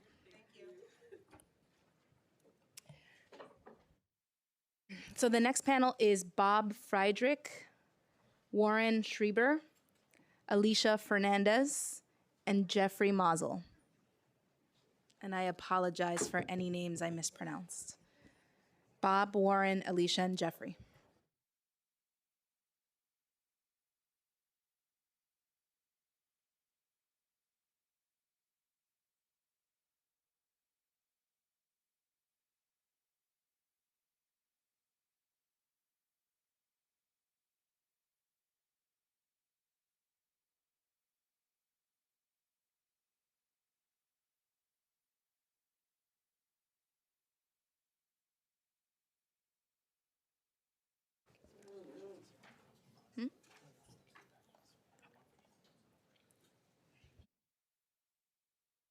Whoever is ready may begin.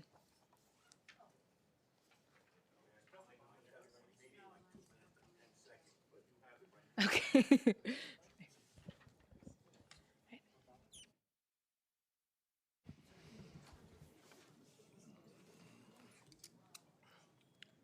My name is Bob Friedrich, and I'm president.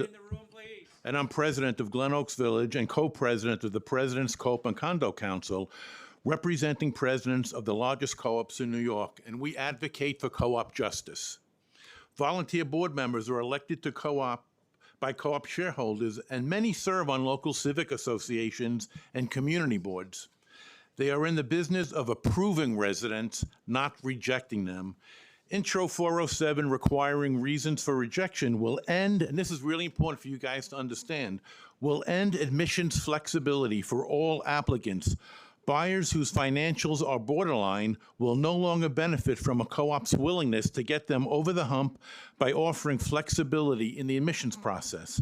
Whether it's accepting an applicant's credit score that is slightly below the co-op's requirement or permitting a cosigner to push the application across the finish line, flexibility will end, as treating one applicant slightly different than another would expose the co-op to costly and punitive litigation, make it impossible to get vulnerable applicants to yes instead of no. It was introduced because of perceived discrimination in co-op housing. But let's be clear. For discrimination to actually exist, 3 extraordinary conditions have to take place simultaneously. Number 1, co-op owners would have to elect a majority of inherently dishonest individuals to their board, which means a typical co-op board of 9 would require 5 colluding board members to break the law and discriminate. 2, the co-op's management company would have to be part of the law-breaking cabal. And 3, all of these individuals having a fiduciary responsibility to act in a lawful manner would have to bring the co-op's attorney into the ring of complicity and collusion to achieve this unlawful applicant denial. The hierarchy of checks and balances in a co-op is why there is no evidence of systemic discrimination in co-ops, and we heard that today from the Human Rights Commission. Intro 407 threatens the very housing access you seek to protect and harms the very applicants you are trying to help. Losing flexibility in the admissions process will mean the difference between rejection and acceptance for many vulnerable applicants, and for them, I urge you to reject this misguided bill in the name of co-op justice. Thank you. Thank you. Yeah, you got it. Good afternoon, Chairperson Sanchez, members of the committee, Councilmember Dinowitz. Thank you for staying here with us. My name is Warren Schreiber. I serve as co-president of the President's Co-op and Condo Council. I'm also president of the Queens Civic Congress, and I am president of my own co-op in Bay Terrace, Queens. I strongly oppose Intro 407. While the goal of transparency in the co-op purchase process is understandable, Intro 407 is deeply flawed.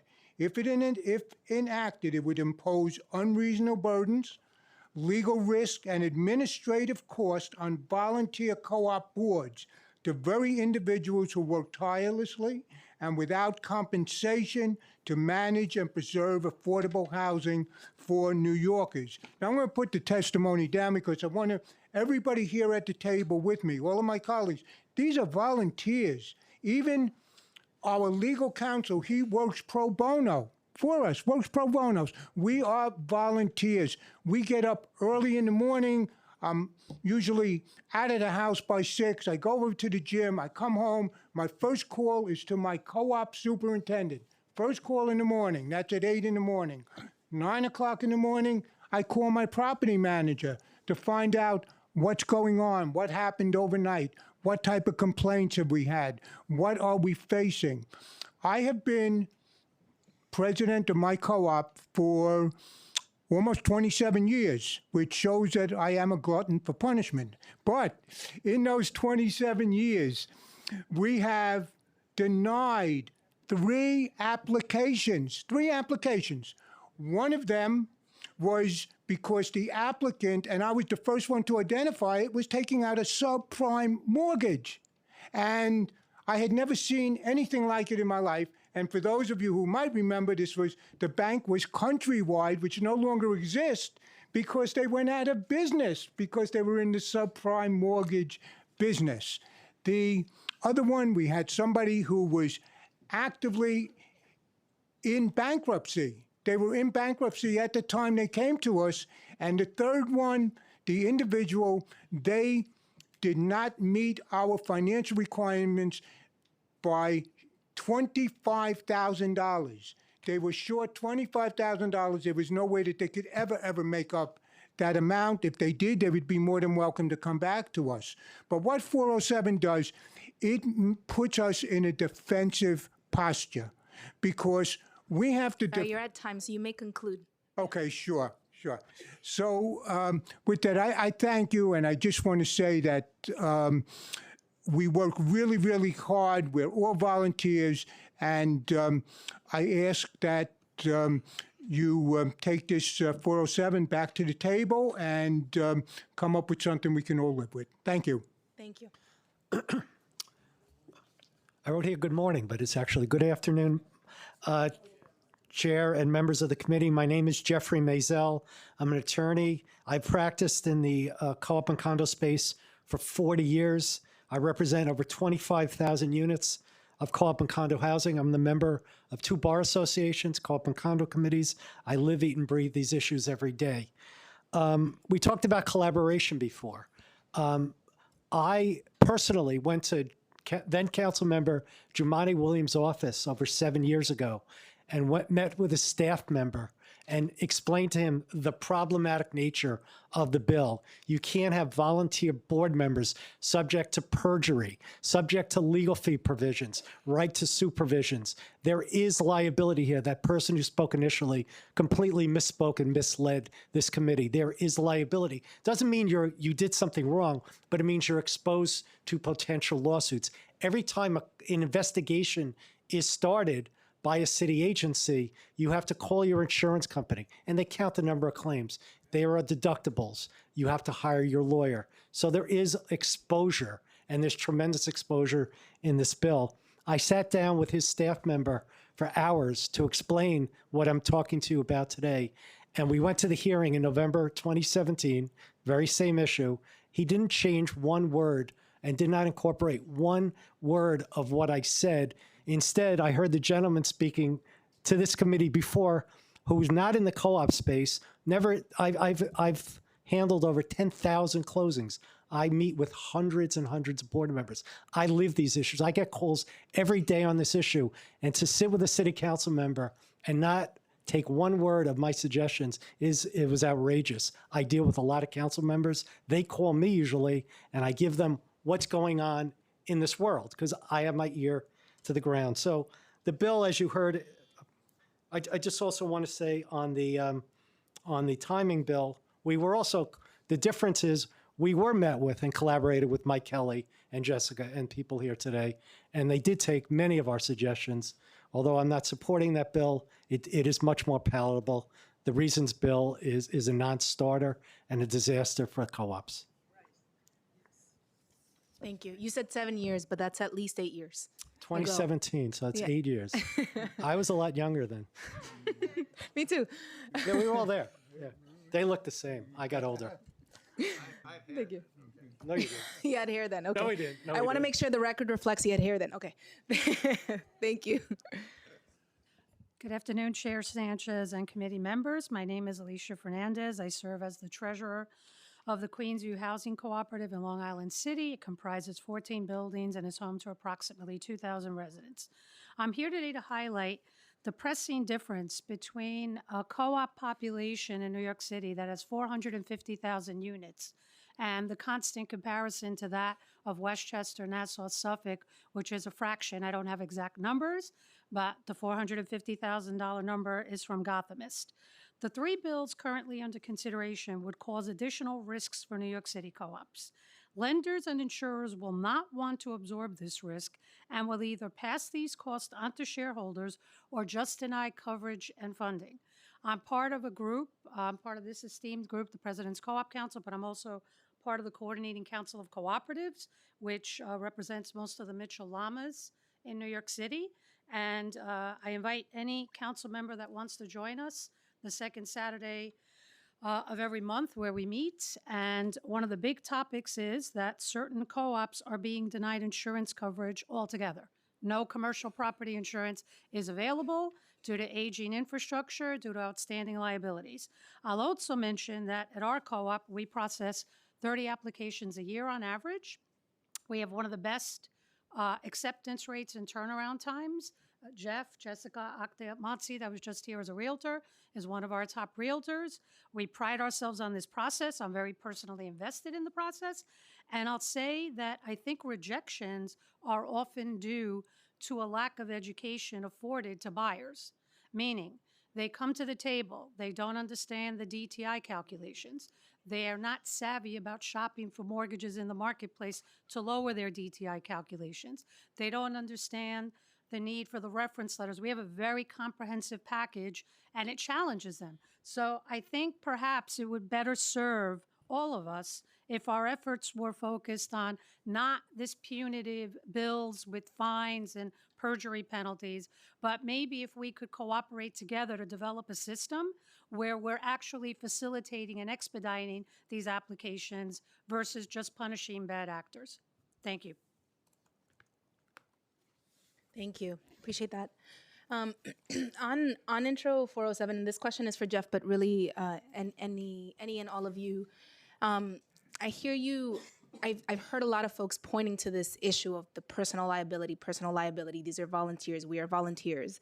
Is there a different way? And I think the public advocate may have asked a version of this question, but is there a way to write enforcement of a provision like a reasons requirement in such a way that it's not bringing us personal liability, but it is, having some accountability for the board? Because again, you all, and probably many of those boards that you represent, many of those co-ops you represent are the good ones, but there are bad actors out there. And so how do we get them without subjecting you all to more There's bad actors everywhere, okay? Again, I deal with dozens of boards, and at least on my watch, there's no discrimination because I won't allow it. They're professional. I mean, we're licensed. Property managers are licensed. I heard the testimony before, like there's some secret society going on. That's an absurdity. It's fantasy. The co-ops are working in daylight. They're professional entities. They're highly sophisticated, well-run entities. Now I'll answer your question. Not all of them, but yes.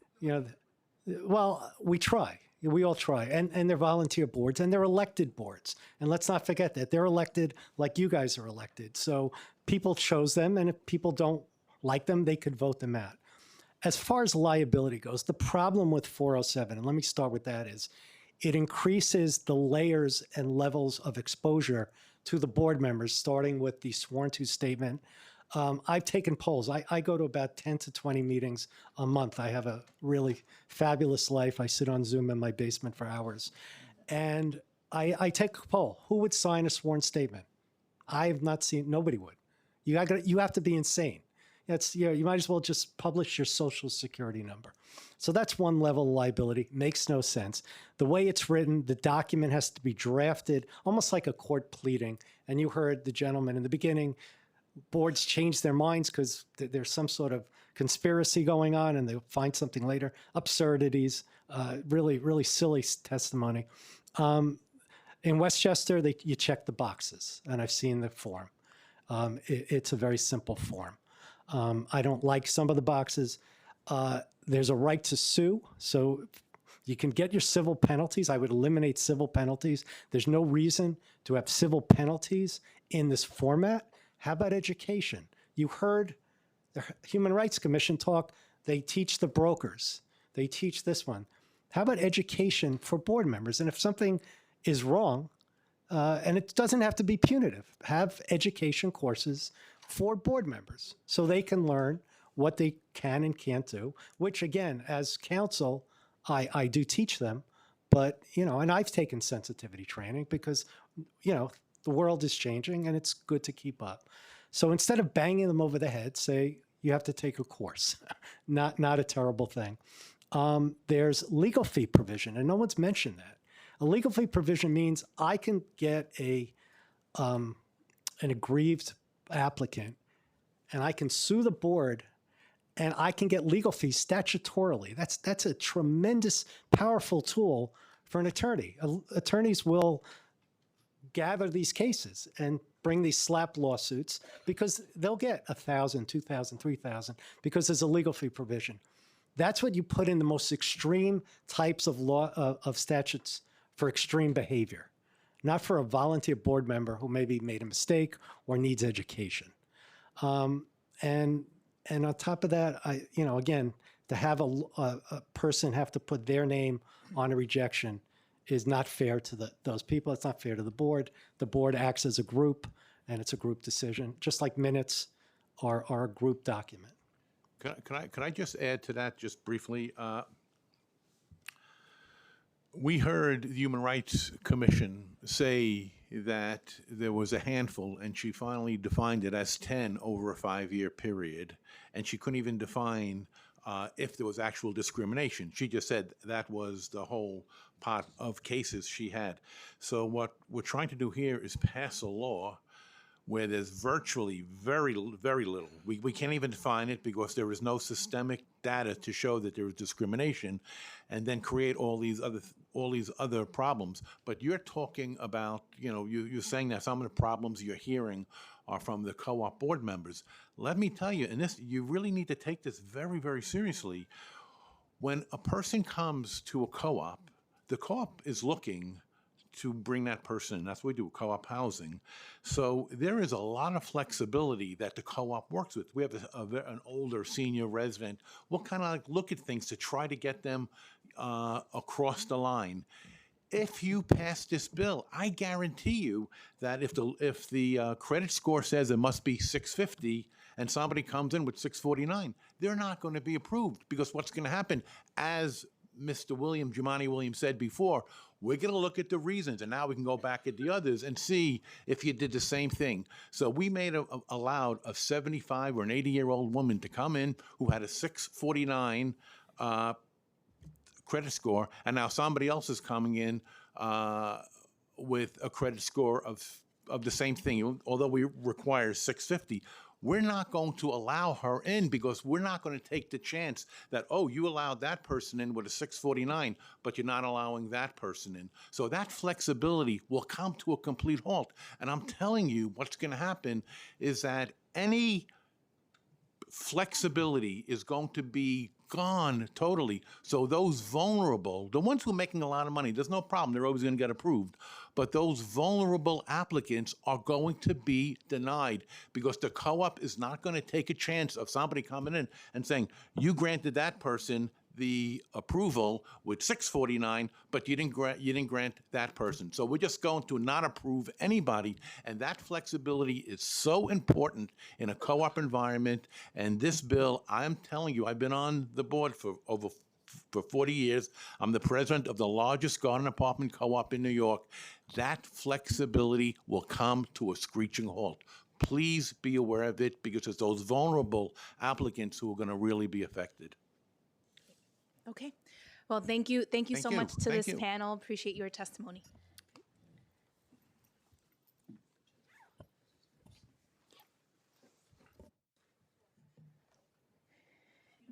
Gary Martin, Michael Bonfiglio, Nathan Lichtenstein, Meg Goebel, James Sparks.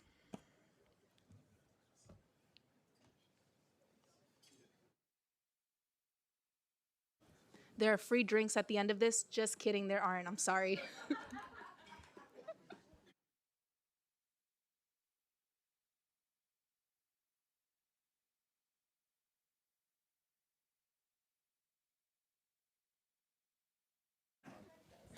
I got kids. I can take it. Whoever is ready can begin. Good afternoon. My name is Gary Martin. I live and have lived for 35 years in a cooperative apartment that I own in Brooklyn. My wife and I have raised our family there. As I think I said, we've been there 35 years. It's a small building. Certificate of occupancy shows we have 5 units. I've been the treasurer of the co-op for 25 of the past 35 years on a volunteer basis. I'm here to tell you that I oppose these bills. Why? We just elected a mayor who ran on a platform of, let's make the city of New York more affordable. These bills will make the city of New York less affordable. They will increase transaction costs for buyers of co-ops. They will increase transaction costs for sellers of co-ops. They're going to make the operating costs of co-ops go up. That doesn't make the city more affordable. It makes it less affordable. I got 2 minutes. I can't go through all of my reasons. I'm just going to focus on 407, all right?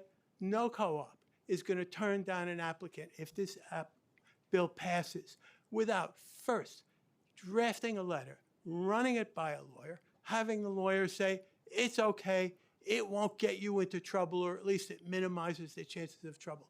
Lawyers are not free. They're really expensive, especially the really good ones. Insurance companies, when they find out that they're going to have an increased risk of litigation with a co-op, even if it's meritless litigation, they're going to raise their premiums. Co-ops are going to have to consider increasing their coverage.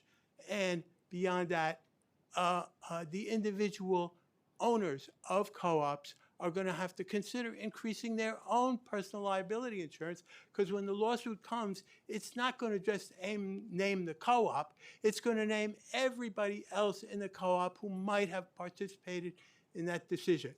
Every other point I'd like to make has been covered extensively, I think, by other people. I've been here all day listening. So I'm going to stop right here. I'm going to say thank you, and please vote no on these bills. Thank you. You're welcome. Good afternoon. My name is James Sparks. I live at 645 West End Avenue, and I'm on the board there. As a treasurer, I'm concerned about expenses too, and that's basically why I showed up today. And I thought I would address my remarks to 438, which is disclosure of information to purchasers. If a good broker is working to sell an apartment, they have most of this information. They have our financial statement.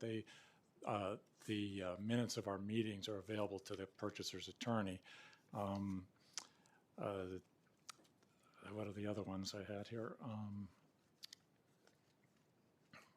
Excuse me. Anyway, I went off script and I lost my way already. But our data is available to a purchaser before they sign the contract. For them to be able to ask for current information from a corporation that works on a fiscal year, not a fiscal month, week, or day, to produce information is kind of speculative. And it really wouldn't do them any good at that point anyway, because they've already signed the contract. And it's probably not possible to renegotiate. Why should the seller renegotiate once the buyer has made their commitment? So if we do produce the information, it's got to be reviewed by attorneys, accountants. Our accountant could provide information. Our attorney charges us $585 an hour. If it involves our capital project, which is one of the things that we disclose to the brokers, our engineer charges $400 an hour. It could happen in such a way, as has happened recently, where in the middle of someone's application process, the complexion of a project we're working on changed dramatically. And they could have already requested the information. A second buyer could come in after that with this new information and get a completely different answer from me 2 weeks later. So I can leave it at that. This has been a long afternoon, but I think you get the gist that I'm not sure what this can do for people who are concerned about rising maintenance and assessment charges, which is what I understand this bill was originally introduced for. Yep. Thank you. Thank you so much. Hello, my name is Meg Goebel, and I am the secretary of the board in which I live, 75 Livingston Street. I also am a real estate attorney, and for 40 years, I have represented buyers, sellers, and small to mid-sized co-ops. Since there doesn't seem to be a lot of data, I mean, I can just give anecdotal evidence that in the 40 years that I've been involved in the co-op sphere, I could count on one hand the number of rejections. And as for rejections that are motivated by some illegal discrimination, I personally have never been involved with that. And I did represent small buildings and mid-sized buildings in Manhattan and Brooklyn. The chairman asked for suggestions. Just don't tell us what's wrong with this. How could we make this better? So I want to limit my remarks to that. Instead of a reasons letter, since the commissioner of the Human Rights Commission said they don't get a lot of complaints, if you give a rejection, why not then advise the purchaser? These are your rights under the New York discrimination laws. You could go to CCHR, you could go to the state, you can file a private lawsuit. This way, the co-op will be accountable. They will have to present their reason, as opposed to trying to formulate a reason. The gentleman who spoke before about flexibility, this is very critical in the board that I sit on. We try to make a way to get someone in. So if it's like requiring an escrow or whatever, because we want new people and we want to be fair to our neighbor, the selling person. So just one additional suggestion on the timeline for applications and getting a response. I would just ask the committee, the council, to take notice that the standard co-op form contract, which is used in 99.9% of the transactions, 6.3 allows a provision that if the co-op does not act by the scheduled closing date, there's automatically an additional 30 days added. And if the co-op still does not act, either party is entitled to cancel the contract. So the brokers and people who spoke about people getting stuck in deals for years and whatever, they have not read the co-op contract. There is an out.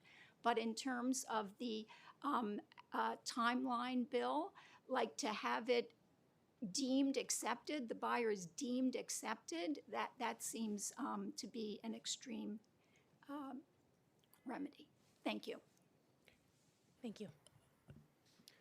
Thank you, Councilmember Sanchez, and to, I guess, who remains of the committee for the opportunity to testify. They're all listening online. Good, all in spirit. My name is Nathan Lichtenstein. I'm the proud president of the 315 West 55th Owners Corp. We're a 42-unit co-op in Hell's Kitchen in Council District 6. My husband and I have called our building home since 2018. I've been on my board of directors since 2020. Co-ops make up the second largest group of owner-occupied housing in New York City and are the housing class most readily purchasable for under both $800,000 and $400,000. Co-ops provide long-term, affordable, and sustainable housing for New Yorkers. We've listened to some members of this committee go on a fishing expedition with CCHR and HPD and come up either empty-handed or inconclusive with data. Why is it that this council is so intent on targeting an important class of homeowner in this city? From walk-up buildings to those with white-glove doormen, co-ops are among the only corporate owners of housing in this city who do not have a profit motive. Our motive as a corporation is to maintain our homes.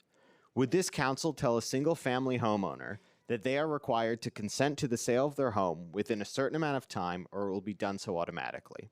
There's no way. Intro 1120 is just an overreach into the private affairs of New Yorkers. Would this council require a single-family homeowner to turn over every receipt detailing each dollar they've spent maintaining their home, or to outline what work they think their home might require in the future? Again, there's no way. Intro 438 is going to expose sensitive information to an outside party without any real legal framework. Further, it's uniquely shifting the burden of personal responsibility in co-op purchases away from the buyer, their attorney, and their real estate broker, and it's pushing it onto the seller and the co-op.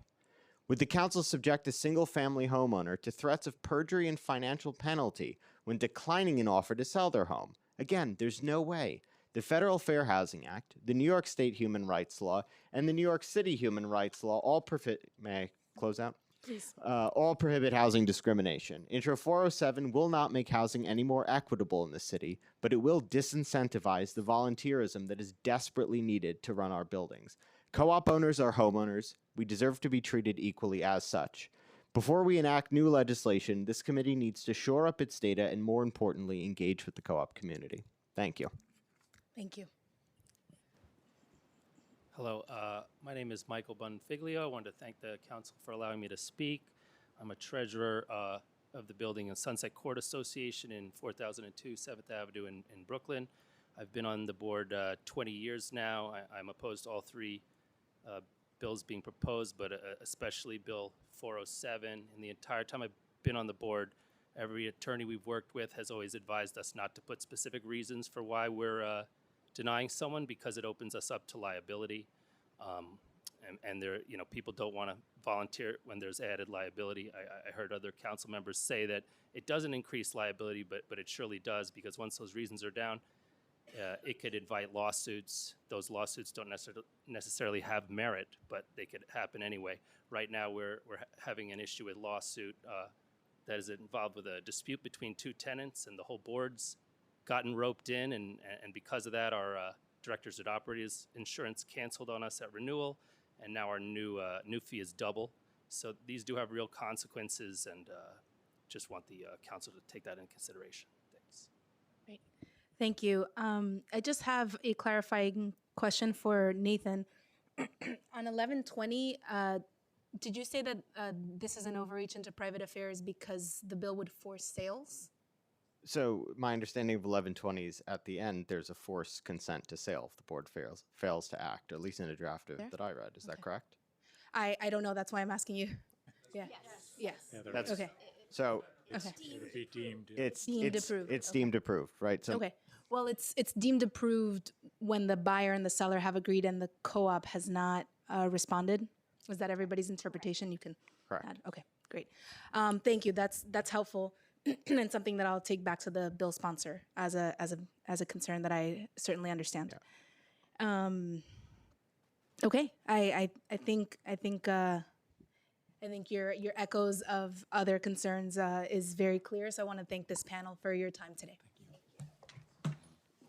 Stay for the drinks. Just kidding. Mitch? Next up is Mitch Levine, John Viteri, Melissa Mark Shin, Allison Mason, and Stuart Saft.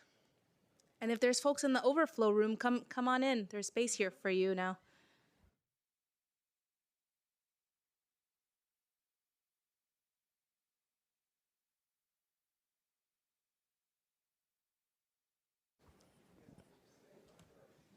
Is there anybody in the overflow room? No. No.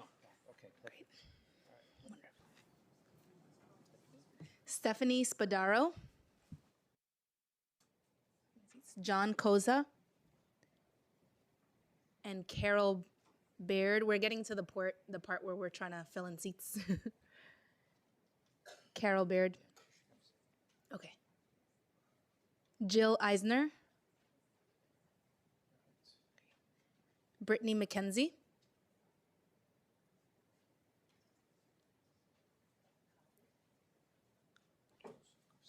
Joseph Garcia. Excellent. Okay, and whoever is ready can begin. Oh, you're gonna have to fight to the finish. Oh, just kidding. Just kidding. Bring her back. We called her first. Who can I start? What's your name, ma'am? Okay, I'm sorry, Joseph. You're after Brittany. I didn't see her stand up, so you have to switch. Sorry about that. But you're up next, Joseph. You're up next. Yeah, sorry, I didn't see her stand up when I called her name. Next panel. Yeah. Sorry about that. No, I mean, if you're still here, you're the diehard crew. Okay, whoever's ready may begin. Good afternoon. My name is Melissa Markshee, and I'm here to express my opposition to intros 407, 438, and 1120. While it would be disingenuous to say discrimination in housing in New York City doesn't exist, and the reasoning behind these bills is well-intentioned, it's equally disingenuous to paint all co-ops with a wide brush and not fully consider the financial ramifications to current co-op shareholders when our city is experiencing an affordability crisis. For the last 19 years, I've served as a board member and currently serve as the board secretary of a modest 26-unit co-op on the Upper West Side. In that time, we have never once been unresponsive to an application, and we have rejected exactly one applicant upon learning in their interview that they intended to use their apartment as a short-term rental, which our bylaws prohibited.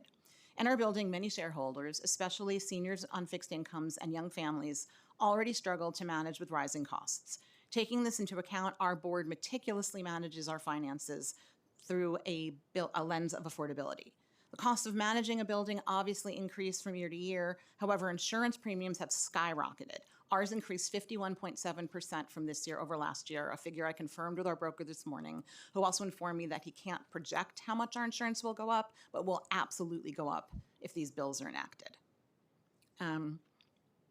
These bills will only add to the burden of maintenance by increasing insurance costs even further, and create further strain of affordability for our residents who are not wealthy. The proposed requirements would expose co-op corporations to frivolous lawsuits while also significantly raising the shared legal expenses that every shareholder would bear.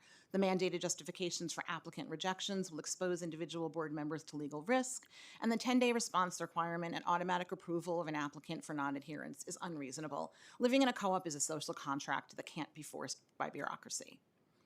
All of these create onerous expectations on volunteer board members who have families, jobs, and responsibilities. We already act efficiently and responsibility because our community expects it, not because of penalties. Thank you. Did you conclude? I did not conclude, but that's okay. Do you want to conclude? I would just say that in conclusion, proposals 407, 438, and 1120, while well-intended, duplicate existing fiduciary obligations and add unnecessary costs for co-op residents, many who live on fixed incomes.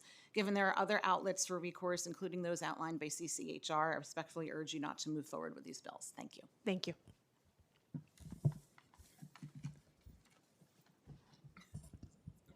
Okay, let me do this way. Okay. Hi, my name is Mitchell Levine, and thank you, by the way. And I have to commend the City Council. This hearing has been extraordinary, really. The amount of information, the civility. I think if all government operated the way you were operating now, we'd have a far better society.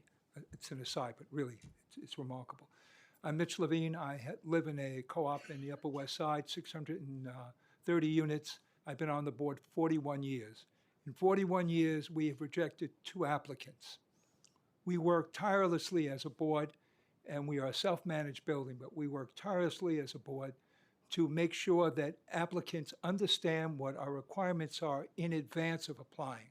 We don't want anybody to be rejected, but we do have requirements that ensure the fiscal stability of our building, and also that the person that's coming in understands that they're moving into a community, not to a single family home. A lot of people don't understand what a cooperative is, and it's important that when we do this, that they understand that, and that's what their responsibility to the entire community is.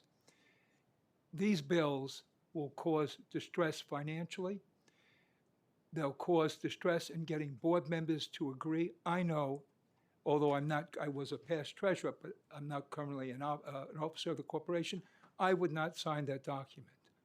Anything that says I'm responsible for ensuring that no discrimination took place under penalty of perjury, a criminal offense, is something I could not even abide by. And I can't speak to what my other 9 members would do. I mean, we assume that we are operating in good conscience and we explore everything that goes on. There's no application that does not get full consideration by 9 members, right? As well as our managing agent who tells us when we're coursing into an area that's not appropriate. I will oppose it, but I will say, if I may continue, I think the missing part of this is education. I think that what goes in the application is of critical importance, and every board should be required to have a list of requirements to go into the house. Unequivocally, they should spell out the timeline. We tell our applicants that they have 2 weeks to apply. We have 2 weeks to get the application to the board, and then according to the cycle that we have in terms of when we're meeting, it could be any place from 15 days to 45 days in addition to that. However, when we actually interview the applicant, we say to them all the things that they're responsible for. If there's a question about the finances, it could take as much as an additional 15 to 30 days to get the documentation that we need. Our objective is to accept every single applicant that comes to our building. And we tell our brokers to make certain that they share with their client exactly what our requirements are. I think that the overall intent is fine, but the mechanism that you're using, the penalties, the timelines, I don't think it works, and I think it's going to burden co-ops and it's going to change the way we function. I know certainly it would in ours. Thank you. That's very helpful feedback. Thank you. Does this work? Okay. Hi, thank you for giving us the opportunity to testify. My name is Carol Baird, and I'm a retired children's dance teacher who bought a co-op apartment in 1993 at 645 West End Avenue that has 73 apartments, and I just recently joined the board. And I've seen that the co-op is kind of a microcosm of a city democracy with much shorter term limits. And it's difficult when a larger government entity passes laws that may sound important but have a detrimental effect on the smaller entities that have to comply with them. And since my building was converted to co-op apartments in 1984, real estate taxes have risen 3,400%. Insurance costs, often due to legislation passed by the city, have risen 3,380% during that same time. Inflation during that time was 204%. So the city coffers have certainly benefited from co-op owners. And a key word that gets bandied about is affordability, but the council wants to pass legislation that puts a bigger compliance burden on co-ops without a discernible thing. And I, as everyone else, worries about frivolous lawsuits. I'm worried about being a board member now. I actually called Jumane Williams' office over a week ago to ask what the reason was behind the proposed legislation. No one got back to me. So I also emailed. I got no response. So I called the New York City Commission on Human Rights and asked them what recourse was available after being rejected by a New York City co-op board, not for financial reasons, but for discriminatory reasons. They were very helpful. They gave me all kinds of information on how to file a complaint and also referred me to 2 other city agencies that could help me. It is also my understanding that the last time that similar legislation came up in New York City, the Commission on Human Rights testified that there was no real basis, which I kind of heard today when I heard they had 10 cases over 10 years. Can I conclude? Please. Okay, so I urge the council not to pass legislation that makes it more expensive and onerous to live in a co-op apartment in New York City. There are already regulations in place to combat discrimination. It seems like what we need more of is outreach and oversight on the legislation that exists rather than additional legislation. Thank you.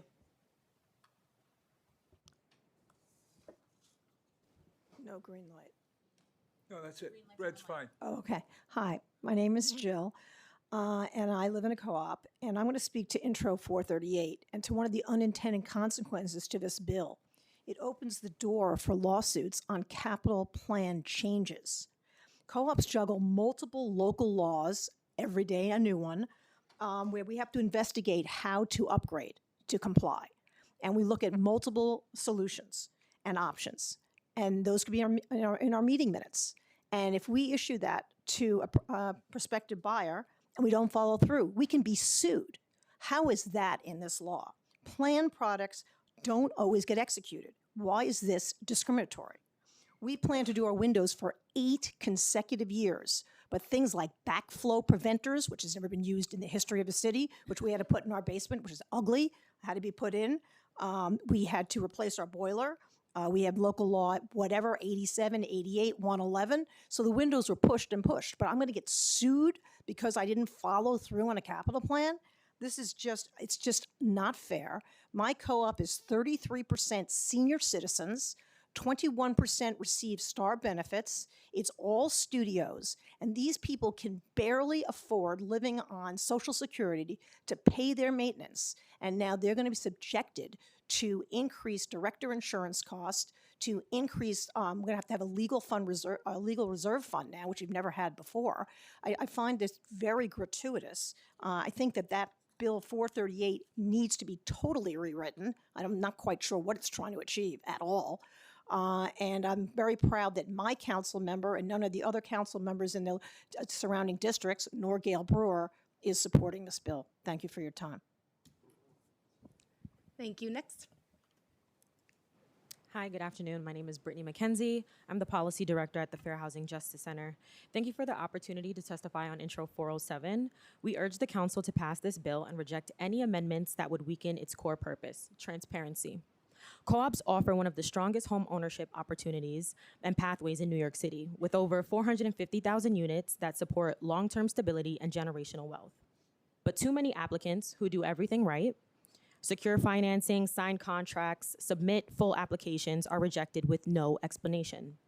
This secrecy creates an environment where discrimination, intentional or not, is unchecked, can thrive unchecked. The harms are very clear. First, secrecy shields decision makers from accountability. Second, it makes enforcing fair housing protections extremely difficult.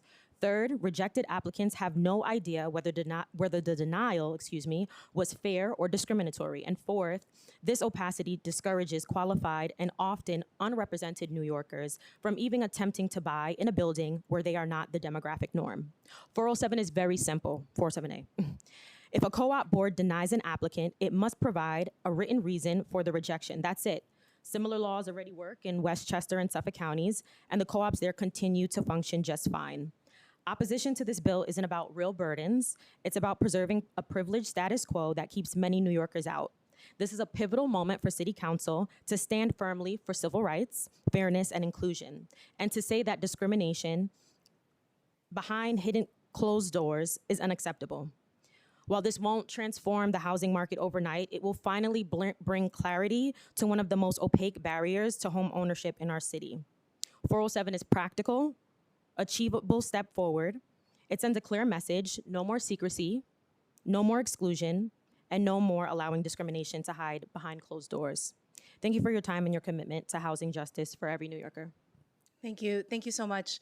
And I just want to make a general statement because you guys are the diehards. If you're still here, you really mean it, right? So thank you. But again, arguments, I hear a lot of arguments that my co-op or we don't do this, which isn't compelling to me. I won't speak on behalf of other council members, isn't compelling to me on behalf of the bad actors that do exist. So I just want to call that out because a lot of good information is being shared and a lot of valid, I mean, all the concerns are valid, but valid concerns are being shared that we can use to tailor anything that does move forward. I don't know what will move forward. I'm not the speaker. But I just want to, highlight that specific concern.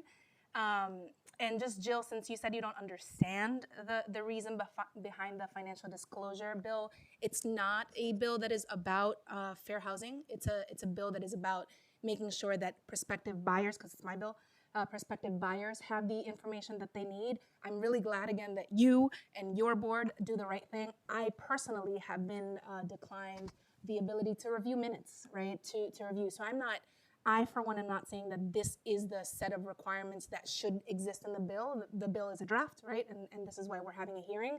But even though you and individuals here don't hold back information from prospective buyers, it's a real big problem when somebody's making the biggest financial decision of their life up to that point that they don't have information. So again, welcome feedback, but this bill is crap. That doesn't help, right? I need constructive feedback from you all so that we can get to the right part of this version of this bill. Yes, we'll go 1, 2, and 3. So the part that I didn't get to cover is that I don't remember her name, but the woman representing CCHR made a valid point that there really isn't enough data to justify many of the provisions in all three bills, and we're giving you data by saying we've rejected one person, we've rejected 5 people, we've rejected. So I don't think that necessarily it's anecdotal when it is actually valuable data when you have enough people testifying to the fact that this is not happening in their buildings. And you would not be giving us that data if we didn't have this hearing. Right, no, absolutely. But my question then also is, what data are you relying on? Because it seems like many people, particularly Councilmember Dinowitz, basically said there isn't data to support it. And it would make sense to me that a bill would be crafted based on data, not to collect data. Well, these aren't all my bills, I know. but I said at the hearing 2 weeks ago, where we were similarly still here at 6 p.m. It's 3 p.m., y'all. It's early. But when we were listening to testimony around the short-term rental bills, that I am completely against those pieces of legislation, but I don't shut down debate, right? I think democracy thrives when you're able to express what you believe and what is your data and all of that. So I do believe that there is a problem here. We know it anecdotally, but broadly anecdotally. And so your information, the information that we heard from the different associations of realtors really help us to start to understand. And maybe the bills, go in the direction of helping us collect better information than what we have today, or maybe we have debate now that allows us to collect more. But really, that's what this hearing is about. For you all who are the most dedicated, it's about collecting information from you all about where we can go if we go anywhere from here. Please. If I may, the issue that you had brought up specifically about information, the Attorney General's office, which does not broadcast what it really is intended to do relating to regulating co-ops and condos, but really has a voice in that. And I think the lack of information and education, once again, is what's prominent in this. If you had that information and you called the AG and you told them you couldn't get the information that you requested, then they would initiate an action to ensure that your board provided you with whatever is required under the law. There are laws that currently exist, and you're right. They don't have necessarily the teeth, but even those that do have the teeth, the reason why that there's no application of it is because the people remain uneducated. And I'm a former teacher, so education is the way I believe movements are made. People have to understand what their rights are. They have to understand how they can avail themselves of those kinds of rights. And I think that that's what the responsibility of the council is in terms of insisting, because you represent the city government. The city government should be providing this information on a much broader scale. We as board members are required to take courses and sign off that we understand what discrimination is. We understand what sexual harassment is. The same thing should be true of all board members, by the way, to accomplish the same goals that you want to accomplish. Then every single board member will be required to take it and sign off on it and say that they understood now what the law is, and they will be held accountable. So there is a way of doing it without being so onerous that we are all testifying because we're concerned about our way of living in our co-ops. This is not about an issue of anything other than we are inclusive, by and large. Maybe 95% of the people are inclusive in the way they consider everything. There are always bad actors. There are people that pass red lights. There are people that drive drunk. I mean, that's just simply the human condition, and this is where we are.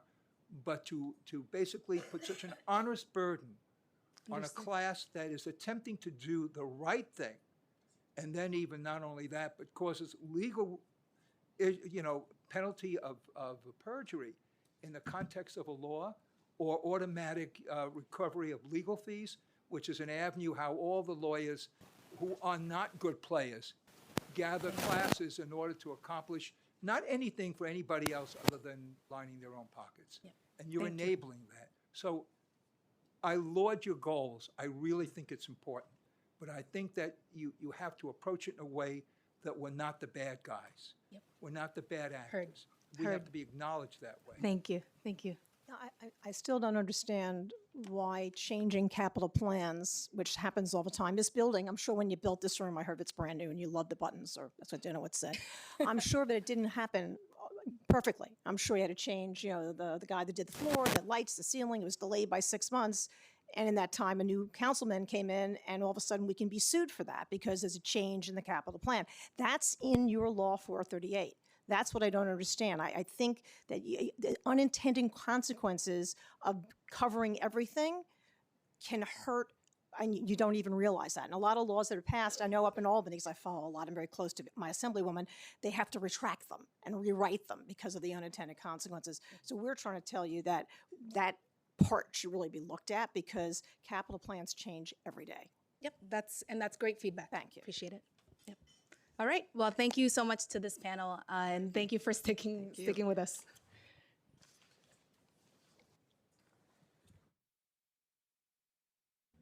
Joseph Garcia, still here? Yeah. Corinne Arnold, David Fitzbury, Matt McClanahan, and Jordan Barowitz.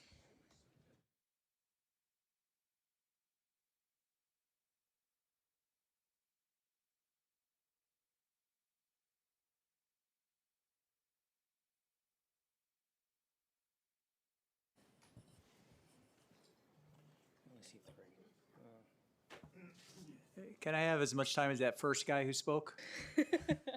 I will allow you to conclude when your time is up. Just want to call a couple more names. Mestawet and Dialalu, Clifford Dupree. Seeing no one rushing to stand. Jerry Moore Murray. Yvonne Pena.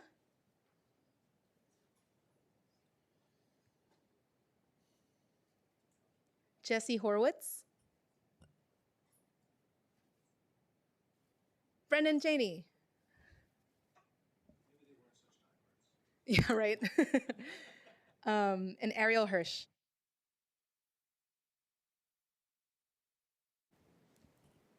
Julian Parker. Oh, Ariel. Yes, Ariel's here. No, not Julian. If Julian is here, not yet. Okay. Next one.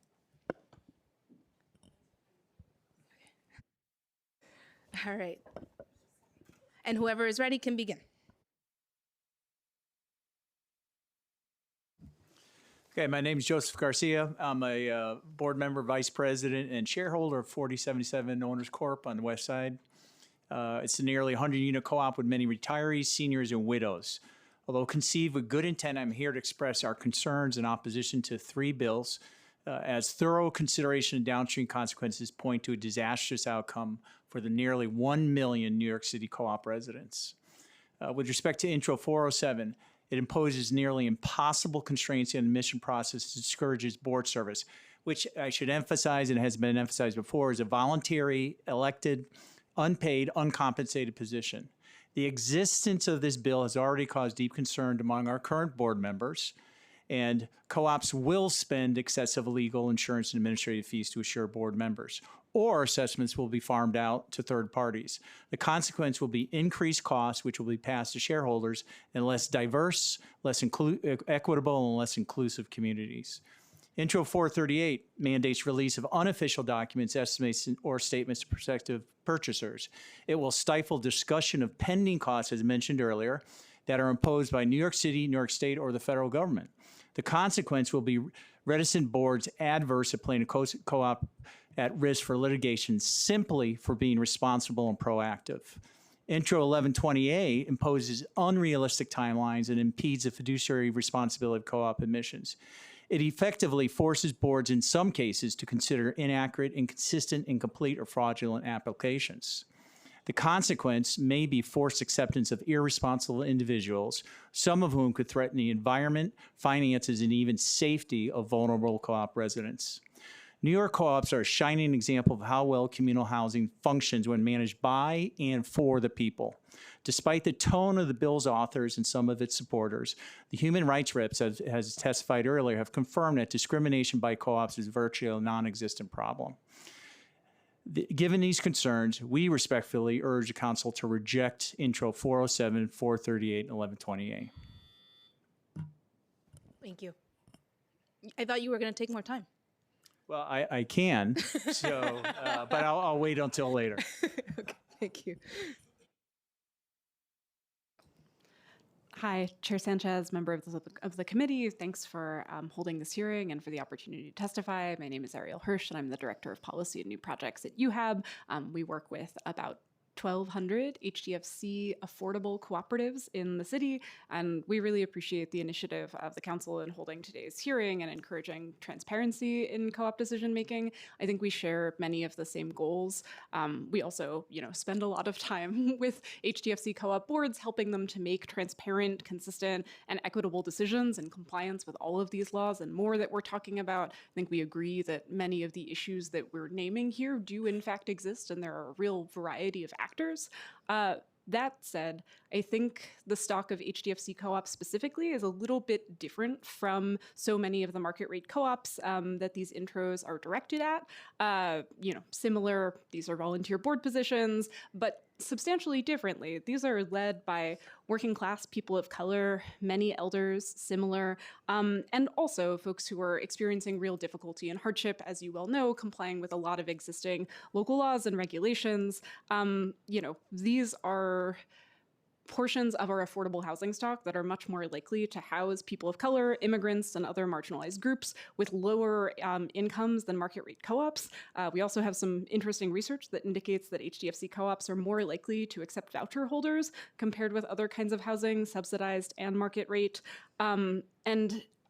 This slightly different pool of housing, I think, really, in this case, deserves some differential treatment here. And we would recommend that HDFC co-ops be carved out of Intro 407, Intro 438, and Intro 1120. I will submit more testimony with further details, but I think the sort of compliance differences here include that we have HPD, sorry, may I continue? We have HPD oversight and a regulatory agency that is tasked with specifically overseeing the operations of HDFC co-ops, both ones that have regulatory restrictions with the city that are active, which I see are already carved out in many pieces of the legislation, in addition to those that are not. We also have a large sort of financial and regulatory cliff coming up in 2029 with the expiration of the damp tax cap, which over 80% of HDFC co-ops receive, and that is a real moment to bring HDFC co-ops back into larger regulatory compliance in close coordination with the agency and stakeholders. And I think that there are many ways to achieve those aims for this specific population on that sort of timeline, with this larger focus on regulatory sort of restrictions, tax abatement, carrot stick, all of those kinds of things together, and would really like to talk more with the council about achieving those goals for this specific population within that framework. Thank you. Thanks for the time, always. Thank you, Ariel. Good afternoon. My name is David Fitzhenry. I'm a real estate attorney. I am a member of the City and State Bar's Co-op Condo Committee. I'm the current chair of the City Bar's Co-op and Condo Committee. I'm an adjunct professor teaching a course on co-ops and condominiums at law school. I'm appearing today not in any of those capacities, but only because to echo the concerns that I've been hearing throughout the community and with respect to my clients. My firm currently represents approximately 150 co-op and condo buildings across the New York area. I think the intentions of these bills are noble. They're in the interest of justice. They fight discrimination, but unfortunately, it's not necessary. It's not necessary because there are already avenues for recourse at the city, state, even the federal level. That being said, even if it was unnecessary, I might be able to support it if it caused no harm. Unfortunately, it does cause harm. And it's multiple ways that it causes harm. One, we've already discussed today. This will result in significant increased costs for all co-ops across New York. It will have increased insurance premiums. It will have increased legal fees. And it will also have increased management fees, administrative fees. That's undeniable. It will also have a chilling effect on the spirit of volunteerism that every co-op relies upon. As far as the purpose of 407A is to deter bad actors. Bad actors will not be deterred by this bill. If they are willing to break the law and discriminate anyway, They are not going to be deterred by signing a sworn statement, lying about the reasons for rejections. Currently, most applications, may I finish? Yes, please. Most applications have an interview process as well. And those board members have the ability to reject someone based upon an interview that they did not like. They didn't like the cut of someone's jib. They didn't like what they wore. They didn't like their attitude. All of these things are legal, permissible reasons. These things will be used as a pretext by bad actors to simply deny people. This bill does not accomplish what it is designed to accomplish. Passing this bill will only result in increased cost and less affordable housing, which has been a recurring theme throughout the day, that affordability is the biggest issue the city is facing in terms of housing right now. Thank you. Thank you. Good afternoon. My name is Brendan Cheney. I'm Director of Policy and Operations at the New York Housing Conference. Thank you for the opportunity to testify. New York Housing Conference strongly supports Intro 407. The legislation uses a common sense approach to help prevent discrimination in co-op sales. There are reports of discrimination in co-op sales, and co-op boards should not continue to be allowed to operate in secrecy and perpetuate housing discrimination. By simply requiring transparency in the reasons for blocking a sale, co-ops will be less able to quietly discriminate and deny people the opportunity to buy into a building and enter home ownership. We have made recent strides fighting against discrimination in housing. We successfully fought for a state ban on source of income discrimination against renters. We fought for equitable production of affordable housing with our New York City Housing Tracker, and the City Council passed the Fair Housing Framework and City of Yes. It is time to level the playing field and fight discrimination on entry into homeownership. We strongly support this legislation and urge the committee and the council to pass this legislation before the end of the session. Thank you for the opportunity to testify and happy to answer any questions. Thank you, Brendan.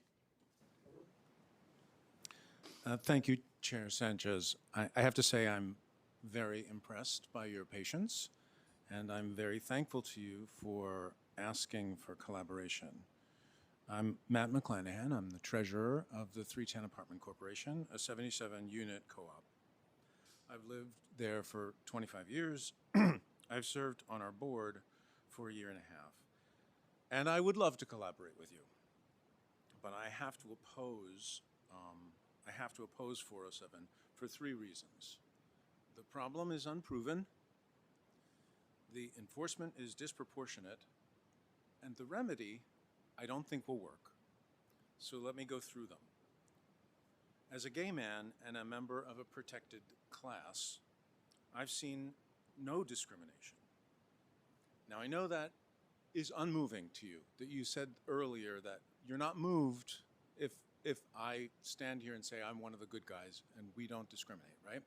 But what I see today in the hearing, I just have to push back, because the earlier comments from people on the council, from people on the committee, were kind of like, everybody knows there's a problem here. Everybody. And I always have to answer that with, really, everybody? Buddhist monks in Tibet know there's a problem? Because you know, like, I'm part of everybody, and I don't know there's a problem, right? I understand your concern about the opacity. The city has done no serious investigation. There's been no statistical analysis. We saw today there's no data collection. There's not a lot of evidence of discrimination. There's not a lot of evidence of systemic discrimination, right?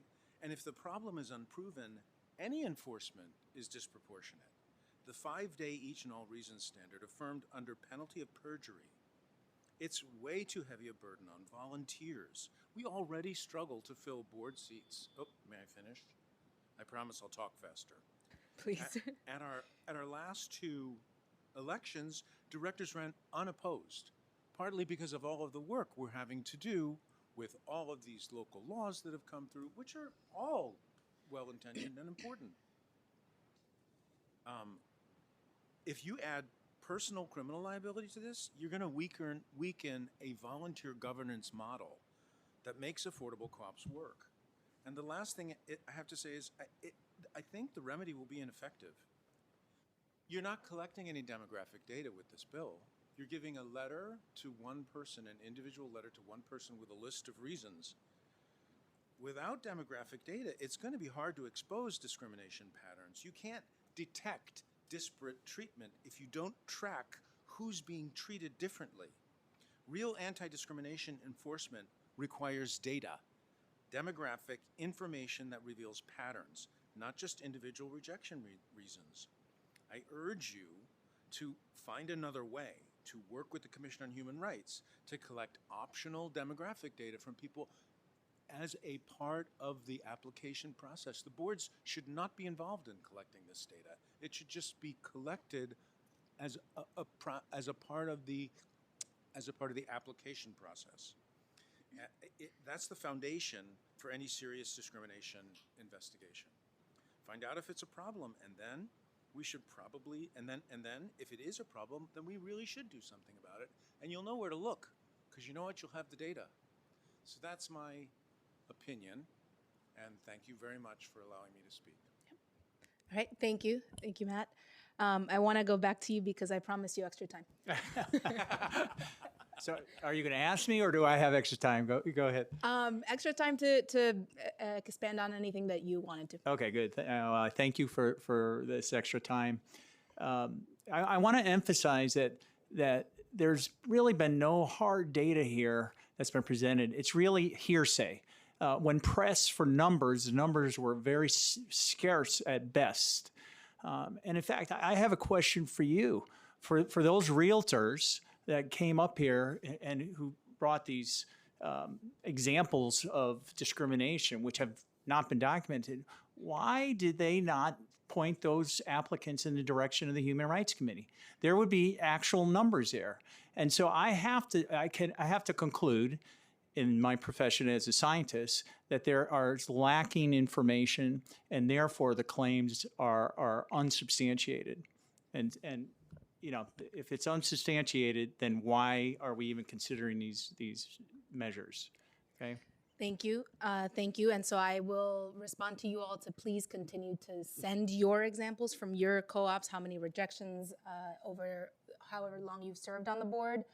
Have you personally witnessed, and what reasons, if you want to share that with us?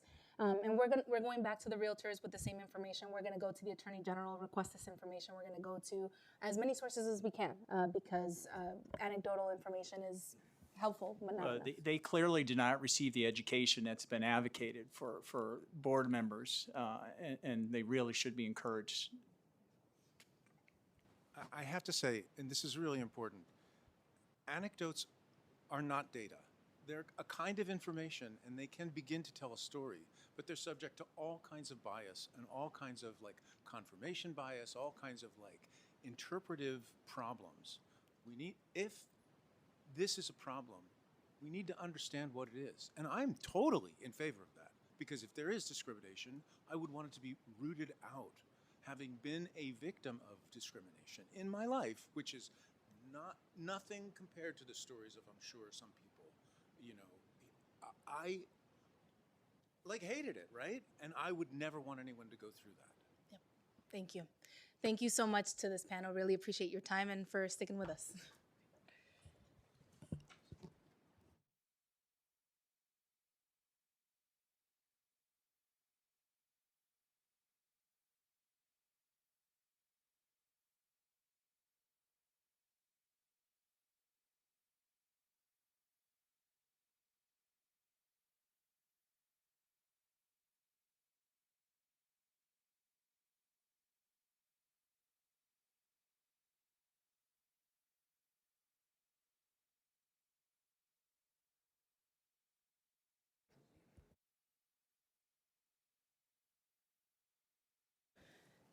Julian Parker, Eric Blaha, Tabitha Ward, Lucy West. Let's see how many seats. Logan Fairs,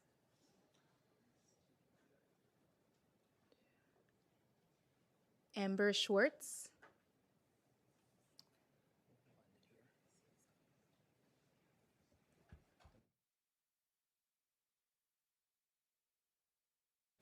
okay, and whoever's ready can begin.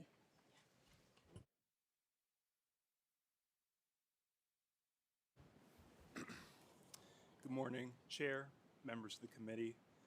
My name is Julian Parker. I'm the founder of Solid Ground and a Robin Hood Foundation Blue Ridge Labs Founders Fellow. solid ground, our focus is on converting underused office space into deeply affordable shared housing for New York's essential workers. These are our teachers, childcare providers, nurses, and social workers, the people who keep the city running. I'm sure you understand the severity of the housing crisis, so I won't go into the data there.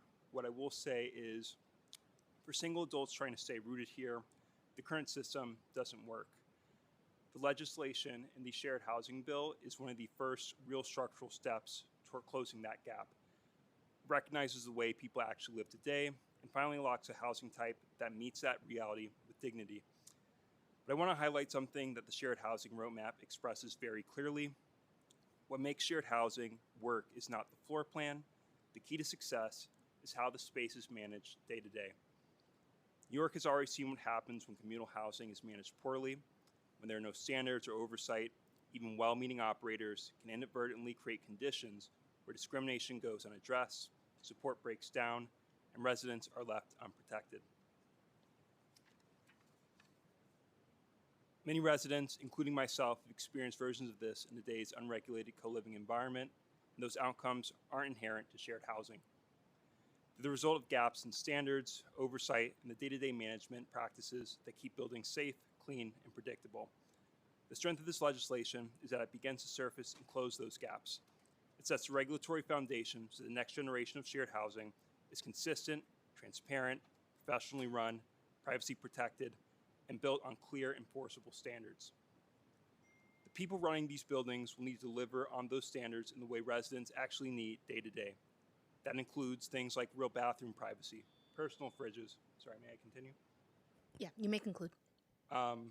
Personal fridges and pantries and predictable mail access for long-term stability. They must manage these homes with the discipline and efficiency that ensures public dollars go further, not forever. And at the end of the day, the point is to create homes that actually support the people, keep the city running. Homes where stability, dignity, and opportunity are the norm, not on just day one, but year after year. This work is not in isolation. We're prepared to help convene or join any working groups of operators, tenant advocates, labor partners, and building owners to support the alignment of this new category. Our priority is making sure that this works in practice. To support that work, I've also developed some recommendations on operator standards, conversion pathways, and long-term affordability. I'm happy to share that with the committee as well as HPD as the framework moves into implementation. This is going to finally give essential workers affordable, high-quality options built to the New York standard, a standard that once again positions this city as a leader in solving one of the defining housing challenges of our time. The Shared Housing Bill provides a foundation for that ecosystem to emerge responsibly. It's a necessary and timely step, and I strongly support its passage. Thank you for your time. Thank you so much. Good afternoon. My name is Tabitha Ward, and I would like to offer some solutions to allow New Yorkers to participate in affordable housing. One of the solutions will include the repairs of affordable housing is to allow all tenants or all renters, to include those who are receiving housing vouchers or rental assistance, to hire outside contractors to come in and make repairs and or replacements for major appliances if and when the landlords do not respond to the work orders in a specified period of time. These outside contractors could be required to adhere to a specific list of qualifications. The tenants would then pay the rent minus the cost of the repairs and provide the original receipt to the landlord in explanation for the unpaid rent amounts. For large and extensive building-wide repairs, the city should withhold, not just suspend, but withhold any and all federal, state, and city fundings to allow the fundings to pay for the repairs, and instead of sending the bill to the landlord, send them the receipts. Just because you send a bill to a landlord doesn't mean he's going to pay it. However, you should send the receipts. To allow all interested landlords to participate in the city's affordability housing crisis by allowing prospective tenants to receipt their way into affordable and rent-stabilized housing. The landlord should allow the prospective tenants to hire outside contractors to come in and pay for the move-in preparations, the repairs, the cleanups, any major appliance replacements, and bringing the apartment units up to code, and other responsibilities that are necessary to move in and live in the approximately 50,000 apartment units that are unrented throughout New York City. The prospective tenants can then pay to have the apartments made available and to move in and provide the original receipts to the landlords. May I conclude? Thank you. To provide the original receipts to the landlords. And the aforementioned will address slumlords, unrepaired work orders, unsafe living conditions, apartment units not being up to code, and it will address the aforementioned that will remedy large building-wide repairs and address the affordable housing crisis that we're dealing with in New York City. Thank you. Thank you, Chair Sanchez, for the opportunity to testify in favor of bills being presented today. My name is Logan Ferris. I'm the political director at Open New York, an independent grassroots pro-housing nonprofit working to solve New York's housing crisis. New York is in the midst of a deepening housing crisis, as you know. More than half of renter households are now rent burdened, paying over 30% of their income on housing. And for the most vulnerable New Yorkers, this shortage is not just a financial strain. For many, it means displacement, tenant harassment, and homelessness.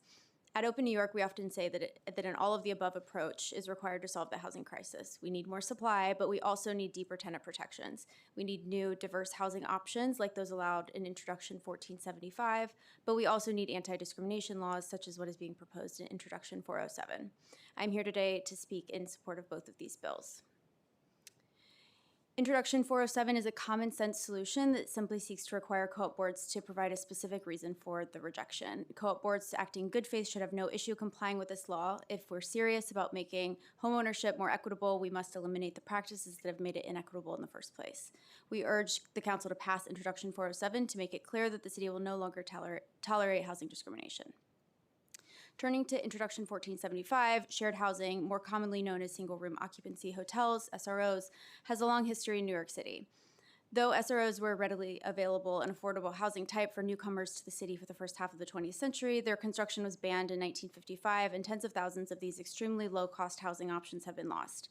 We applaud the work that Councilmember Bottcher and HPD are doing to bring back this inexpensive housing option in the midst of a historic housing crisis. While we support the intent of the legislation, we're concerned that some of the requirements outlined in the bill could increase the cost of construction and make their design less feasible, leading to higher rents on units that should be the most affordable option. We look forward to further conversations with the Council and HPD to ensure the bill will encourage as many affordable new homes as possible. We'd also like to express our support for Introductions 438 and Introduction 1120. Thank you for the opportunity. Great. Excellent. Thank you so much to this panel. Appreciate you.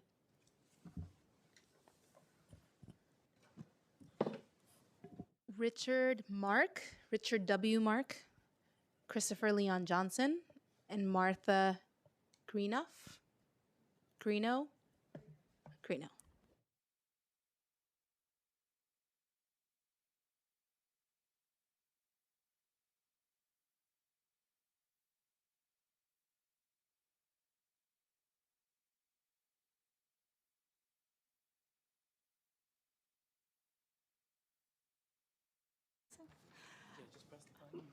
Martha Greeno, I'm the president of a 50-unit co-op, Upper West Side. I've been on the board 25 years. So many people have talked about the admissions. Let me talk briefly about your bill. And I absolutely agree that someone entering the biggest financial decision of their life needs accurate information. Here's the problem. Rand, big New York engineering firm, said our facade project would cost $900,000. 3 years later, it was $4 million. If I am on the hook to somebody who bought in the interim for misleading them, for making the biggest decision in their life, I quit. I cannot afford to continue to be board president. I can't afford to serve on the board. It's too much risk for me. So capital plans, as someone said earlier, are highly variable. It's New York, stuff happens. And the Landmarks Commission, God save us, happens. So annual reports, no problem. Minutes, no problem. Capital plans, not feasible. Let me talk briefly about the admissions. As someone said earlier, nuance and flexibility is really useful. And as the original guy on the screen said, if we are required to be consistent, it's much harder to give people slack. Examples. Before gay marriage was legal, we had a couple who wanted to buy, but in a trust because gay marriage wasn't legal. We don't allow trusts. For them, we did. One African American, one. And they've been wonderful tenants for the last however many years. Another gay couple, guy inherited from his partner after he died of AIDS, who he had nursed him through. His finances were not within our parameters, not even close. We made it work. Third example, current. Young couple got in a graduate program, wanted to be able to swap with another couple so that they lived in the new place during the school year, and another couple who was going to school nearby, near Columbia, they just switch. Not normally acceptable. For them, we made it work. Young couple, they really wanted to keep the apartment. If we can do nuance like that, great. But if we have to be consistent, one, we're going to up our standards. We're going to require more down payment. We're going to require higher financial requirements so that we are not taking on risk, and we will not be able to create individual flexibility that reflects people's situations. So thank you, and thank you for a really impressive hearing.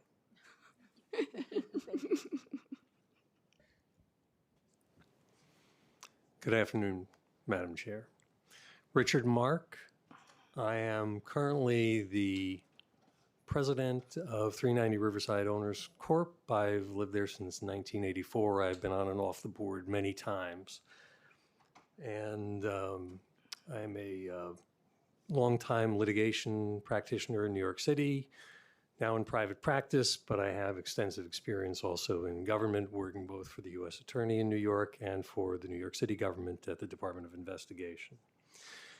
I come to speak against 407, 438, and 1120. In particular, for 407 and 1120, I would reiterate the issue of cost that is imposed and the inappropriateness of the remedies. Costs are not just financial, costs are to board recruitment. I have heard already from people, it's hard enough to recruit for the board in this building. The reason I've been on so many times and that certain people serve and serve and serve is because they are willing to undergo the stress. And it is incredibly hard to recruit for these boards. To have that additional layer would make it very difficult. The remedy section, the business of signing the proposal that you sign a statement under penalty of perjury, that is an incredibly serious thing to do, and to do it while making a representation about what you know is in someone else's mind that doesn't really fit a good legal construct in my view. So that also is a non-starter, but it will scare people off. It will undoubtedly, I have already heard this, it will undoubtedly increase insurance costs. And it's not as if you can get actual insurance for, discrimination, committing willful discrimination, but you would have coverage for litigation costs. And again, a lot of the purpose behind bringing lawsuits and whatnot is not necessarily to win, but it inflicts tremendous costs, and people will settle because of that, whether they have a good claim or defense or not. And so it will undoubtedly increase insurance costs. Last point I'll make on this, the structure of a co-op and of the way people want to live in a co-op means that boards are incredibly incentivized to approve deals. We want people to be able to transact, to do the transaction, to get a good value, and to have the sale go through. People aren't sitting there in the back room trying to figure out how to deny their neighbor the ability to move out when they want to move out. They want the deal to go through. They want the price to go up. They want that to happen. And so the notion that people sit on these things forever and let them ripen until they rot or something like that is not something that I have seen in my experience and is contrary to the basic financial interests of the co-op. So I don't know that that works. Last point, I agree with the witness to my right. On 438, the business about the capital plans, we had a similar experience with our facade renovation, which happened during the COVID crisis, and the way that the work had to happen drove the cost of that up significantly. And to end up being on the hook for that with the way capital plans go and the way renovations go is just nuts. So unless Thank you you. have further questions. Yeah. No, thank you. We're going to move to our third witness, but I just want to say thank you on that specific point on capital planning, and also the flexibility. The examples you gave are very helpful. So thank you. Yeah, hello. My name is Christopher Leon Johnson. I am here to show support for these items on the ticker.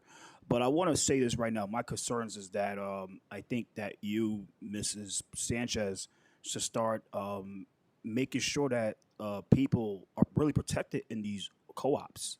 Because there's certain co-ops that are not safe. I used to work in UHAB. I used to work as a security guard for UHAB a couple weeks. And I will tell you that, like in Harlem, that it's a war zone over there. It's a big war zone.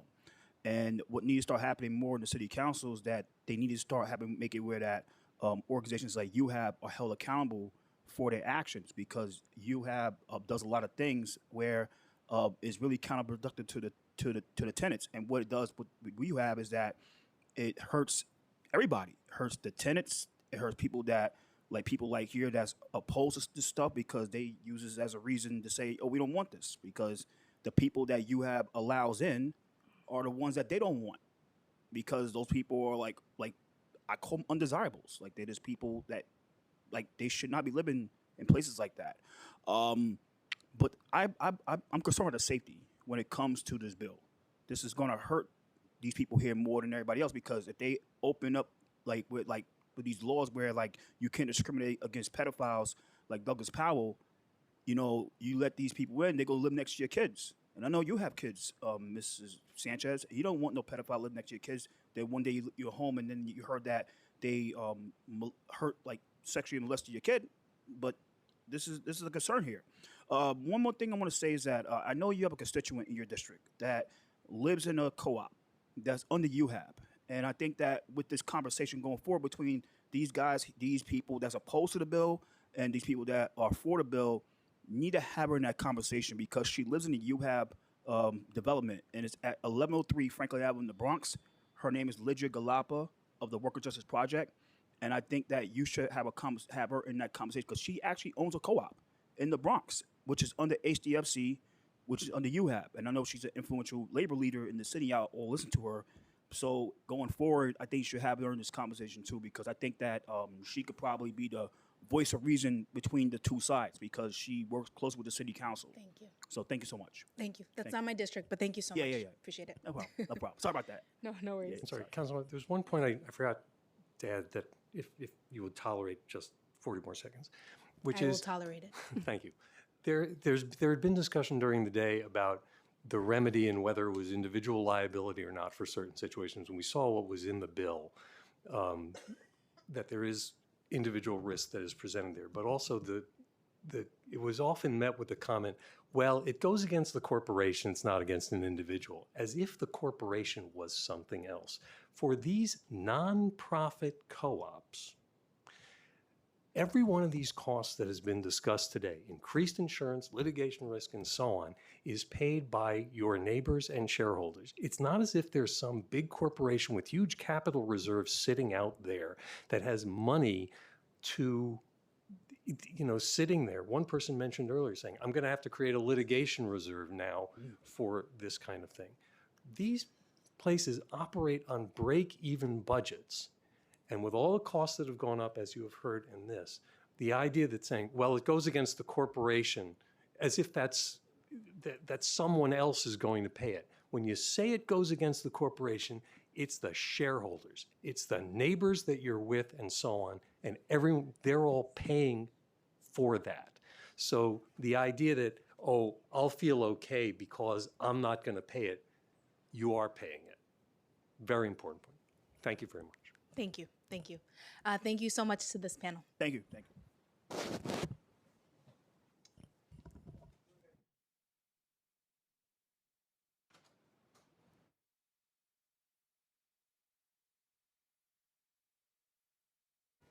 All right. I am pleased to announce that we are now moving to remote testimony. You thought it was over? No, it's not. We will now turn to remote testimony. Once your name is called, a member of our staff will unmute you, and the sergeant at arms will give you the go-ahead to begin. Please wait for the sergeant to announce that you may begin before delivering your testimony.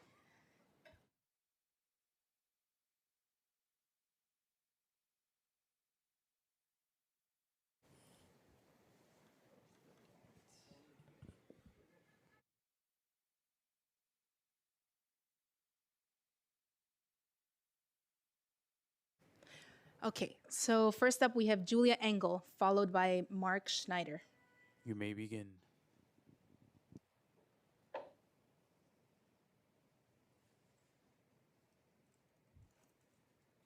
Hi there. My name is Julia Engel, and I'm the president of the Association of Riverdale Co-ops and Condos, which includes up to 130 co-op and condo member buildings in the Bronx, mostly within the 11th and 14th district. Thank you, Councilwoman. And as a co-op board member myself, thank you for the opportunity to testify in opposition of these three proposals. I will focus on 407 because of time constraints. As a co-op board member, as we all know, right, as a volunteer position, we've heard that several times, of the over 1,300 apartments which make up just my personal co-op, only 10 shareholders make up my co-op board. We should have 13, and again, that's less of 1% of all apartments. It is increasingly difficult to find volunteers for co-op boards as it is, and adding a requirement of a 5-day turnaround for a signed affidavit submitted under penalty of perjury would frankly probably cause me personally to resign as a board member. It was said that the law is not being proposed to attack boards or individual board members, and while I understand that, it's no more risky than already exists. This is false. I'm sorry to say that. But I, for example, am a licensed lawyer. So submitting an affidavit under penalty of perjury for an unpaid volunteer position, regardless of what it says or why it's being put in place, could frankly jeopardize my law license and my entire livelihood. And this would absolutely deter shareholders who are currently in the workforce or with young children to be on co-op boards. Co-op board members are an elected body. There are laws protecting elected officials. At a minimum, there should not be laws jeopardizing the livelihood of a co-op board member volunteer. It was stated earlier that the board could submit its minutes as a path forward. Unfortunately, prospective shareholder approvals are generally not required by law or co-op bylaws to be placed in the meeting of any minutes. Folks should be a little bit careful when they're submitting testimony like that, because it's just not true, unfortunately. Further, it's likely the managing agent who is making these determinations in the name of the co-op board. Why is the obligation not being placed on them as the paid representation of the co-op? The realtors are also being paid, and those who spoke today are supportive of the legislation. Why are they not implicated in the process? Or the lawyers, or the banks, or everyone together, et cetera? Why are the Time has unpaid expired. volunteers? Thank you for your testimony. Thank you. Thank you so much, Julia. Is there any other title that you wanted to mention that potentially should be named in any legislation we consider moving forward, aside from realtors and managing agent? Yeah, the lawyers, the banks, or everyone together, frankly. Why, I understand, why this is being put in place. It's a team effort to get these approvals through, right? And each one causes delay, right? That's uncontrollable by a board member. Why isn't it taken together? Why is it the unpaid volunteers and frankly, the shareholder homeowners who are the focus of this law? Why isn't everybody the focus? Thank you. And does the idea that, or the concept that clocks start ticking after a complete complete application is received by the board, does that help with that concern that the realtors and others are causes of delays? That's a great question. Received by the board is what I want to take issue with. It is not received by the board. It is received by the managing agent to process, right? And so again, there are, many, many steps in this process, right? Goes to the managing agent, then possibly it goes to the board, right? Doesn't necessarily go to the board. A lot of times it's the managing agent who will automatically reject because they didn't meet the debt to income ratio or something like that. So again, to focus on the board has received is unfortunately just not accurate. But I'd be happy to discuss more about what the process is and how many people have their hands, right, and their fingers in the pie, so to speak, because I really think that is the downturn, right? And in terms of timing, whether we talk about 5 days or 45 days, it doesn't necessarily matter. I understand 45 days seems extraordinarily generous, but I think the issue is that it's just so many different links, right, in the chain of needing to get it to an approval. So it's not always the board, right, that's just kind of sitting on things. Maybe something gets stuck under the managing agent's desk and it just, gets misplaced, and that should not happen, frankly, right, because they're being paid to do a job, and this is the job they're being paid to do. But I guess my point is it really should not fall to the volunteer members of the co-op boards. Got it. Okay. Well, thank you, Julia, for taking the time to listen in today and participating. Appreciate your time. Thank you so much. Next is Mark Schneider, followed by Miranda DeNovo. Good afternoon, Chair, members of the council. My name is Mark Schneider. I'm the CEO and managing partner of Schneider Buchel LLP. I also serve on both the New York City Bar Association's Cooperative and Condominium Law Committee, and I am one of the co-chairs of the New York State Bar Association's Condominiums and Cooperatives Committee.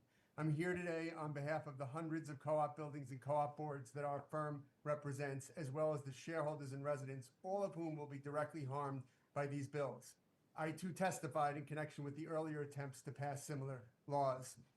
It is important to note New York City co-ops are not for-profit landlords. They are self-governing communities where their shareholder residents collectively fund every expense, from the co-op's underlying mortgage to the electricity and heating bills for the building. When an applicant is approved, the existing residents are quite literally taking on a financial partner. When an applicant becomes a shareholder and then fails to pay monthly maintenance, every other shareholder must shoulder that burden. And that is why co-op boards, acting under fiduciary duty, must have authority to evaluate whether a prospective purchaser can meet the building's financial obligations. The reality is this: the overwhelming majority of applicants are approved, and you've heard that today. The small percentage denied are almost always due to a financial risk, not discriminatory reasons. If you look at the discrimination claims brought against co-op boards, they're almost never related to a purchase application, and you heard some support for that today. They're typically centered around other issues involving existing shareholders. The simple fact is the legislation before you does not reflect the reality. Let's look at the first one, the 407. This bill would force volunteer board members who are volunteers and neighbors, not corporate landlords, to certify detailed reasons for denial under penalty of perjury within 5 days and to expose them to statutory damages and nearly guaranteed litigation. We heard about the legal fees provision. What's that going to invite? Lawyers who are going to say, I'll take that case because there's a likelihood it'll settle. This places volunteers in legal jeopardy simply for fulfilling their fiduciary responsibilities as volunteers. And you heard people today say the time has expired. Okay. Thank you. Thank you so much. Any questions that anybody has? No, but if you could follow up with written testimony, that would be helpful. Can I give you a concluding paragraph? Sure. Thank you. So taken together, these bills assume systematic discrimination or mismanagement where none has been demonstrated. They are overcorrect a perceived, not actual problem, using punitive mandates that will destabilize co-op governance, increase litigation, raise insurance costs, and ultimately harm the very residents they claim to protect. I urge the council to reject the bills. Thank you for your time today. Thank you. Thank you. That's a privilege for people in the room who are hungry and have to use the bathroom like I do. I'm sorry. All right. Next up is Miranda DeNovo, followed by Alexis Foote. Whoa. Hi, I'm so sorry. 1 second. Oh, okay. Hello. Sorry, I've been waiting a long time, so I had to pop out and find my testimony. Hi, my name is Miranda DeNovo. I'm a community organizer in Ridgewood. I'd like to tell you a personal story about living in shared housing and how I became homeless as a direct result. I moved to New York City in 2016 with no family and a serious undiagnosed medical condition, earning just above the poverty line. I've lived in all kinds of quasi-legal shared settings, mostly in and around Bushwick, with a revolving door of women and queer people in similar financial circumstances. In 2020, I was sharing a 2-bedroom apartment on Myrtle Broadway with 2 strangers. When the pandemic hit, both my roommates moved home with their families. I had nowhere else to go, so I stayed. My rent went from being $600 a month on a $40,000 salary to $2,000 a month on a $40,000 salary. If you're familiar with the math of rent burden, that's 60% of my income all of a sudden. I applied for the Emergency Rental Assistance Program, ERAP, but was rejected, and so I left and availed of the only lifeline I had, which was moving in with a friend and her husband. That was stable until it wasn't, when I got in a fight with the husband and he kicked me out. A stranger from social media let me stay with her for 2 months, and then I had to move again. There's a common argument that doubling up with family or friends can be a protection against becoming homeless. But in my experience, it's just another kind of homelessness, one that may keep you out of a shelter, but also keeps you in limbo with zero access to services.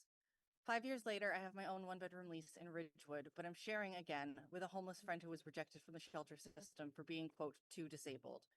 I cannot stress enough that a 350 square foot apartment is not appropriate housing for two people who both have complex medical needs. But more to the point, it's not appropriate housing for anyone. We should not be normalizing the idea of a city in which 30 and 40-year-olds cannot afford to rent their own apartments. At least when I was sharing with strangers, we were able to work out informal deals among ourselves. By contrast, legalizing SROs will fuel gentrification in neighborhoods like Ridgewood and Bushwick by allowing landlords to charge even higher rents than they already do. Creating a system of regulations to legitimate overcrowding is not, as supporters are calling it, quote, a dignified alternative to shelter. Thank you. As someone who has lived in overcrowded Thank you, apartments for Alexis. most Sorry, of my your adult life, with serious your impacts on time my has health, expired, and you can I do submit not feel written dignified. I feel abandoned by the city. testimony. Thank you. You can submit I'm sorry, Miranda. You can submit the rest of your remarks. Thank you. Alexis Foote is next. Good morning. Good afternoon, everybody. Thank you, City Council, for having this hearing. I did write something, but as someone who was an at-risk youth who grew up in foster care, I'm here to advocate for shared housing. And I say that because my mom, Kimberly Queen of Jones, may she rest in peace, she died July 22nd of this year due to depression and the fact that the city does not take care of its most vulnerable. And I say that as someone who is actually in a shelter with my 20-year-old because I'm a domestic violence survivor. The police forcibly arrested me due to allegations of my husband, and families don't want shared living. Shared living is really for single adults, like the woman that spoke before me. Um, Adults like my mom who are older and have mental illness, LGBT from the ages of 18 to 24. But women like me with children who have careers, we need real housing. And this falls on the shoulders of HPD and the Departments of Homeless Services. And I need the city council to hear me. I need the mayor to hear me, the one right now and the one that's coming in. And I need Kathy Hochul to hear me. We need real housing subsidies. Housing subsidies. We need you to cater to housing subsidies. We need housing for mothers like myself. We need more 1515 housing. We need supportive housing, which is what my mother was living in, which is on 162nd, which is owned by L&M. It is supportive housing for those who are formerly homeless and for families with mental illness and families. We need shared housing for people like my mom who need a roommate. When you have shared housing, you don't have to worry about the utilities all on your own. And not only that, but the person that you share your housing with sometimes becomes your accountability partner. And what you have to understand is that when you have somebody coming out of recovery and they don't have Your time's kids, expired. they need. Okay, I'll submit extra testimony, but please support real housing. Thank We you. need more vouchers. Thank you. Thank you. I could not agree with you more. Thank you so much, Alexis. Daniel Arno, followed by Kevin Wolf. You may begin. Yes, thank you, Chair and members of City Council. My name is Daniel Arno, and I'm the Executive Director of Actors Fund Housing Development Corporation. Our mission is to increase access to affordable housing for people in the performing arts and entertainment. I'm pleased to provide this testimony in support of the Shared Housing Bill. Thank you to Council Members Botcher and Ressler for sponsoring legislation that would lower barriers to creating shared housing units in New York City while establishing design and operational requirements for these units. The Shared Housing Roadmap, produced by HPD, takes a thoughtful approach to re-envisioning the SRO model that can fill a gap in the market while increasing tenant protections for renters. Shared housing can even increase social connectivity and combat social isolation for vulnerable populations. We know this firsthand as an owner-operator of shared housing. the benefits and challenges of this important housing model. The Dorothy Ross Freeman Residence is an affordable and supportive shared housing residence, including 178 units on West 57th in Manhattan. We provide on-site social services. Apartments at the Freeman are mostly 2 and 3 bedrooms. In shared suites, each tenant has their own rent-stabilized lease, individual bedroom, and shares a living room and kitchen with 1 or 2 other people. Some apartments have shared bathrooms, others have private baths. Since opening in 1996, the Freedman has been a unique community asset and provides community and services for individuals who may be isolated or vulnerable in traditional housing. Shared housing also creates unique challenges, especially around roommate conflict. We have created a robust tenant handbook with info and resources, including a guide for living with a roommate guidelines, and conflict management. It's critical to have a strong on-site property management and social service team to successfully execute a shared housing program. With good legislation like Intro 1457, Time is expired. Financial tools, last line, and guidance to align building operations and management policies, we can reinvent shared housing to serve future generations. We're happy to support this bill. Thank you. Thank you. Thank you so much, Daniel. We're going to have Kevin Wolf, followed by Rachel Bradshaw. Maybe Good again. afternoon. Good afternoon, and thank you, Chair Sanchez, for the opportunity to testify. My name is Kevin Wolf, and I'm the Deputy Director of Advocacy and Public Affairs at the Center for New York City Neighborhoods, which is one of the largest homeowner service organizations in New York City. We support both Intro 407 and Intro 1120A. Together, we believe these bills will increase transparency, accountability, and fairness in the co-op market, which is especially critical for Black and Brown home buyers who face ongoing and historic discrimination. The center has a Black homeownership project that works to promote and protect affordable homeownership for Black families in New York City. BHP provides services such as estate planning and landlord-tenant mediation to help Black homeowners maintain their homes and build generational wealth.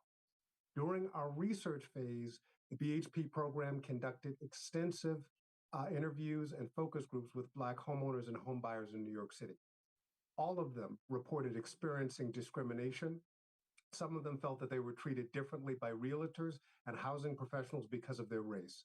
Several homeowners shared that they were steered towards specific neighborhoods and properties, often in disinvested areas. And one interviewee even reported that a co-op board ceased communicating with him after meeting him in person and discovering that he was Black. Despite existing laws, the evidence is overwhelming that many New Yorkers continue to face systemic barriers, including discriminatory lending, appraisal bias, and predatory real estate practices. We support increased data reporting and transparency for co-ops so that policymakers, fair housing advocates, and law enforcement can better address racial discrimination. By passing these bills and supporting homeowner services, the City Council can take a meaningful step towards closing the racial homeownership gap and stabilizing communities of color. Thank you for your time and for considering these crucial reforms. Thank you so much, Kevin. Really helpful to hear those examples from CNYC. Thank you. Rachel Bradshaw, followed by Reuven Gilman. Yes, hello. To Housing Chair Pamela Sanchez, Public Advocate Jamani Williams, Majority Leader Amanda Ferris, and all members of the New York City Council. So my name is Rachel Bradshaw. I'm an African-American homeowner in the Bronx, the household on food stamps. Through education, hard work, and saving, I became a first-time homeowner.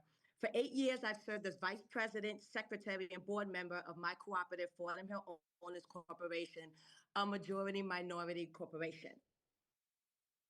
I'm deeply concerned 403B and 1120A unfairly target homeowners and threaten the stability of cooperative housing, one of the strongest affordable homeownership paths for working families.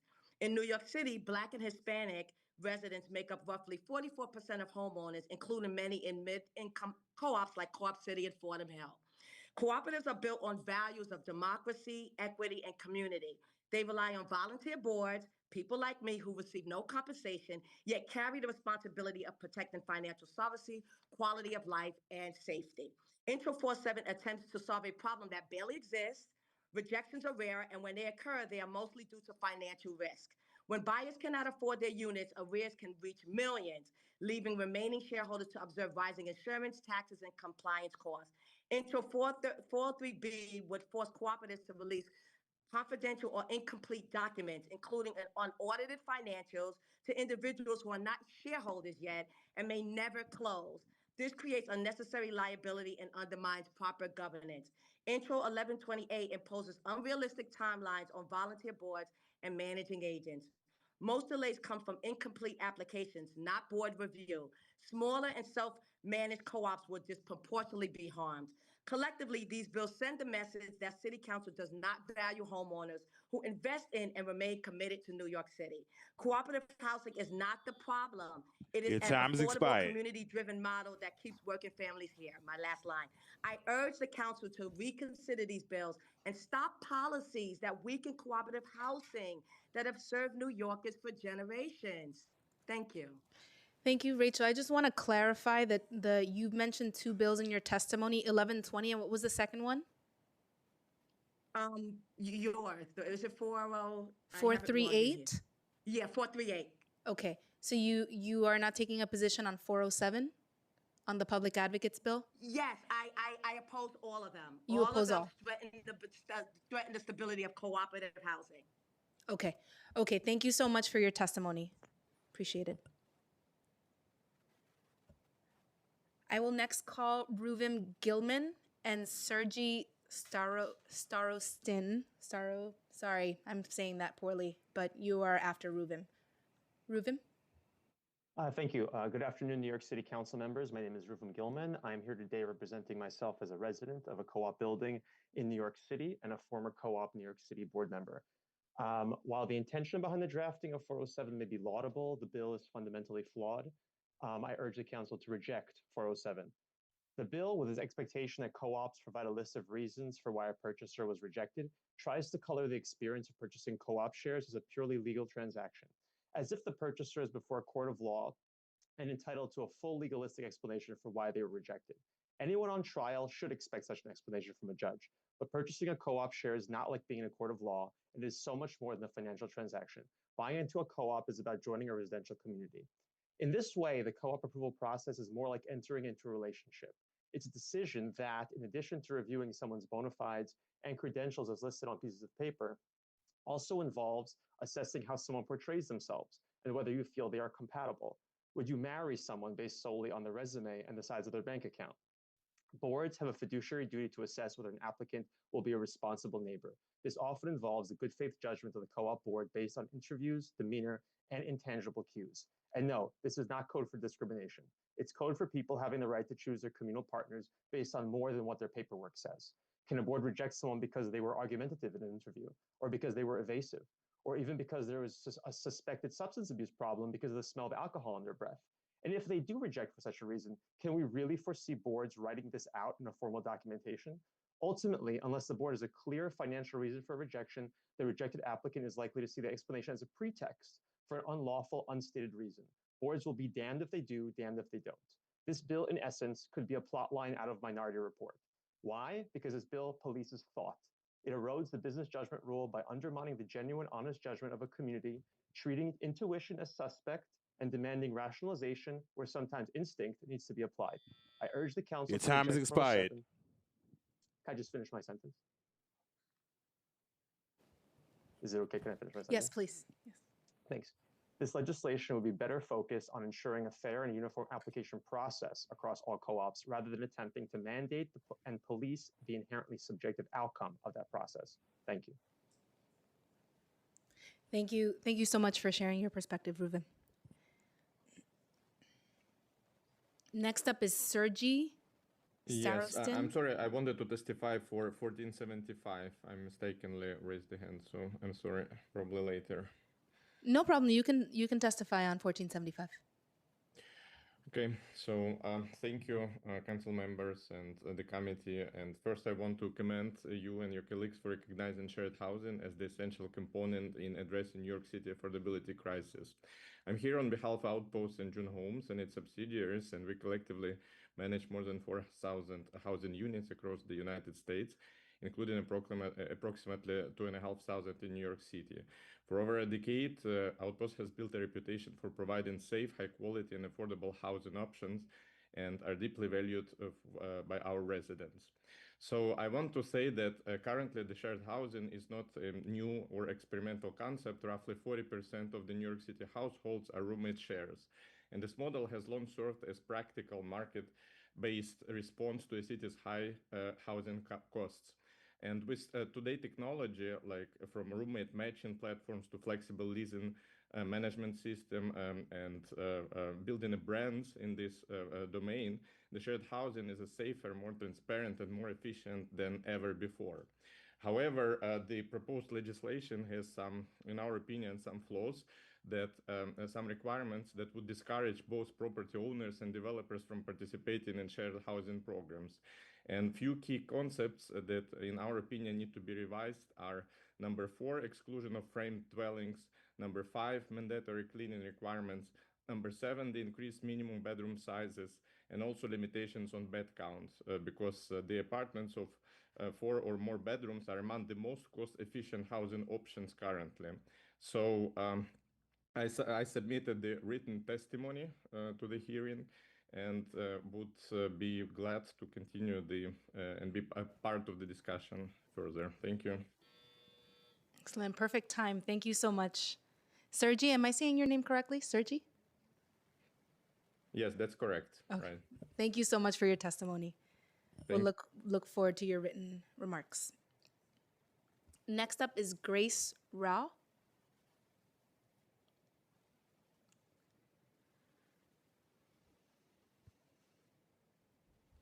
You may begin. Sorry. Thank you. Thank you, Chair and members of the committee. I'm Grace Rao, the Executive Director of Citizens Union, which is now home to the 5-Borough Institute at Citizens Union, our public policy think tank focused on solving some of the big challenges facing New York City. I'm here today to speak in support of Intro 1475, Councilmember Eric Bottcher's legislation, and in support of the HPD Shared Housing Roadmap. Together, they represent one of the smartest and most cost-effective strategies we have to expand housing options for New Yorkers. We all know the problem. New York simply does not have enough housing or enough affordable housing. And additionally, we are not building the kinds of homes that people actually need. With millions of square feet of office space sitting empty and hundreds of thousands of new residences needed, now is the time to innovate and embrace new approaches to housing. At 5-Borough, we have been calling for this shift for some time.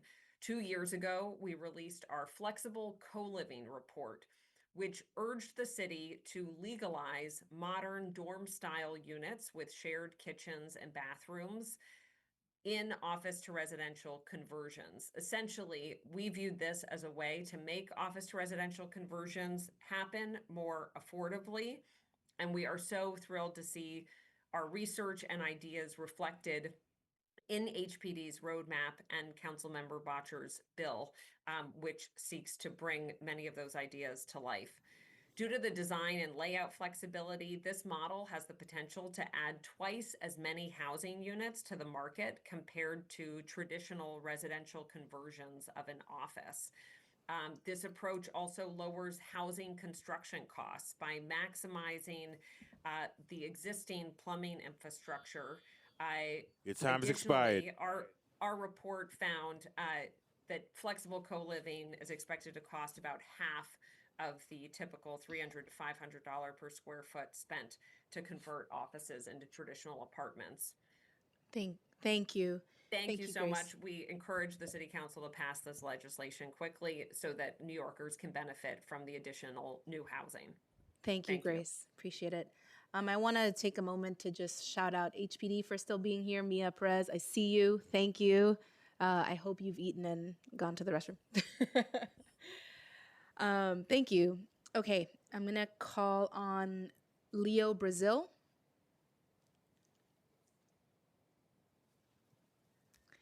Tice Routledge. Connie Erlinger. Gal Ozana. Daniel Arno.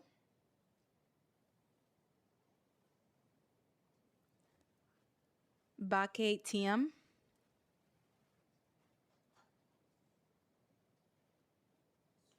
Tara Stackholm. Veronique Monier. And someone also signed up under just Sarah. Sarah, are you here? Okay. If we have inadvertently missed anyone that has registered to testify today and has yet to be called, please use the Zoom raise hand function if you are testifying remotely, and you will be called in the order that your hand has been raised.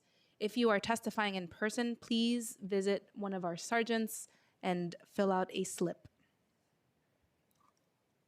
Do, do, do, do, do, do, do. Seeing none, I will now close this hearing. Thank you to the members of the administration and the members of the public who have joined us today. The hearing is adjourned.